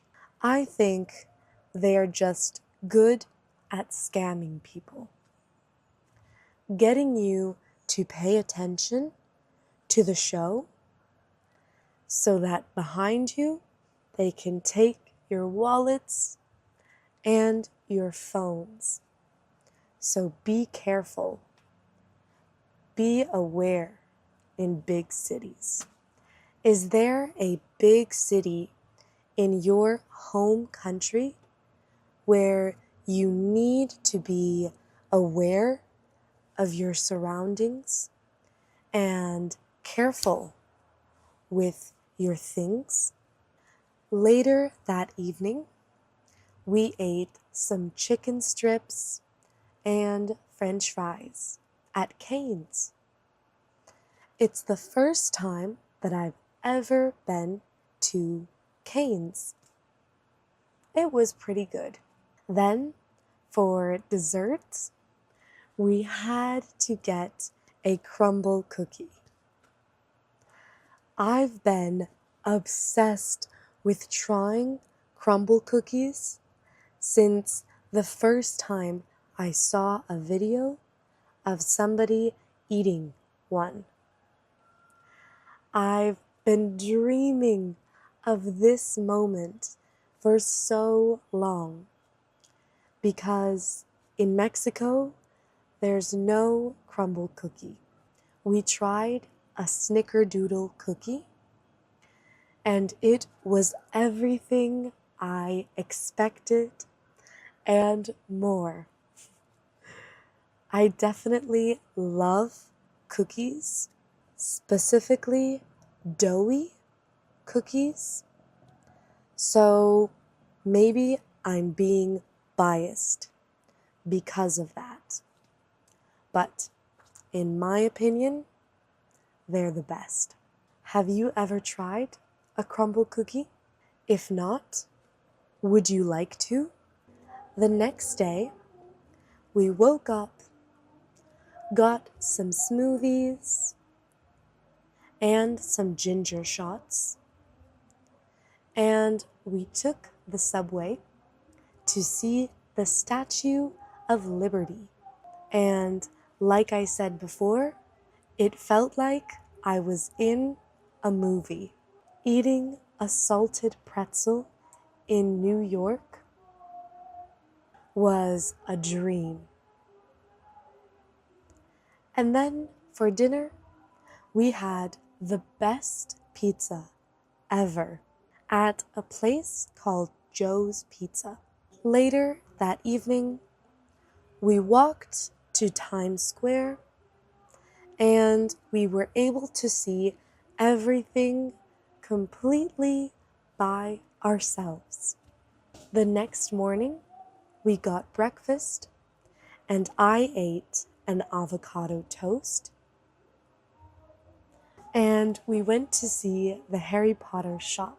Now, I'm not the biggest fan of Harry Potter, but my brother and my mom are. So, of course, I had to go and send them some pictures and buy them some souvenirs. I got my brother a Harry Potter wand, and I got my mom a Gryffindor mug. We walked to see the Empire State, and we got some Chinese food to eat and chill at a really pretty spot. And that was our last day in New York City. The next morning, we took the train to the JFK airport. We ate our leftover Chipotle while waiting for our plane to board. I always prefer to be early to my flights. So I'm always just chilling, eating a snack, and waiting for my flight to board. We put on our hats and we boarded the plane. The takeoff was just as beautiful as the landing. Taking off from New York City in the daylight was so beautiful. It's probably one of my favorite cities to see from the sky. Then we arrived back in Mexico City, A beautiful sight to land, with beautiful lights and buildings, and my family, of course. I got to see my mom and dad's new dogs, Pablo and Güera. They're so cute. And it was really nice to be home. Now, let's take a deep breath and begin. I am a fast learner. I am a fast learner. I am a fast learner. I learn languages with ease. I learn languages with ease. I learn languages with ease. I am a confident speaker. I can read, speak, and listen with confidence. I am a confident speaker. I can read, speak, and listen with confidence. I am a confident speaker. I can read, speak, and listen with confidence. I am proud of how far I've come. I am proud of how far I've come. I am proud of how far I've come. I am disciplined and hard working. I am disciplined and hard working. I am disciplined and hard working. I stay focused on my goals. I stay focused on my goals. I stay focused on my goals. I practice English every day. I practice English every day. I practice English every day. I am grateful for the challenges I have because they make me stronger and smarter.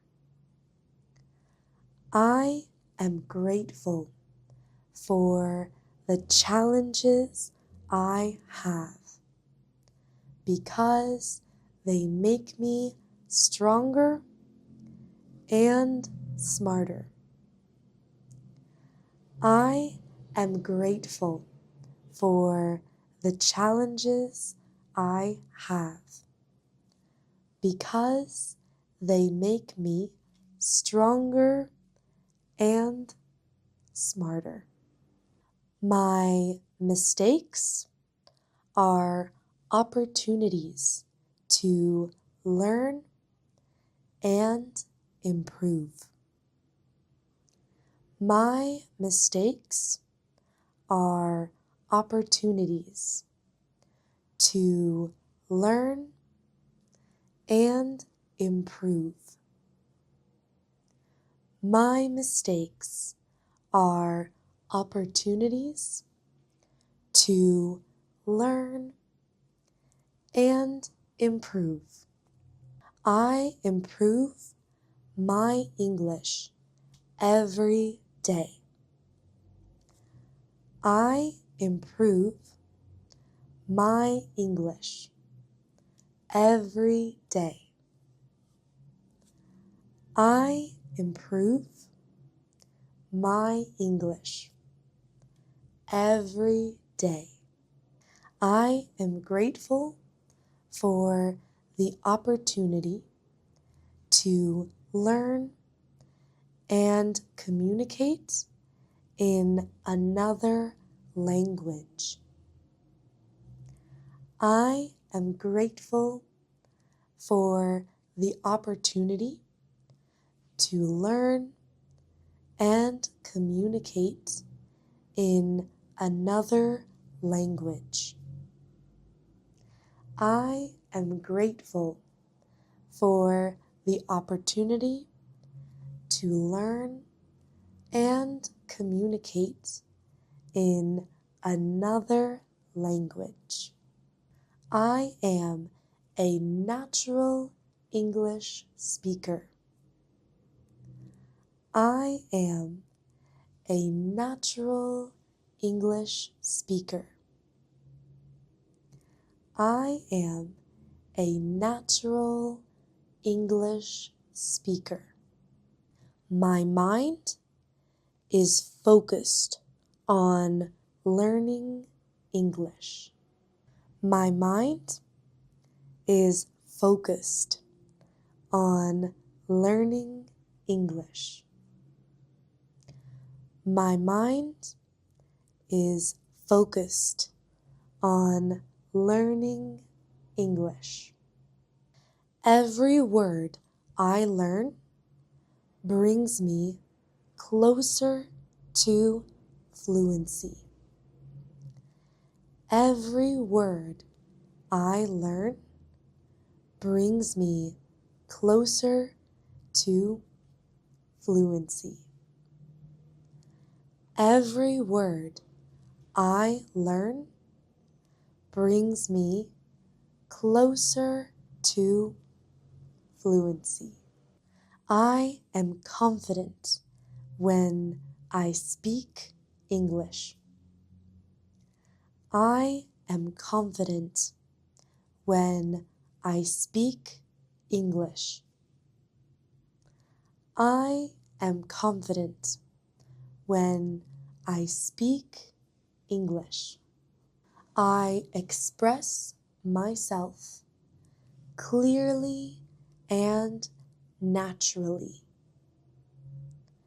I express myself clearly and naturally. I express myself clearly and naturally. I enjoy learning English. I enjoy learning English.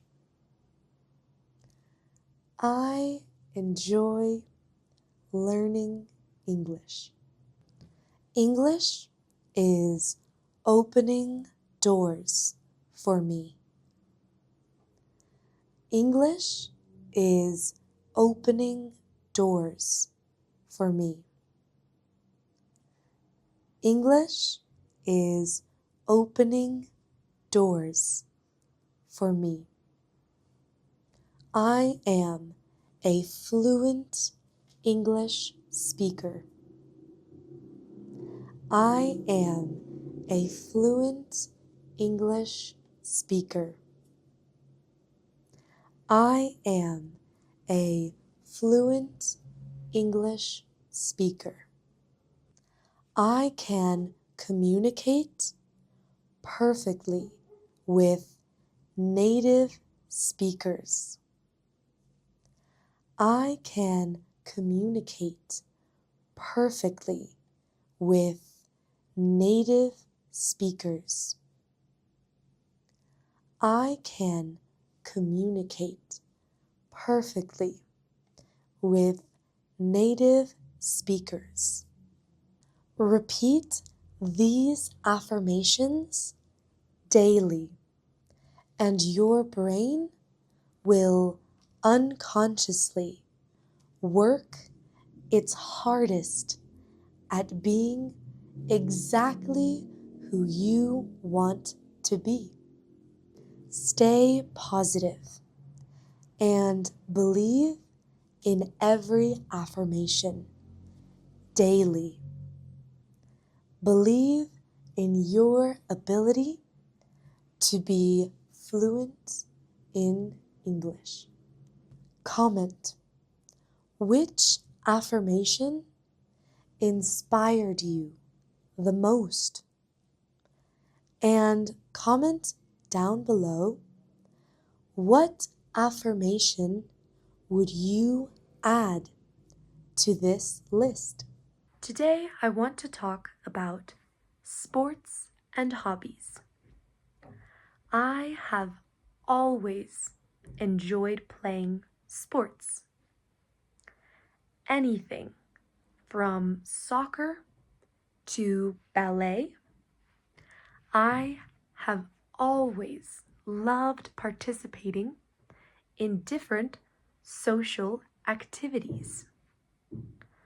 Throughout my whole life, I have gone to soccer, cheerleading, basketball, gymnastics, dance, and baseball. Do you play any sports? Do you prefer team sports or individual sports? I don't enjoy watching sports as much as I enjoy playing them. I do love watching gymnastics competitions and dance shows like Dance Moms or Dancing with the Stars. Do you think watching sports is as enjoyable as playing them? I also enjoy going to the gym, but if I don't have time to go to the gym, I always make sure to go for a jog. Jogging, for me, is very therapeutic. It helps me clear my mind and stops the overthinking. Physical activity not only helps my body, but also helps my mind. Is there any type of exercise you do to help you clear your head? Having a clear mind? How can exercise help us to stop worrying about things? Sometimes hobbies aren't physical. Hobbies like drawing, writing, knitting, gardening, or cooking can be a big help to mental health as well. Do you enjoy non-physical hobbies? If so, which ones do you enjoy? Today, I want to talk about sports and hobbies. I have always enjoyed playing sports, anything from soccer to ballet. I have always loved participating in different social activities. Throughout my whole life, I have gone to soccer, cheerleading, basketball, gymnastics, and baseball. Do you play any sports? Do you prefer team sports or individual sports? I don't enjoy watching sports as much as I enjoy playing them. I do love watching gymnastics competitions and dance shows. Dance shows like Dance Moms or Dancing with the Stars. Do you think watching sports is as enjoyable as playing them?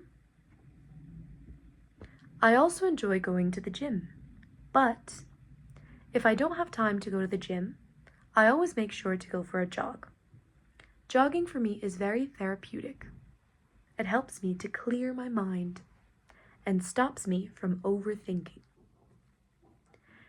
You know, physical activity is good for the body and it is good for the mind.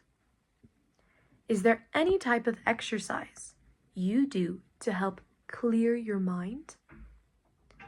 How can exercise help us stop worrying about things? Sometimes hobbies aren't physical.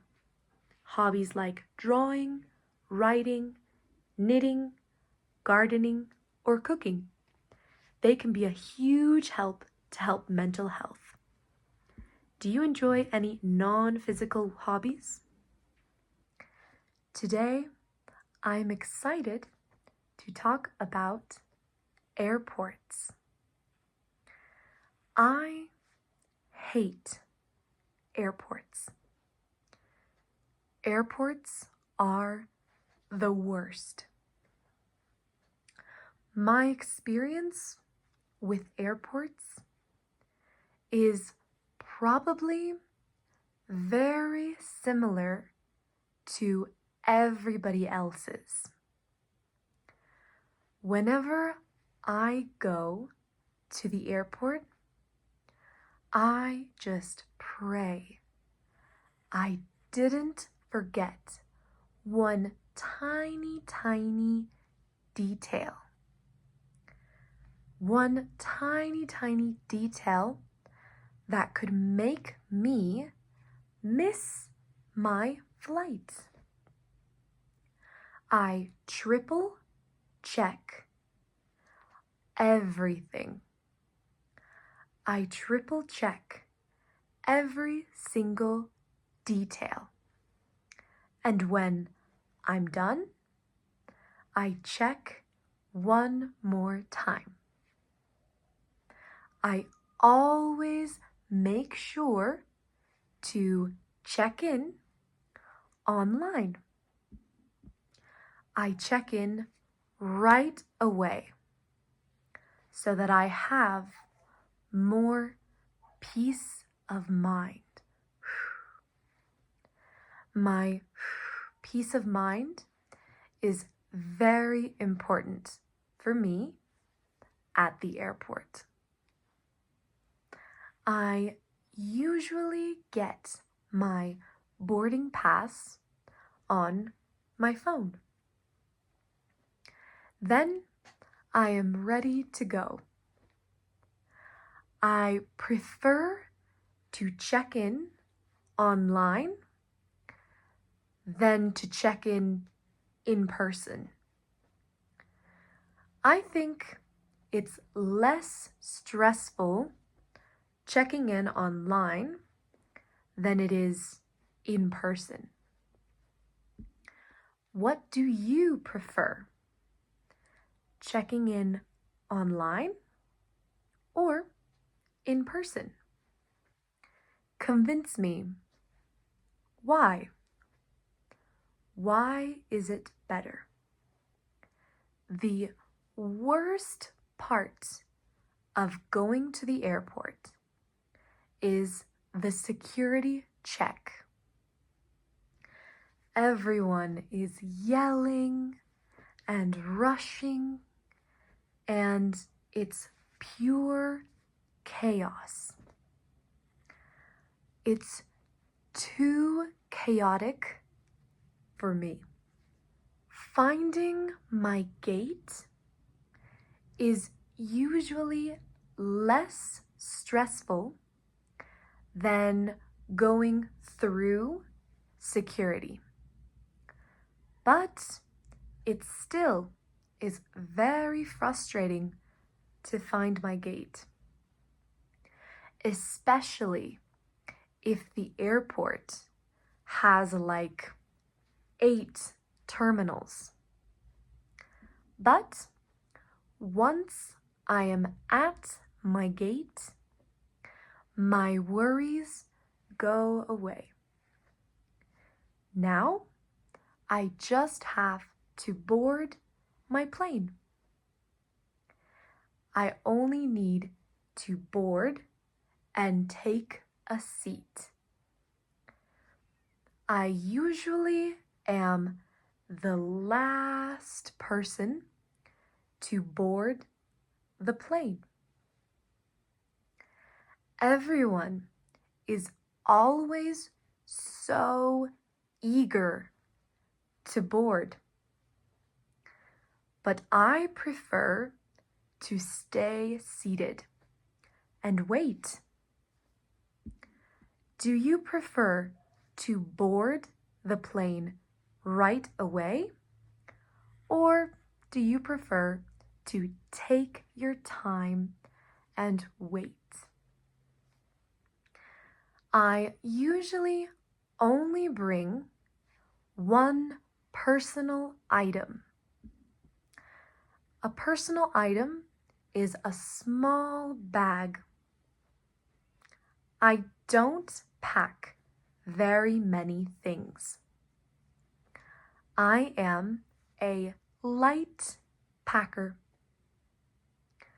I don't need a carry-on, and I don't need to check my luggage either. I am a light traveler. What luggage do you usually bring on a flight? Do you bring a personal item, a carry-on, or checked luggage? My flights rarely get delayed, but when they do, it is very annoying. Once I had to sleep at the airport. It was 8 hours, an 8-hour delay at the airport.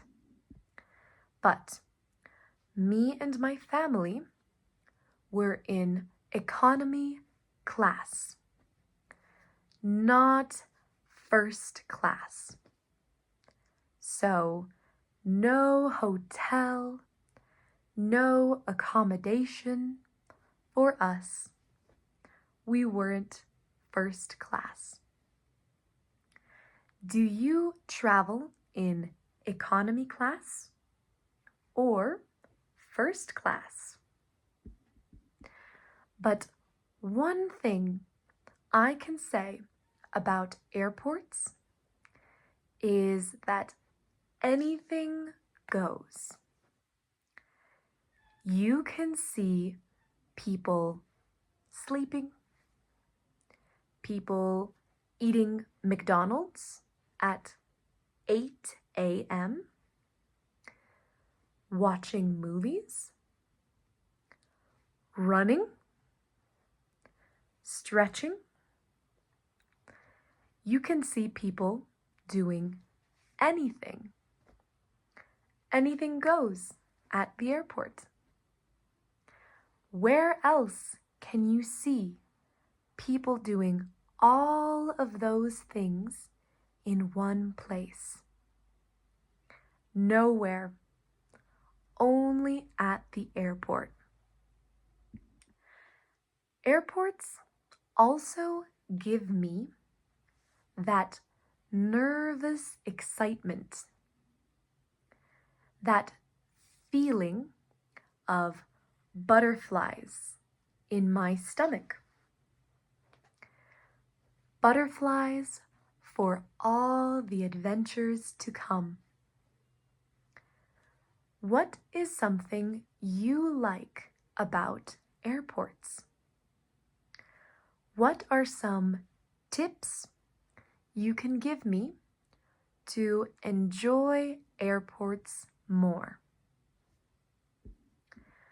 I used to have long layovers. I wanted to save money. As much money as I possibly could. So I would book flights as long as 52 hours with 12-hour layovers. For my trip to Thailand, I had a 12-hour layover in Los Angeles. I took advantage of my long layover and I visited Hollywood with my cousin. Then I took my next flight to Japan. I stayed in Japan for 12 hours and I visited Osaka. I went shopping and I even ate sushi.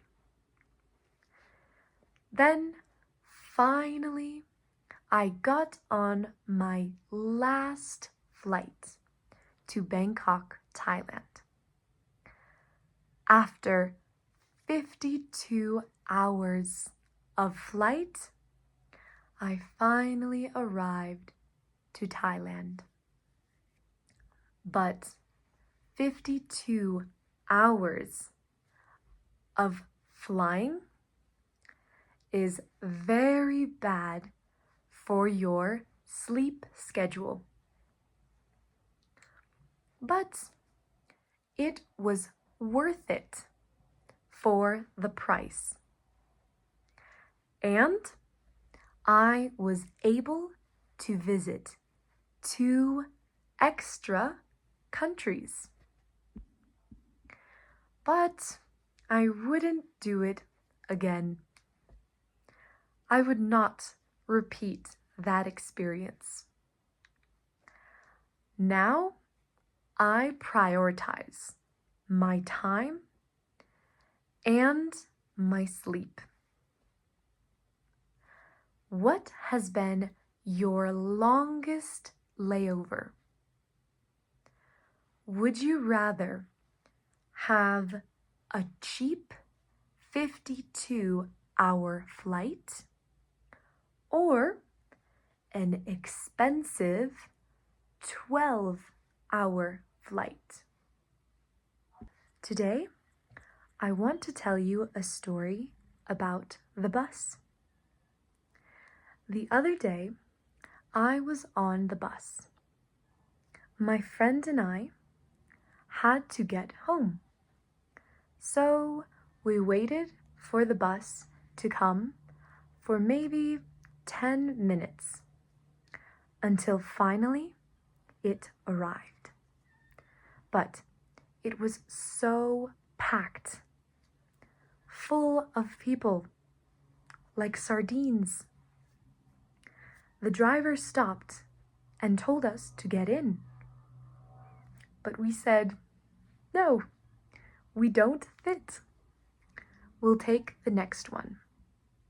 So the driver moved on and we waited another 10 minutes.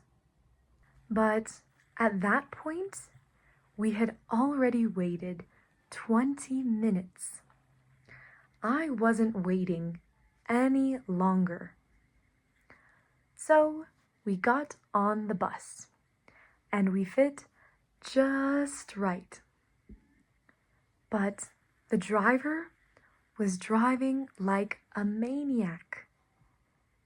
I had to hold on so tight so that I wouldn't fall or trip.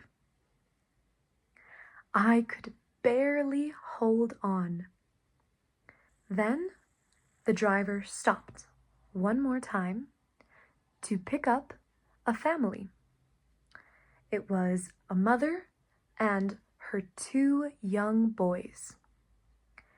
They were very short, so the 2 boys could not hold on to any of the handles.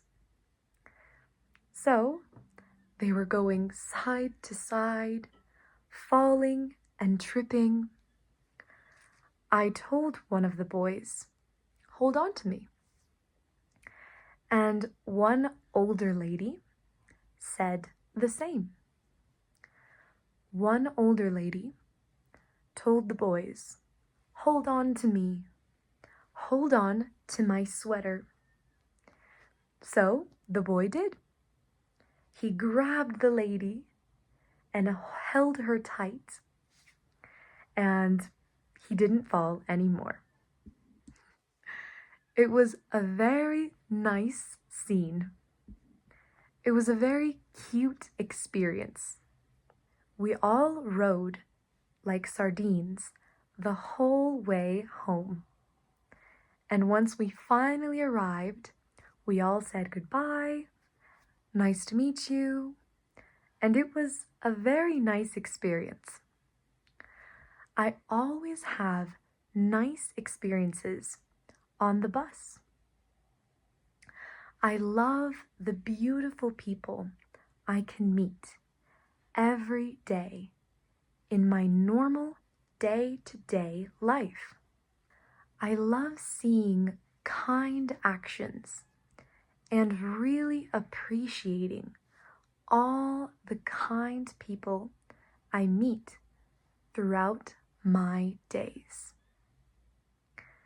I love being in Mexico, where you can see all kinds of nice actions every day, without a doubt. Tell me about a nice experience you've had with complete strangers. Describe how it made you feel and why it was so special, but also so normal. Why am I learning Chinese? I've been learning Chinese for 4 years now, on and off, for 4 years, because I get lazy sometimes. I'm sure you know how hard it is to find motivation every day to study a new language, to sit down and read or write or take a lesson. And it's the same for me. I get really lazy and unmotivated to study Chinese sometimes. And that was actually a huge inspiration for me to start with my Slow English podcast. I found a YouTube channel. Who told slow Chinese stories. Her channel is called Lazy Chinese, and she uses comprehensible input. But it was the first time that I actually felt excited. Excited because I understood the language I had been practicing for 4 years. And it was so easy to understand. And without even trying, I was learning so many new words and practicing so many new grammar structures just by listening and looking at her slow hand gestures and facial gestures. I was so inspired to continue studying Chinese because it was the first time I actually understood Chinese because she was speaking so slow. The first time after 4 years of studying, practicing, listening, I finally felt progress and achievement. And when you don't feel progress or achievement, when you don't feel like you're improving at something, it's hard to keep giving your best at improving. It's hard to give your 100%. So, I thought, how many students, especially my own students, feel the same way? Feel like they don't understand English and they never will, only because it takes a long time to see progress in the real world. But in a slow, demonstrated way, so many people would realize that they actually do understand English. They actually understand much more than they think. So, I decided one day to make a video, specifically a TikTok, where I spoke slowly and I made lots of hand gestures at a speed that anyone could understand, using hand gestures in a way where you could understand even if you had never studied English, because body language speaks much louder than words. The video did amazing. Everyone felt exactly how I imagined they would feel. And my TikTok went viral. The next day, I woke up to my phone going crazy, and I knew I had to make more videos. Longer, shorter, on YouTube, on TikTok, as many as I could make. Now, here we are today, and I'm still trying to come up with creative ideas every day to find new ways for you to understand and speak English with confidence. Confidence, the only thing that matters. My dad, for example, he came to the USA when he was 17 years old, and he didn't know a lick of English. He would just walk around with his dictionary and speak, order food, buy groceries, ask for directions. He had no other option. He was thrown into the deep end right away when he arrived in the US. He only had himself and a will to learn. Confidence. It's all you need. Fake it until you make it. His dedication is admirable. And I know for a fact that's where I got mine. When you truly believe something, no matter how absurd it could be at the moment, if you really believe, you can make it a reality. Just pretend or fake it until you make it.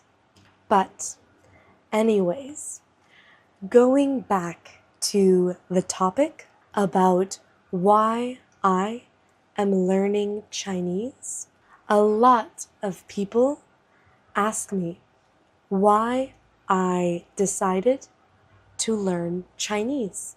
And to be honest, my sister was the one to inspire me.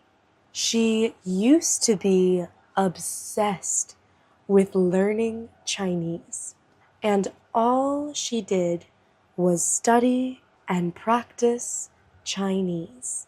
We got to talking, and I was overwhelmed with the same desire to go to China someday. I also loved the complexity of Mandarin and how challenging it would be to learn it. It has no similarities whatsoever, and I can't imagine learning a language with no similarities whatsoever between each other. Imagine if I have been learning Chinese for 4 years and I can barely form a full sentence, and Chinese people are learning English the same way. It's very difficult. But I also loved the idea of being an English, Spanish, and Mandarin teacher. That would be a dream for me. So I started studying Chinese, and I was determined in learning Chinese. I found the best podcasts to listen to. I watched every video of anyone who had successfully learned Mandarin, and I even started taking Chinese classes online. I had a great teacher. She was so patient, and she was always able to turn a casual conversation into a grammar lesson where I learned new words, new grammar structures, and I never felt burnt out or frustrated after a lesson. I always felt energized and inspired to continue learning Chinese. I used to teach English online, and I've been inspired by many teachers in my life, my parents included. My mom and dad have to be the most dedicated and hard-working teachers. My mom was born to be a teacher, She is patient and graceful. She's always willing to help without rushing or judging you, and thoughtful in all of her lessons. You can feel the care she puts into every lesson. My dad's students always have the highest scores, and the kids love him. They both put so much work into teaching kids, and I know firsthand that teaching kids is a challenge. It's hard to make a lesson entertaining, educational, and memorable. But my mom and my dad both work very hard to do just that. That's where my passion for teaching comes from. All in all, you don't have to end up living in a place where they speak that language to learn that language. Because at the end of the day, the journey of learning a language is the most important part. Learn for you. Enjoy the journey. Savor every new word you manage to remember. Relish in every win. It's a privilege to learn. Don't take it for granted. Today, I want to talk to you about my comfort food. When I think of my comfort food, the first thing that comes to mind is flaming hot Cheetos. Since I was a little girl, my sister and I have always enjoyed a big bag of flaming hot Cheetos while watching cartoons or movies together. What is your comfort food? Are there any people, holidays, or places attached to this dish? Lots of people that I know don't like spicy food. They can't stand spicy food. And I used to agree. I used to think spicy food was not enjoyable because it was unbearable to eat. I would just cry and sniffle. But now I can't get enough of it. I love spicy food. Do you eat spicy food? If you do, what are your favorite dishes? If not, why? One thing I can't stand is bitter food. The flavors are too bland and boring. They lack flavor. That's why I don't like bitter food. What's a type of food that you can't stand and why? Sweet foods, however, are my favorite foods. I have a huge sweet tooth. My sweet tooth is so bad, I can sometimes eat up to 3 conchas before bed. 3 conchas before bed. I have no limit.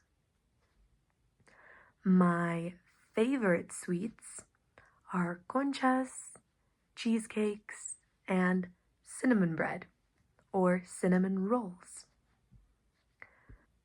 What type of food do you like the most? Spicy, bitter, sweet, or salty? When I was younger, I used to sneak into the kitchen to steal the sweets. The bread my father had bought. He bought conchas, orejas, cuernitos. I would steal it all. I couldn't resist. In the morning, if my dad asked, "Where did all the bread go?" I would stay quiet. My silence made me look guilty. Of course, he knew it was me. Are there any foods you can't resist? Any foods you couldn't resist when you were younger? Today, I will talk about languages. I speak 2 languages, English and Spanish. When speaking, I feel almost like I have 2 separate personalities. One in English and one in Spanish. The distinction between each language is not just the way I speak, but also the volume of my voice. I am much louder in English than I am in Spanish. However, in Spanish, I have a much more outgoing personality. It's weird how a language can change your personality. English is my first language. I speak it with my family at home and whenever I teach English. But when I speak Spanish, I have only ever spoken at school or with my friends. Today, I only ever speak English with my friends. I believe that's why I have a lot more casual vocabulary in Spanish than I do in English. I have a lot more laid back Spanish than English. At least that's why I think I have 2 different personalities in each language. What about you? Do you ever feel like you have 2 different personalities in each language? Today, I want to talk about dreams. Don't be confused. I don't mean dreams as in your life goals and aspirations. When I say dreams, I'm referring to the dreams we have when we sleep. The worlds we create inside our brain. Our subconscious mind creating worlds, creating stories, creating our dreams while we sleep. Those are the dreams that I love talking about. They are so mysterious. I dream almost every night, and I love it. I love waking up from a crazy dream and writing it down in my dream journal. It's a journal where I write down all of my dreams. The moment I wake up from a dream, I immediately start to forget right away. It's really frustrating because I want to remember it. That's why I write them down right away when I wake up. I've had the best dreams where I wake up feeling inspired to try new things, to study new things.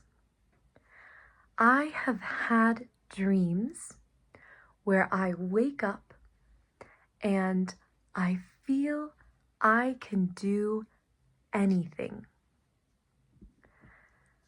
Have you ever had a dream that inspired you to learn or do something? I have also dreamt that I can fly. Have you ever had a dream where you could fly? What did it feel like? Describe the feeling to me. I have had flying dreams before, and it feels extraordinary. The wind in my hair, on my skin, and the nervous feeling in my stomach, like I might fall at any second. It's exhilarating to feel like you're flying high in the sky. What's the coolest dream you have ever had? But I've also had very scary dreams. I think we all have had a scary dream before. Maybe a dream where we are falling, and just before we hit the ground, we wake up. At least I have had lots of dreams like that. Or maybe a dream where someone is chasing you, running after you, and we can't run away. we keep trying and trying, but our legs just won't move. What's a scary dream you have had before? What do you think that dream means? I think dreams can have many meanings. They can mean many different things. I think dreams show us different signs. Maybe a sign that only our subconscious mind can pick up on. Dreams are very helpful for us. I think they help us to get inspired and to get excited for new things. They also show us maybe some scary, maybe some worrying things, but they help us to make the changes necessary for our lives to be the happiest we can possibly be. Sometimes I think our dreams can make us appreciate and be thankful for things we might take for granted in our lives. If you take someone or something for granted, maybe your dream will show you that person and show you you need to appreciate that person more. I think our dreams can sometimes tell us to not take something for granted. Do you agree that dreams have meaning? Let me know your take on it. If you disagree, let me know why. Some recurring dreams that I have had before is when I dream that all my teeth are falling out. I desperately try to catch them, but I just can't. Another recurring dream that I have is actually a very nice dream. I love my flying dreams. I really enjoy those. What are some of your recurring dreams? Recurring meaning they happen again and again. How do you interpret your dreams? What do you think they mean? There are lots of different cultural interpretations that can be made about dreams. I love hearing about them. This is one of my favorite topics to talk about with my students. I would absolutely love to hear your interpretations or cultural beliefs about dreams. This story begins in Costa Rica and ends with me getting a tattoo in a car and flying to Thailand. Have you ever done something so new and so scary that it completely changed your life?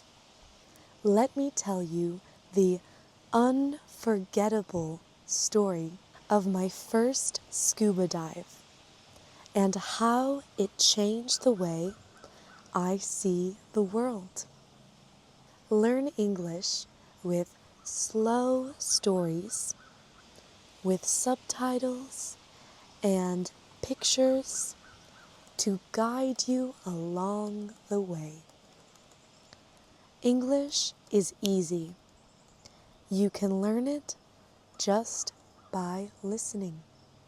I met a couple of friends in Costa Rica about 2 years ago. They were a French couple. One of them is a tattoo artist, and she travels the world tattooing her art. And the other one is a scuba dive instructor. We got along really well, and I told them in Costa Rica, if you ever come to Mexico, let me know. And about 3 months later, they let me know. They were visiting Mexico, Cozumel, a breathtaking island in the south of Mexico. So I didn't even hesitate. I didn't think twice. I booked my flight and they picked me up at the airport. We saw the stunning lakes in Bacalar, the lagoon of the 7 colors with 7 different shades of blue. We went canoeing and snorkeling. Bacalar was such a beautiful place. And after a couple days there, we began our journey to Cozumel, a stunning island on the coast of Cancun. My friends drove us all the way to Playa del Carmen, where we took the ferry to the island of Cozumel. The first thing to do, of course, was to go snorkeling. We got our snorkeling gear and we drove to the beaches of Cozumel. I brought my mask, my snorkel, and my fins. Well, I didn't bring fins, but my friends lent me some extra fins that they had brought. The corals and marine life were impressive to see. I had never seen anything like that in my life. It was my first time snorkeling, actually. Imagine that. I was about to go scuba diving and I hadn't even gone snorkeling yet. So it was crazy that I got to see one of the most beautiful coral reefs in the whole world for my first time snorkeling. It was unforgettable. I saw fish, corals, octopi, eels, And my personal favorite, sea cucumbers. They're so cute and squishy. The next day, we all got ready to go scuba diving. We read all the precautions and instructions that we had to follow, some important things to know, things that you need to know in case of an emergency. And I can't lie, it was nerve-wracking to read all of the dangers of scuba diving. I was definitely nervous. Nevertheless, we got on the boat and we drove to our diving spot. When you get in the water, you start to sink immediately.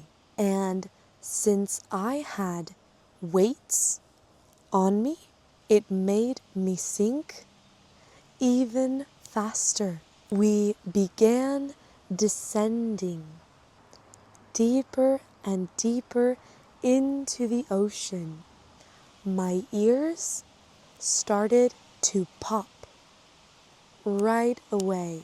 So immediately I had to start unplugging my ears.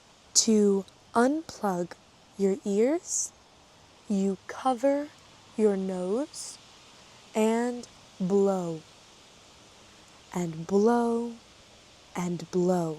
If you stop blowing, your ears will start hurting, feeling so much pressure.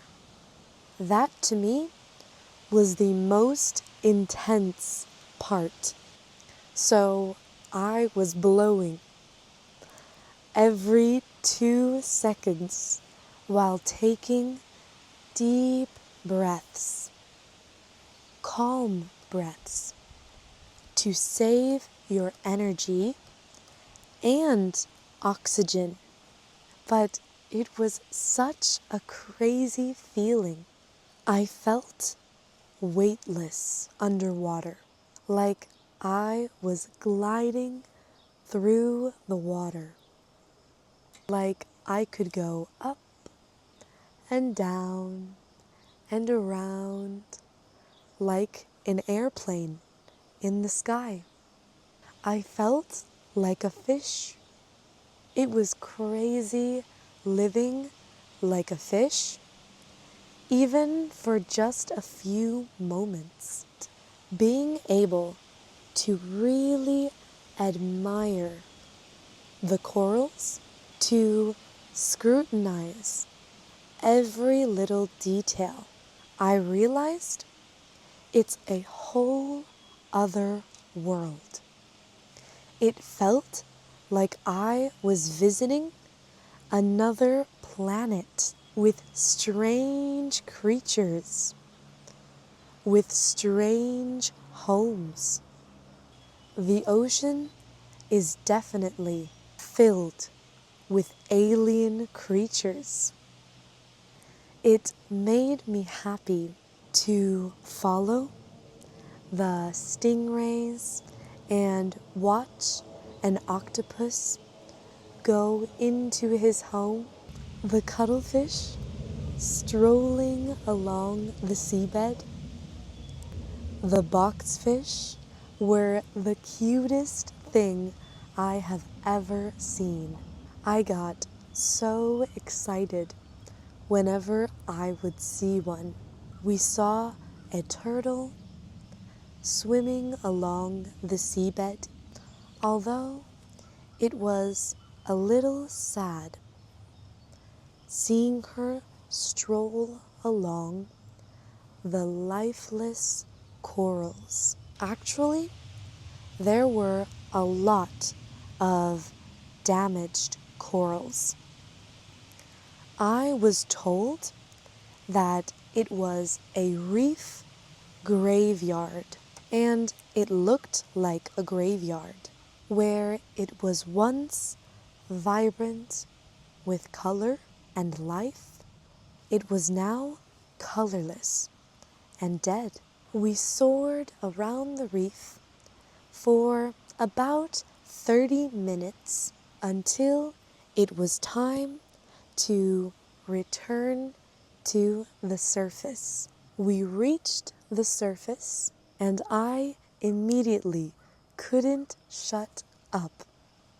I was bursting with excitement for all of the fish that I saw, and the turtle we saw, and the feeling of being underwater.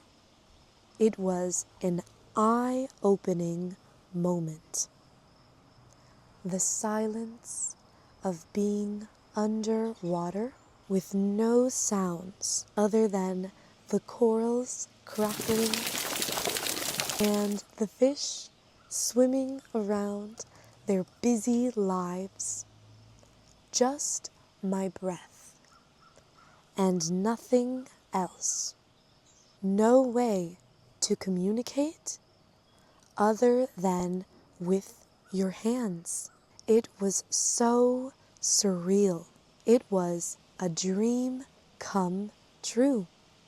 A dream that I didn't know I had. After that day, I felt like a brand new person. It felt like I had a new goal and dream to follow. That day, I remember I couldn't stop being excited for my future. It was a real turning point in my life. I made so many significant changes in my life. After that experience, I realized what I wanted to do with my life. An experience that was nerve-wracking in the beginning ended up opening my eyes to an amazing future for me. The next day, I was feeling so inspired. I asked my friend if she could tattoo me, but we had to get back to the mainland in Playa del Carmen for our flight. So we decided she could tattoo me in the car. We set up the tattooing gear. She sanitized everything, and we set off to our drive to Cancun. First, she drew my tattoo with a Sharpie, and then she tattooed it. And all while we took the ferry to the mainland. She wrapped my tattoo in plastic and they dropped me off at the airport.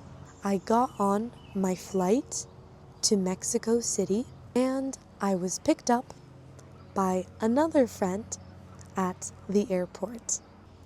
That whole trip was such an eye-opening experience that 2 days later, when I got home with my parents, I told them that I always wanted to travel to Thailand and that I was going to buy a ticket in November, 2 days before my birthday.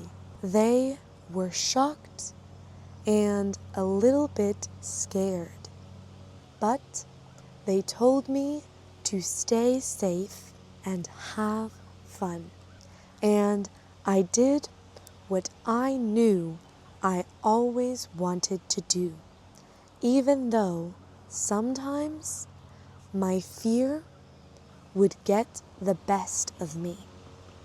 That trip inspired me to conquer my fear.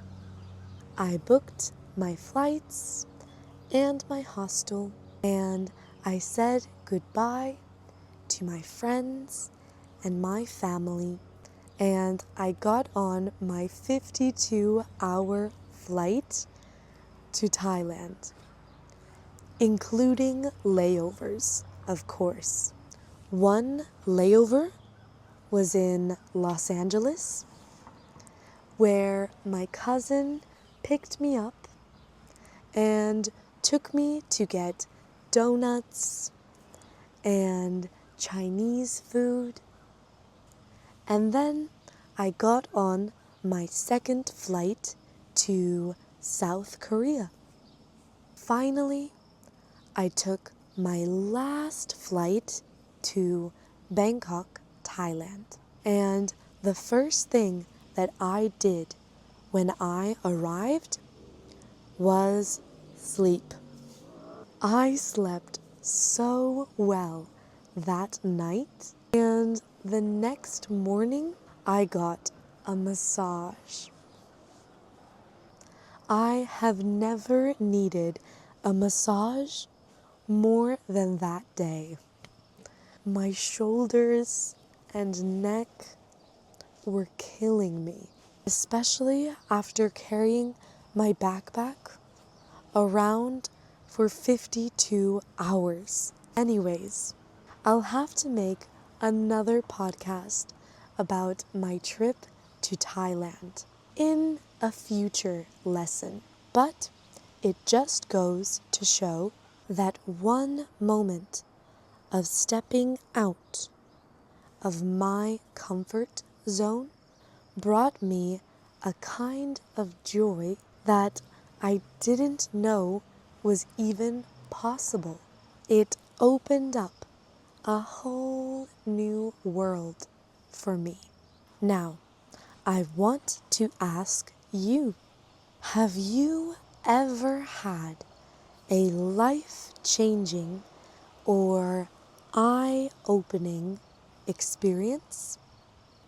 A moment when you stepped out of your comfort zone? If not, what is one dream or life goal that you want to try? Something that scares you a little bit, but excites you a lot. This is one of my favorite topics. Life goals are so inspiring to hear about and to talk about.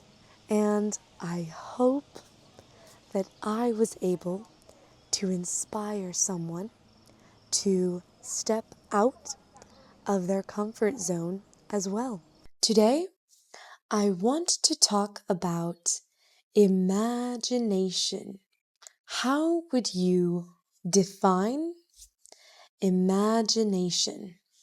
I think imagination is something we all have, whether it's daydreaming or simply drawing, painting, writing, or having a conversation. My imagination goes wild when I'm talking to certain people. My brain comes up with crazy ideas, and I'm able to add on to the other person's opinions and perspectives. I witness it a lot when I'm teaching.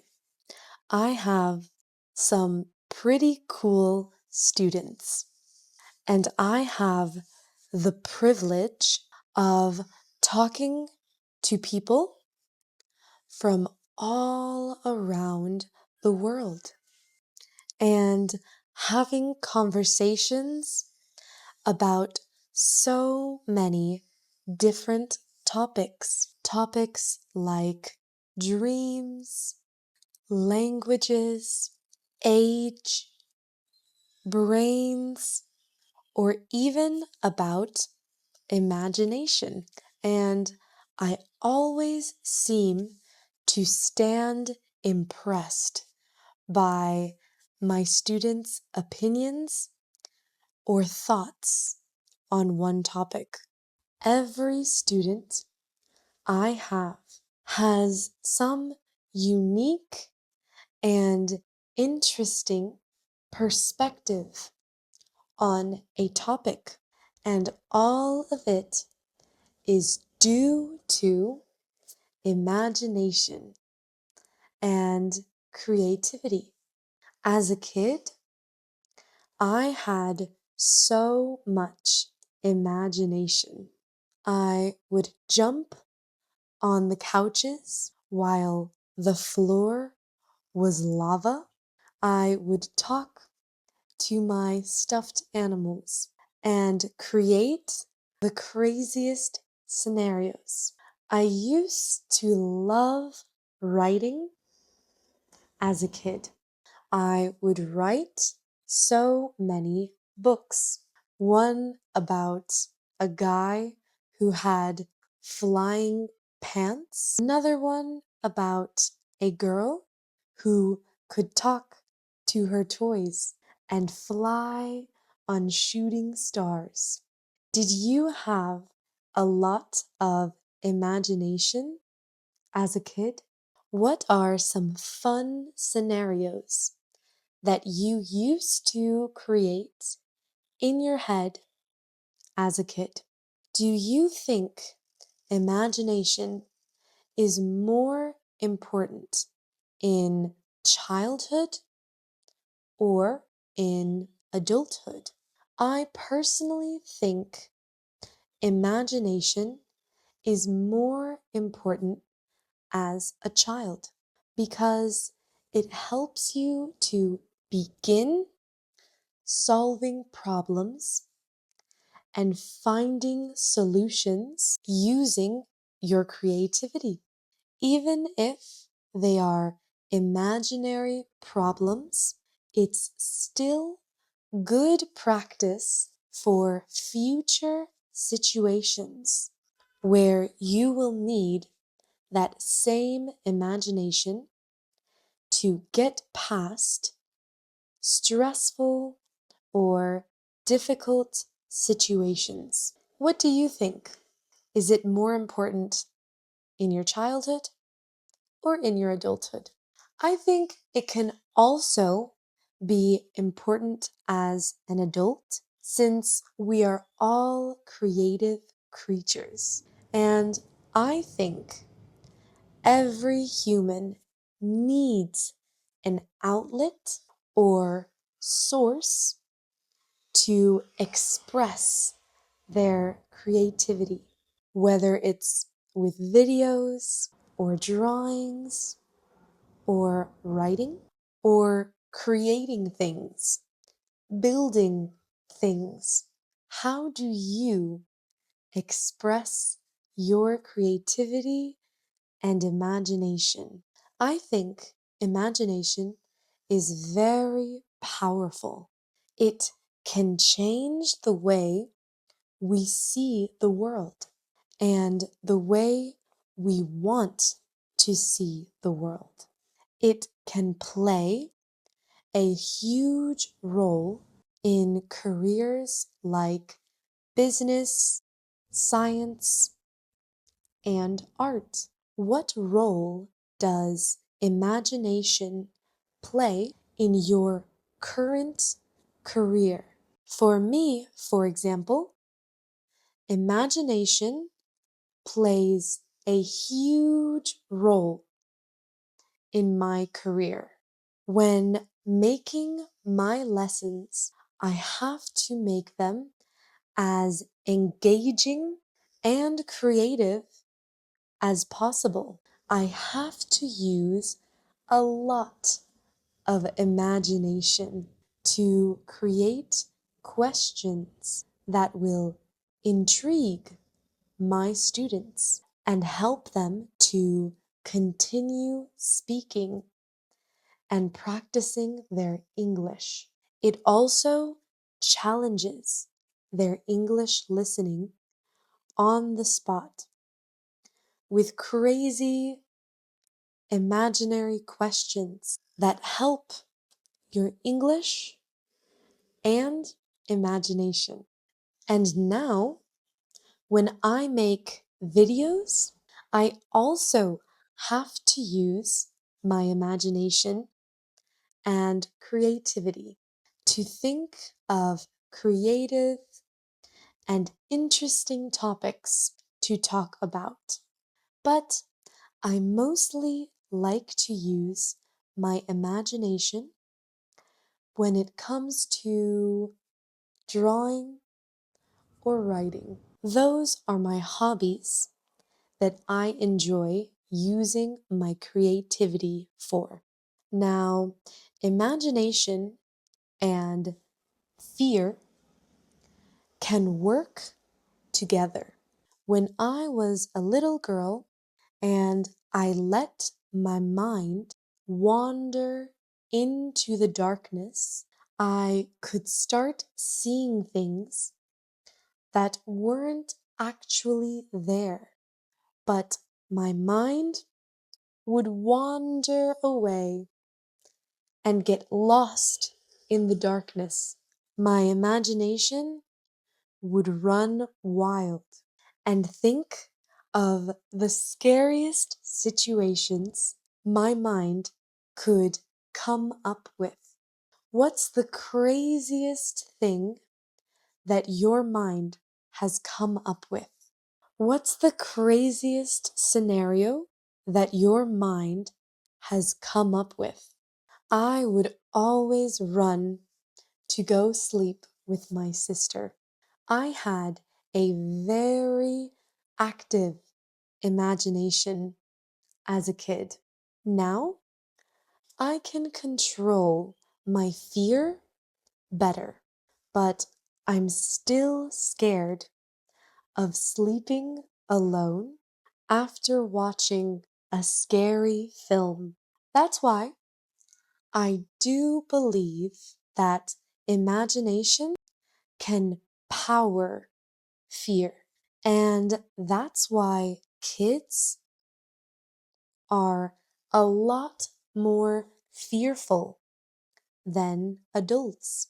I think because as an adult, you can see things for what they are. And as a kid, you can come up with the craziest ideas because your imagination runs wild. It's a blessing, but it's also a curse. Those are my thoughts about the power of imagination. I will tell you my story once slowly and the second time a little bit faster. Today, I want to talk to you about sickness. I've been feeling very sick lately. I think it has to do with my trip to Rio, Brazil. Normally, whenever I get sick, it has something to do with my sleep schedule. Normally, it has to do with the amount and the quality of sleep that I'm getting. And just keeping up with my rest and sleep in general is very important for me to stay healthy. But now that I think about it, I don't think I even got one full night sleep in my whole week in Rio. And I'm usually very sensitive to changes in my sleep schedule. If I don't get a full night's rest, I'm crabby all day long. I'm moody and angry and just insufferable to be around. I'm very crabby. And especially with my English lessons, I need to have lots of energy. And I need to be in a good mood and mindset to be able to give my English lessons in a fun and structured way. But this one weekend, for example, I pulled an all-nighter. To pull an all-nighter means to stay up all night and not sleep. Have you ever pulled an all-nighter before? Well, I did. And let me tell you, I will not do that again. I was tired the whole week after that one all-nighter. I literally couldn't function. I would wake up in the morning and have my normal routine. I would eat breakfast, teach a couple classes, and after maybe 5 hours, I would feel exhausted, ready to sleep. So I would have to take a nap, maybe a 1 or 2 hour nap to recuperate. Then I would be fine. A couple hours of being awake would pass by, and I would be feeling exhausted again. It was crazy. It was like I had an insane amount of sleep debt. We call it sleep debt when you basically owe your body sleep or rest. Just like you can owe money or be in debt with money, you can also be in debt with sleep. But I finally paid off my sleep debt after 4 days of sleeping. That's why, like I said, I wouldn't pull an all-nighter again. It's too intense for my body. But anyways, that's why I feel I got sick this week. Because I was pushing my body too far. I swear, I was walking every day at least 40,000 steps a day. I remember checking my phone, and every time at least 40,000 steps a day. And I would be so tired. My body would be aching everywhere, ready to sleep, but I would still go to sleep late and wake up early.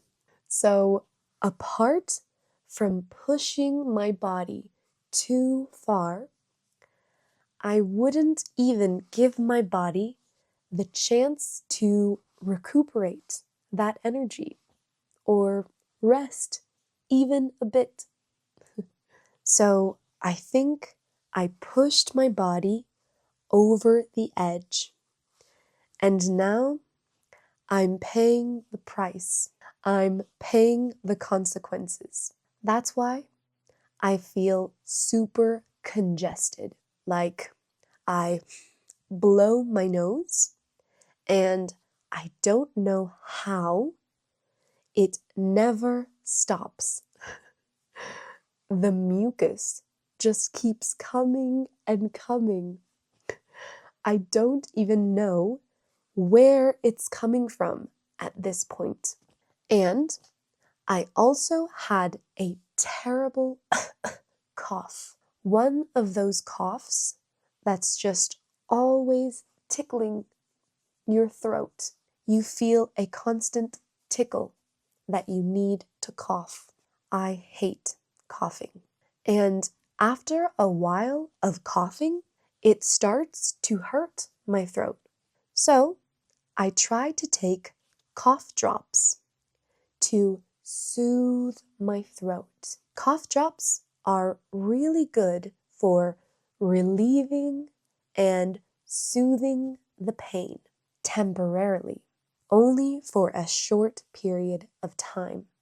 But for long-term solutions, it's best to take antibiotics. That helps relieve the pain altogether and gets rid of the virus or bacteria that you have. But usually, when I get a sore throat and I don't want to take antibiotics, I always try home remedies first. My home remedy for a sore throat is tea, but not just any tea. I like to make turmeric tea with turmeric, honey, lime juice, pepper, and ginger. This tea works like magic.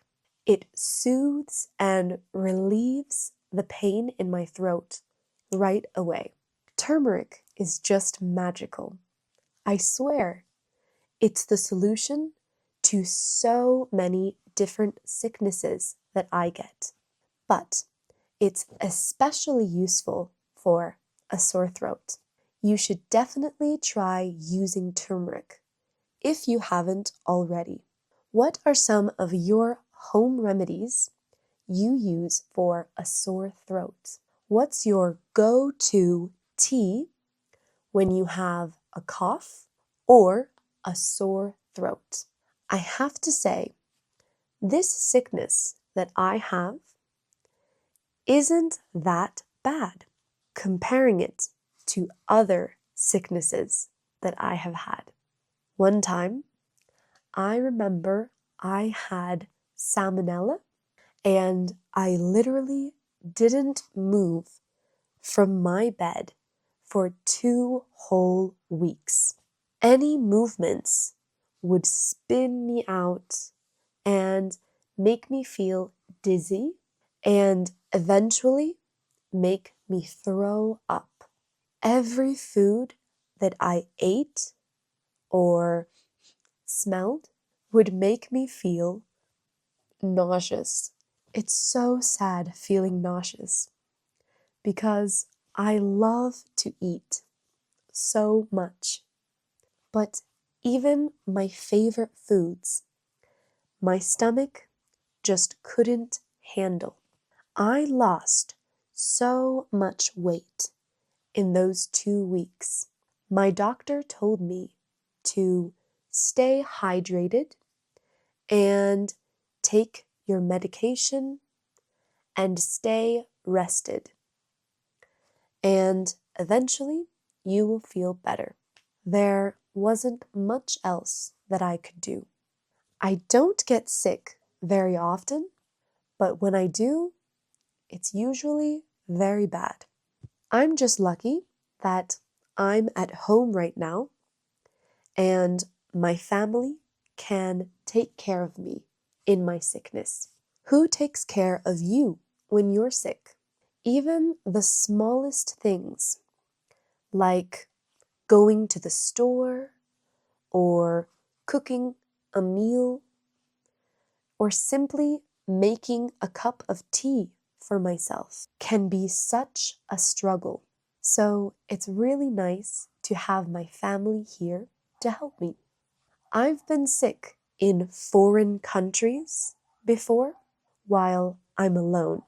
And let me tell you, it's not nice. I did make some good friends who would help take care of me while I was sick, but essentially, you are alone in a country and you have to go out and buy your medicine alone and make your own tea alone and cook your own meals all by yourself and generally just take care of yourself all alone. Being alone in a foreign country when you're sick did end up helping me in a way. It helped me by making me more independent and capable of taking care of myself.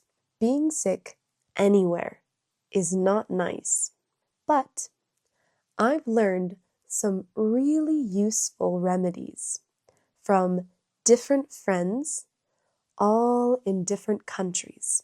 In Portugal is where I met a friend who showed me that turmeric is really good for you. She was from Nepal.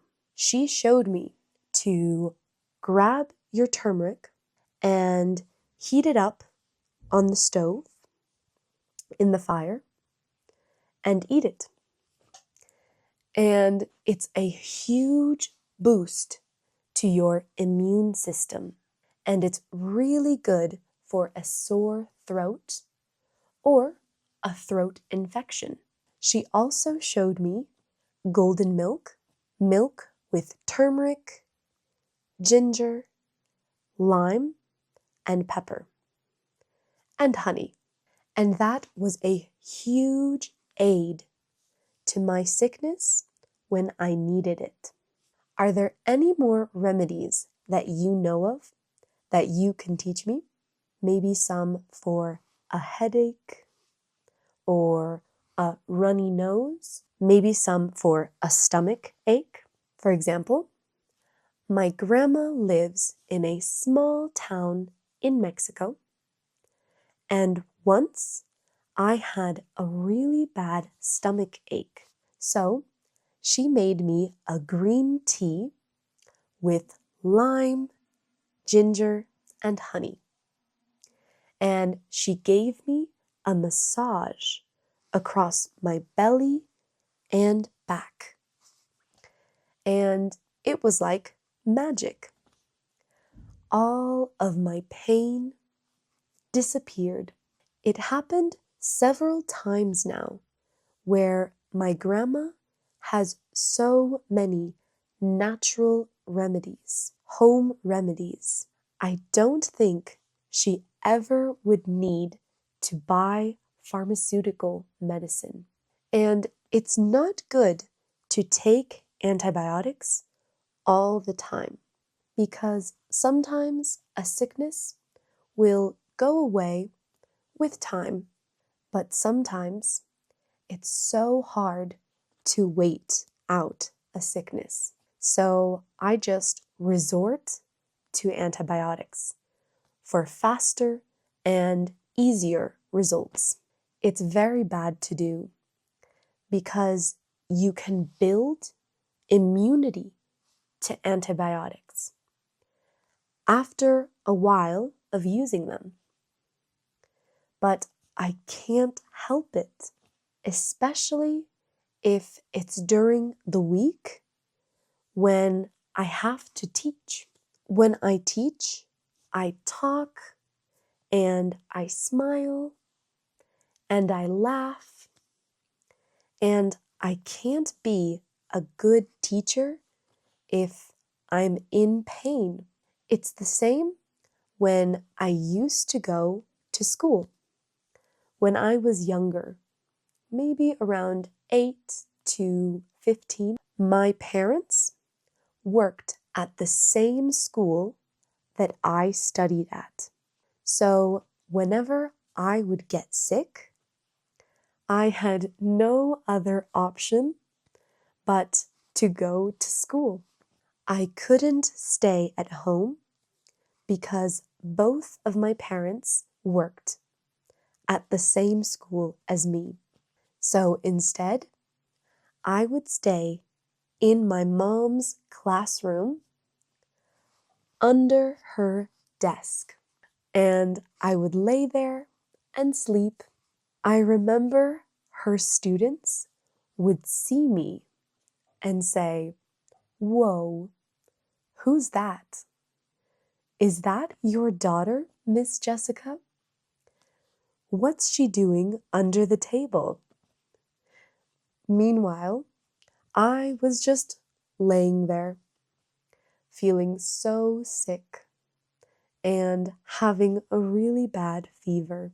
But it was a better option than being in my own classroom with that sickness. When you were a kid, who would take care of you when you had to stay home from school?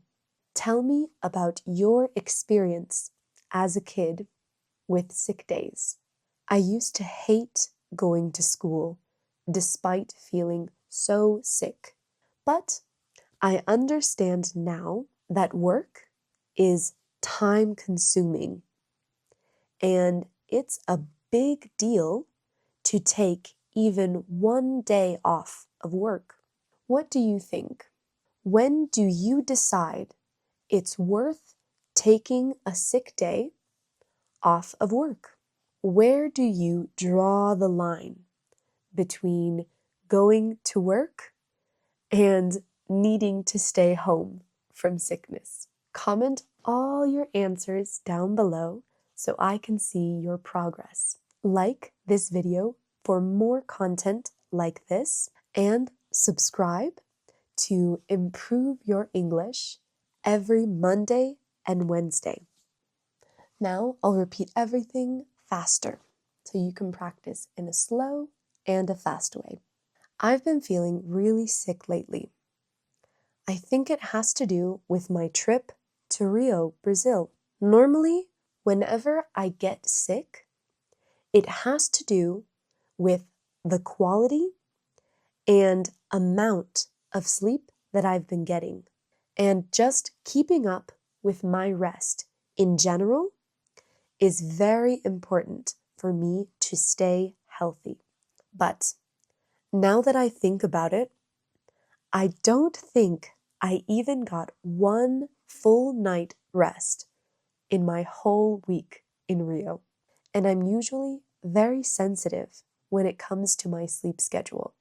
If I don't get a full night's rest, I'm crabby all day and I just become insufferable to be around. I get very crabby when I don't get enough sleep. And especially with my English lessons, I need to have a lot of energy to be in a good mood and to be able to give a fun and structured English lesson. This one weekend, I pulled an all-nighter. To pull an all-nighter means to stay up all night. Have you ever pulled an all-nighter? I did. And let me tell you, I will not do that again. I was tired the whole week after that one night of not sleeping enough. I literally couldn't function. I would wake up in the morning, I would have breakfast, and I would teach, and maybe 5 hours later, I would be feeling exhausted, ready to sleep again. So I would have to take a nap, either a 1 or 2 hour nap, just to recuperate. Then I would wake up and feel energized again. But only a couple hours later, I would be feeling exhausted again. It was crazy.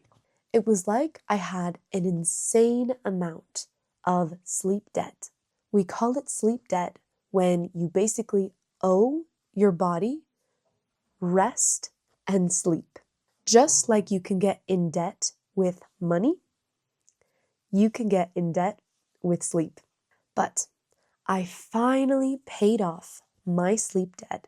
That's why, like I said, I would not pull an all-nighter again. But anyways, that's why I think I feel congested. I was doing things every day in Rio, walking at least 40,000 steps a day. I remember checking my phone and seeing at least 40,000 steps every day. And I would be so tired. I would be so ready to sleep, but I would still go to sleep late and then wake up early the next morning. So, apart from pushing my body too far, I wouldn't even give my body the chance to recuperate. So, I think I pushed my body over the edge, and now I'm paying the price. I'm paying the consequences. That's why I'm congested. I blow my nose, and I don't know how, it never ends. The mucus just keeps coming and coming. And I don't know where it's even coming from at this point. I also had a terrible cough. One of those tickles in your throat that just won't go away. I hate coughing. And after a while of coughing, it starts to hurt my throat. A good remedy for that are cough drops. Cough drops help soothe my throat and relieve the pain. But cough drops are good for relieving the pain temporarily. But for long-term remedies, it's best to take antibiotics. That helps relieve the pain and get rid of the sickness completely. Usually, when I get a sore throat and I don't want to take antibiotics, I always try home remedies first. My home remedy for a sore throat is tea, but not just any old tea. I like to make turmeric tea with turmeric, ginger, lime, pepper, and honey. This tea works like magic. Turmeric is just magical, I swear. It's the solution to so many different sicknesses that I get. But it's especially useful for a sore throat. You should definitely try using turmeric if you haven't already. What are some of your home remedies for a sore throat? What's your go-to tea for when you have a cough or a sore throat? I have to say, this sickness is not that bad comparing it to other sicknesses that I've had in the past. One time, I had salmonella, and I literally couldn't move from my bed for 2 whole weeks. Any movements would make me feel dizzy, would make me spin, and I would have to throw up. Every food that I ate made me feel nauseous. And it's so sad feeling nauseous because I love eating food. And even with my favorite foods, my stomach just couldn't handle it. I lost so much weight in those 2 weeks. But my doctor told me to just stay hydrated and take my medication and wait to feel better. It's all that I could do. There was nothing else I could do. I'm just lucky I'm at home right now, and I have my family to take care of me. Who takes care of you when you're sick? Even the smallest things, like making tea for yourself, or cooking for yourself, or going to buy medicine for yourself. It's really nice having people around to help you out, like your family or friends. Because I've been sick before in a foreign country, and it's not nice. I did make some good friends while traveling, and they would help me out whenever they could. But essentially, you're in that country alone, and you have to go out and buy medicine alone. You have to make your tea alone. You have to cook by yourself and just take care of yourself alone. Being alone in a foreign country did end up helping me in a way. I definitely felt a lot more independent and comfortable being alone than I did before. It taught me to fend for myself and to take care of myself. Being sick anywhere isn't nice, but I have learned some really useful remedies from friends in different places in the world. In Portugal is where I made a friend who showed me that turmeric is really good for you. She was from Nepal. She showed me to grab turmeric and heat it up on the stove in the fire and then eat it. It didn't taste the best, but it's a huge boost to your immune system, and it's really good for sore throats. I also learned how to make golden milk, which is milk with turmeric, ginger, lime, and pepper, and honey. And that was a huge aid to my sickness at the time. Are there any more remedies you know for different sicknesses? Maybe some for a headache, for a runny nose, or maybe for a stomach ache? For example, my grandma lives in a small town in Mexico. And once I had a really bad stomach ache. She made me a green tea with lime, ginger, and honey. And then she gave me a massage all around my belly and back. And it was like magic. All of my pain disappeared. It's happened several times now where my grandma knows so many home remedies. I don't think she would ever need to buy pharmaceuticals. I know it's not good to take antibiotics for sore throats all the time because sometimes it will eventually go away on its own. But sometimes it's so hard to deal with it that I just resort to antibiotics. It's bad because you can build immunity to antibiotics after a while, but I can't help it sometimes, especially if it's during the week when I have to teach. When I teach, I talk and I smile and I laugh, and I can't be a good teacher if I'm in pain. It's the same when I used to go to school. My parents always worked at the same school that I went to as a kid. So whenever I would get sick, there were no other options but to go to school. I couldn't stay home because both my parents worked at the same school as I went to. So instead, I would have to stay in my mom's classroom, under her desk, and sleep. I remember her students seeing me and saying, "Whoa, who's that? Is that your daughter, Miss Jessica? What's she doing under the table?" Meanwhile, I was just there with a terrible fever, feeling sick and bad, just trying to sleep. But it was definitely better than being in my classroom learning. When you were a kid, who would take care of you when you had to stay home from school? Tell me about your experience as a kid with sick days. I used to hate going to school despite feeling so sick. But I understand now that work is time consuming, and it's a big deal to take even one day off of work. What do you think? When do you decide that it's time to take a sick day? And when do you decide that you can still go to work even though you're sick?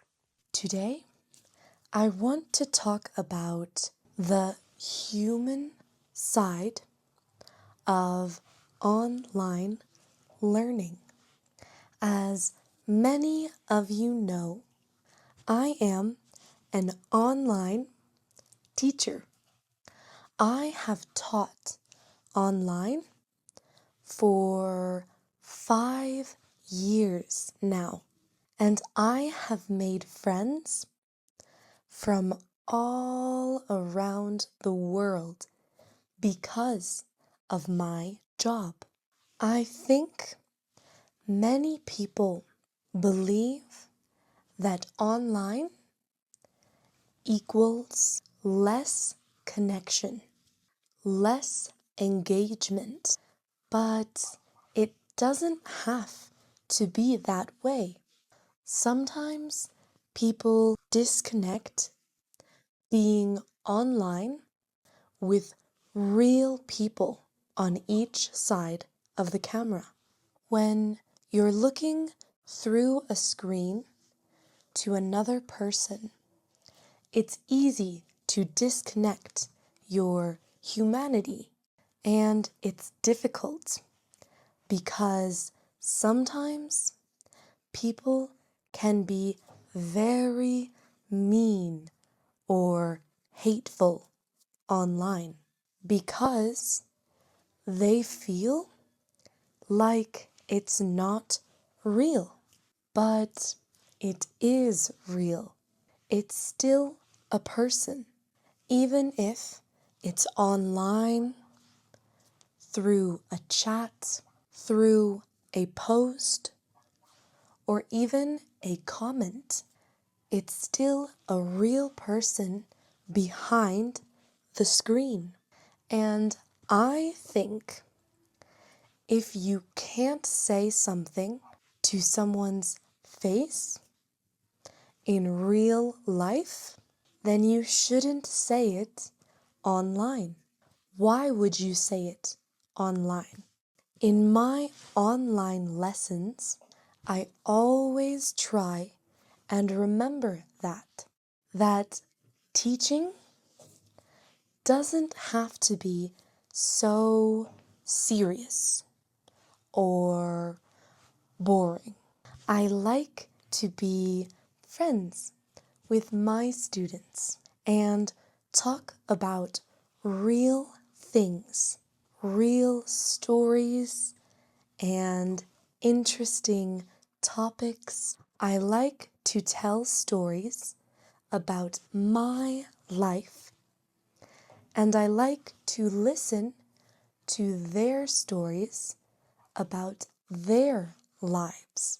And there's no better way to learn a language than being genuinely interested in using that language. So when my students talk about their lives, their jobs, or an interesting topic for them, that's the best way to practice speaking in English. Personally, I love talking about topics like dreams or life goals or relationships or scary stories, intelligence, and the different types of intelligence, and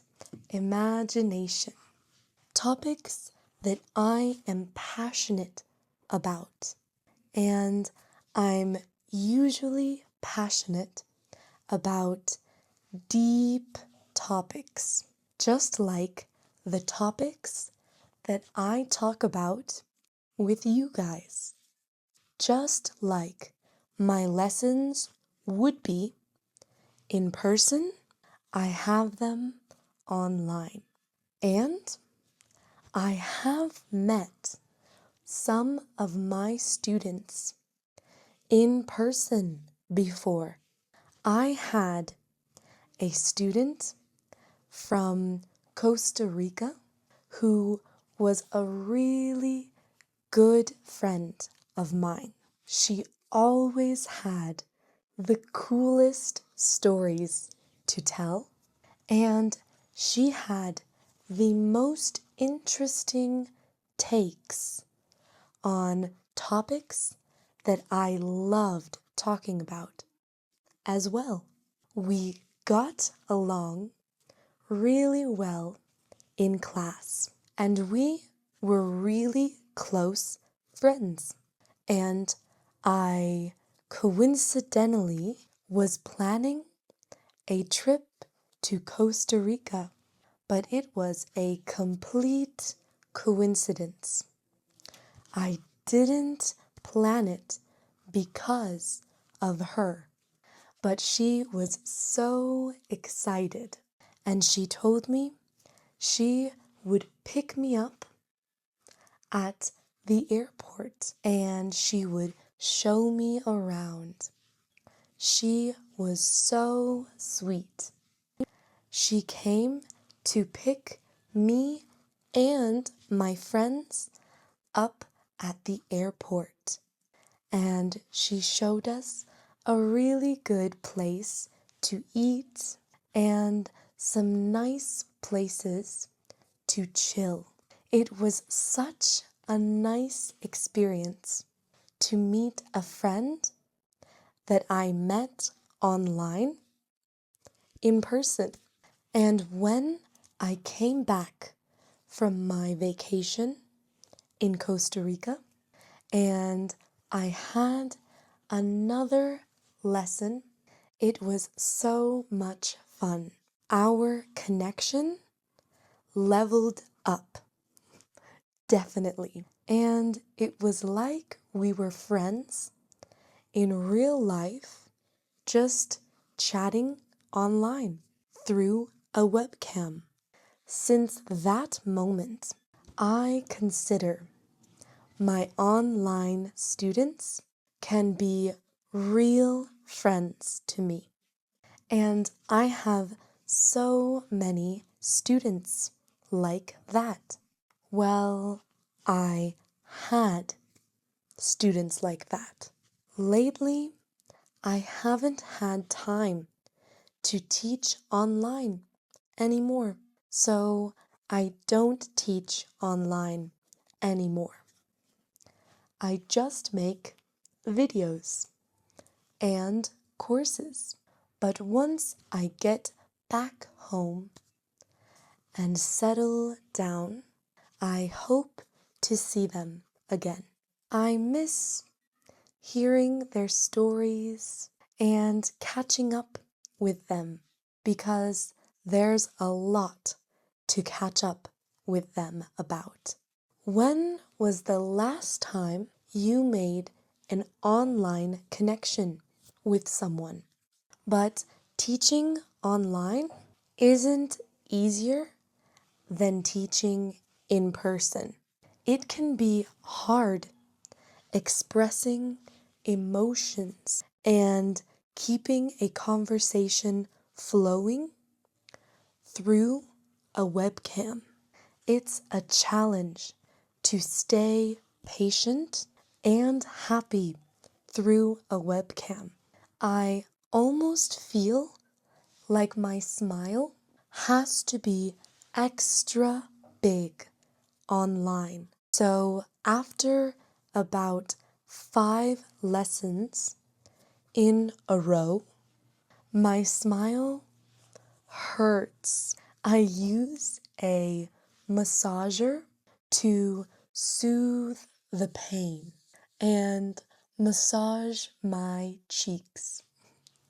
But just keeping a high energy and dealing with silence can be exhausting, especially with kids. When I had group lessons with kids, I felt like I was talking to a wall.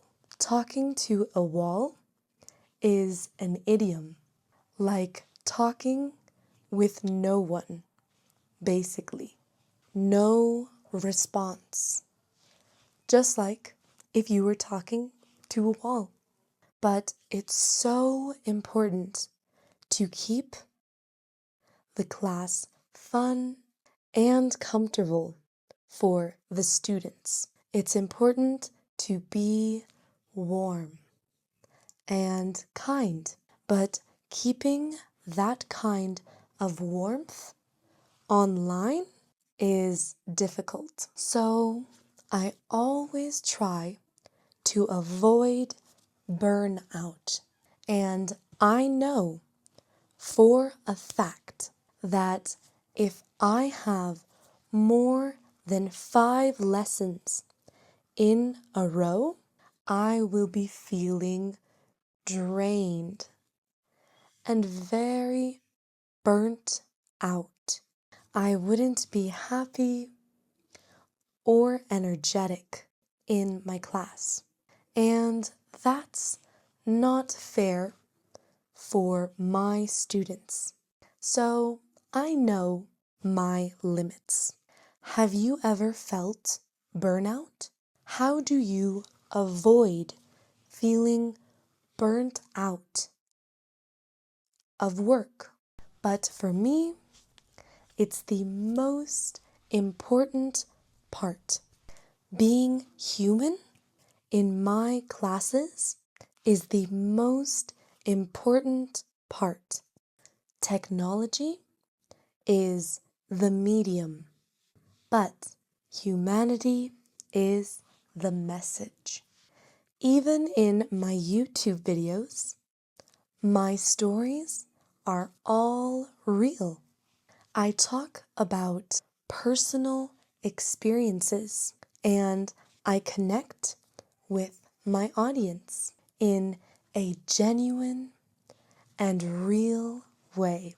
With so much technology in the world, people need real teachers, real connections.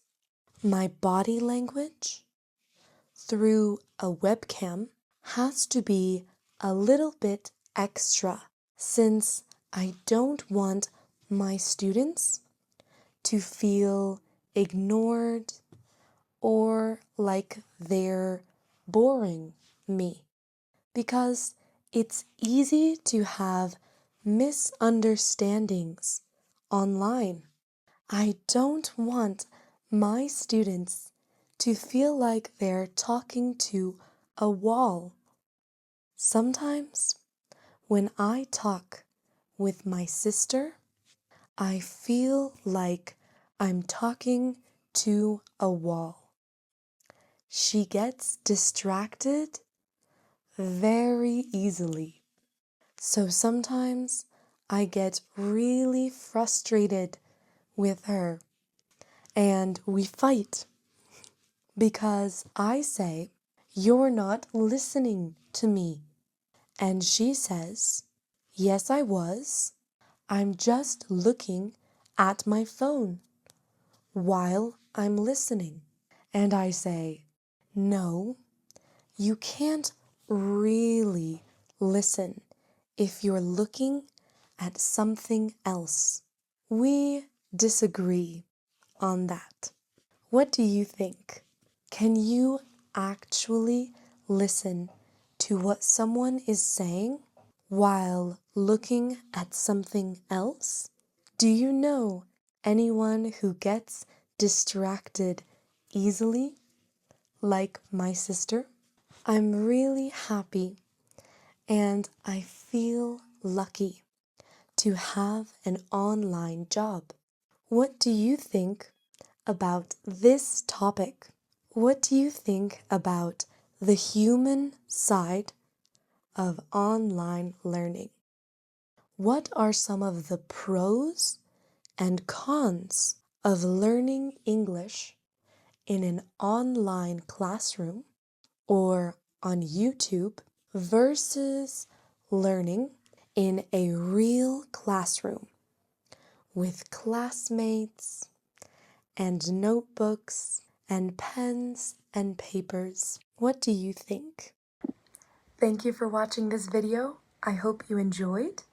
Follow for more slow English and like this video for more content like this. Comment down below what your favorite topic was.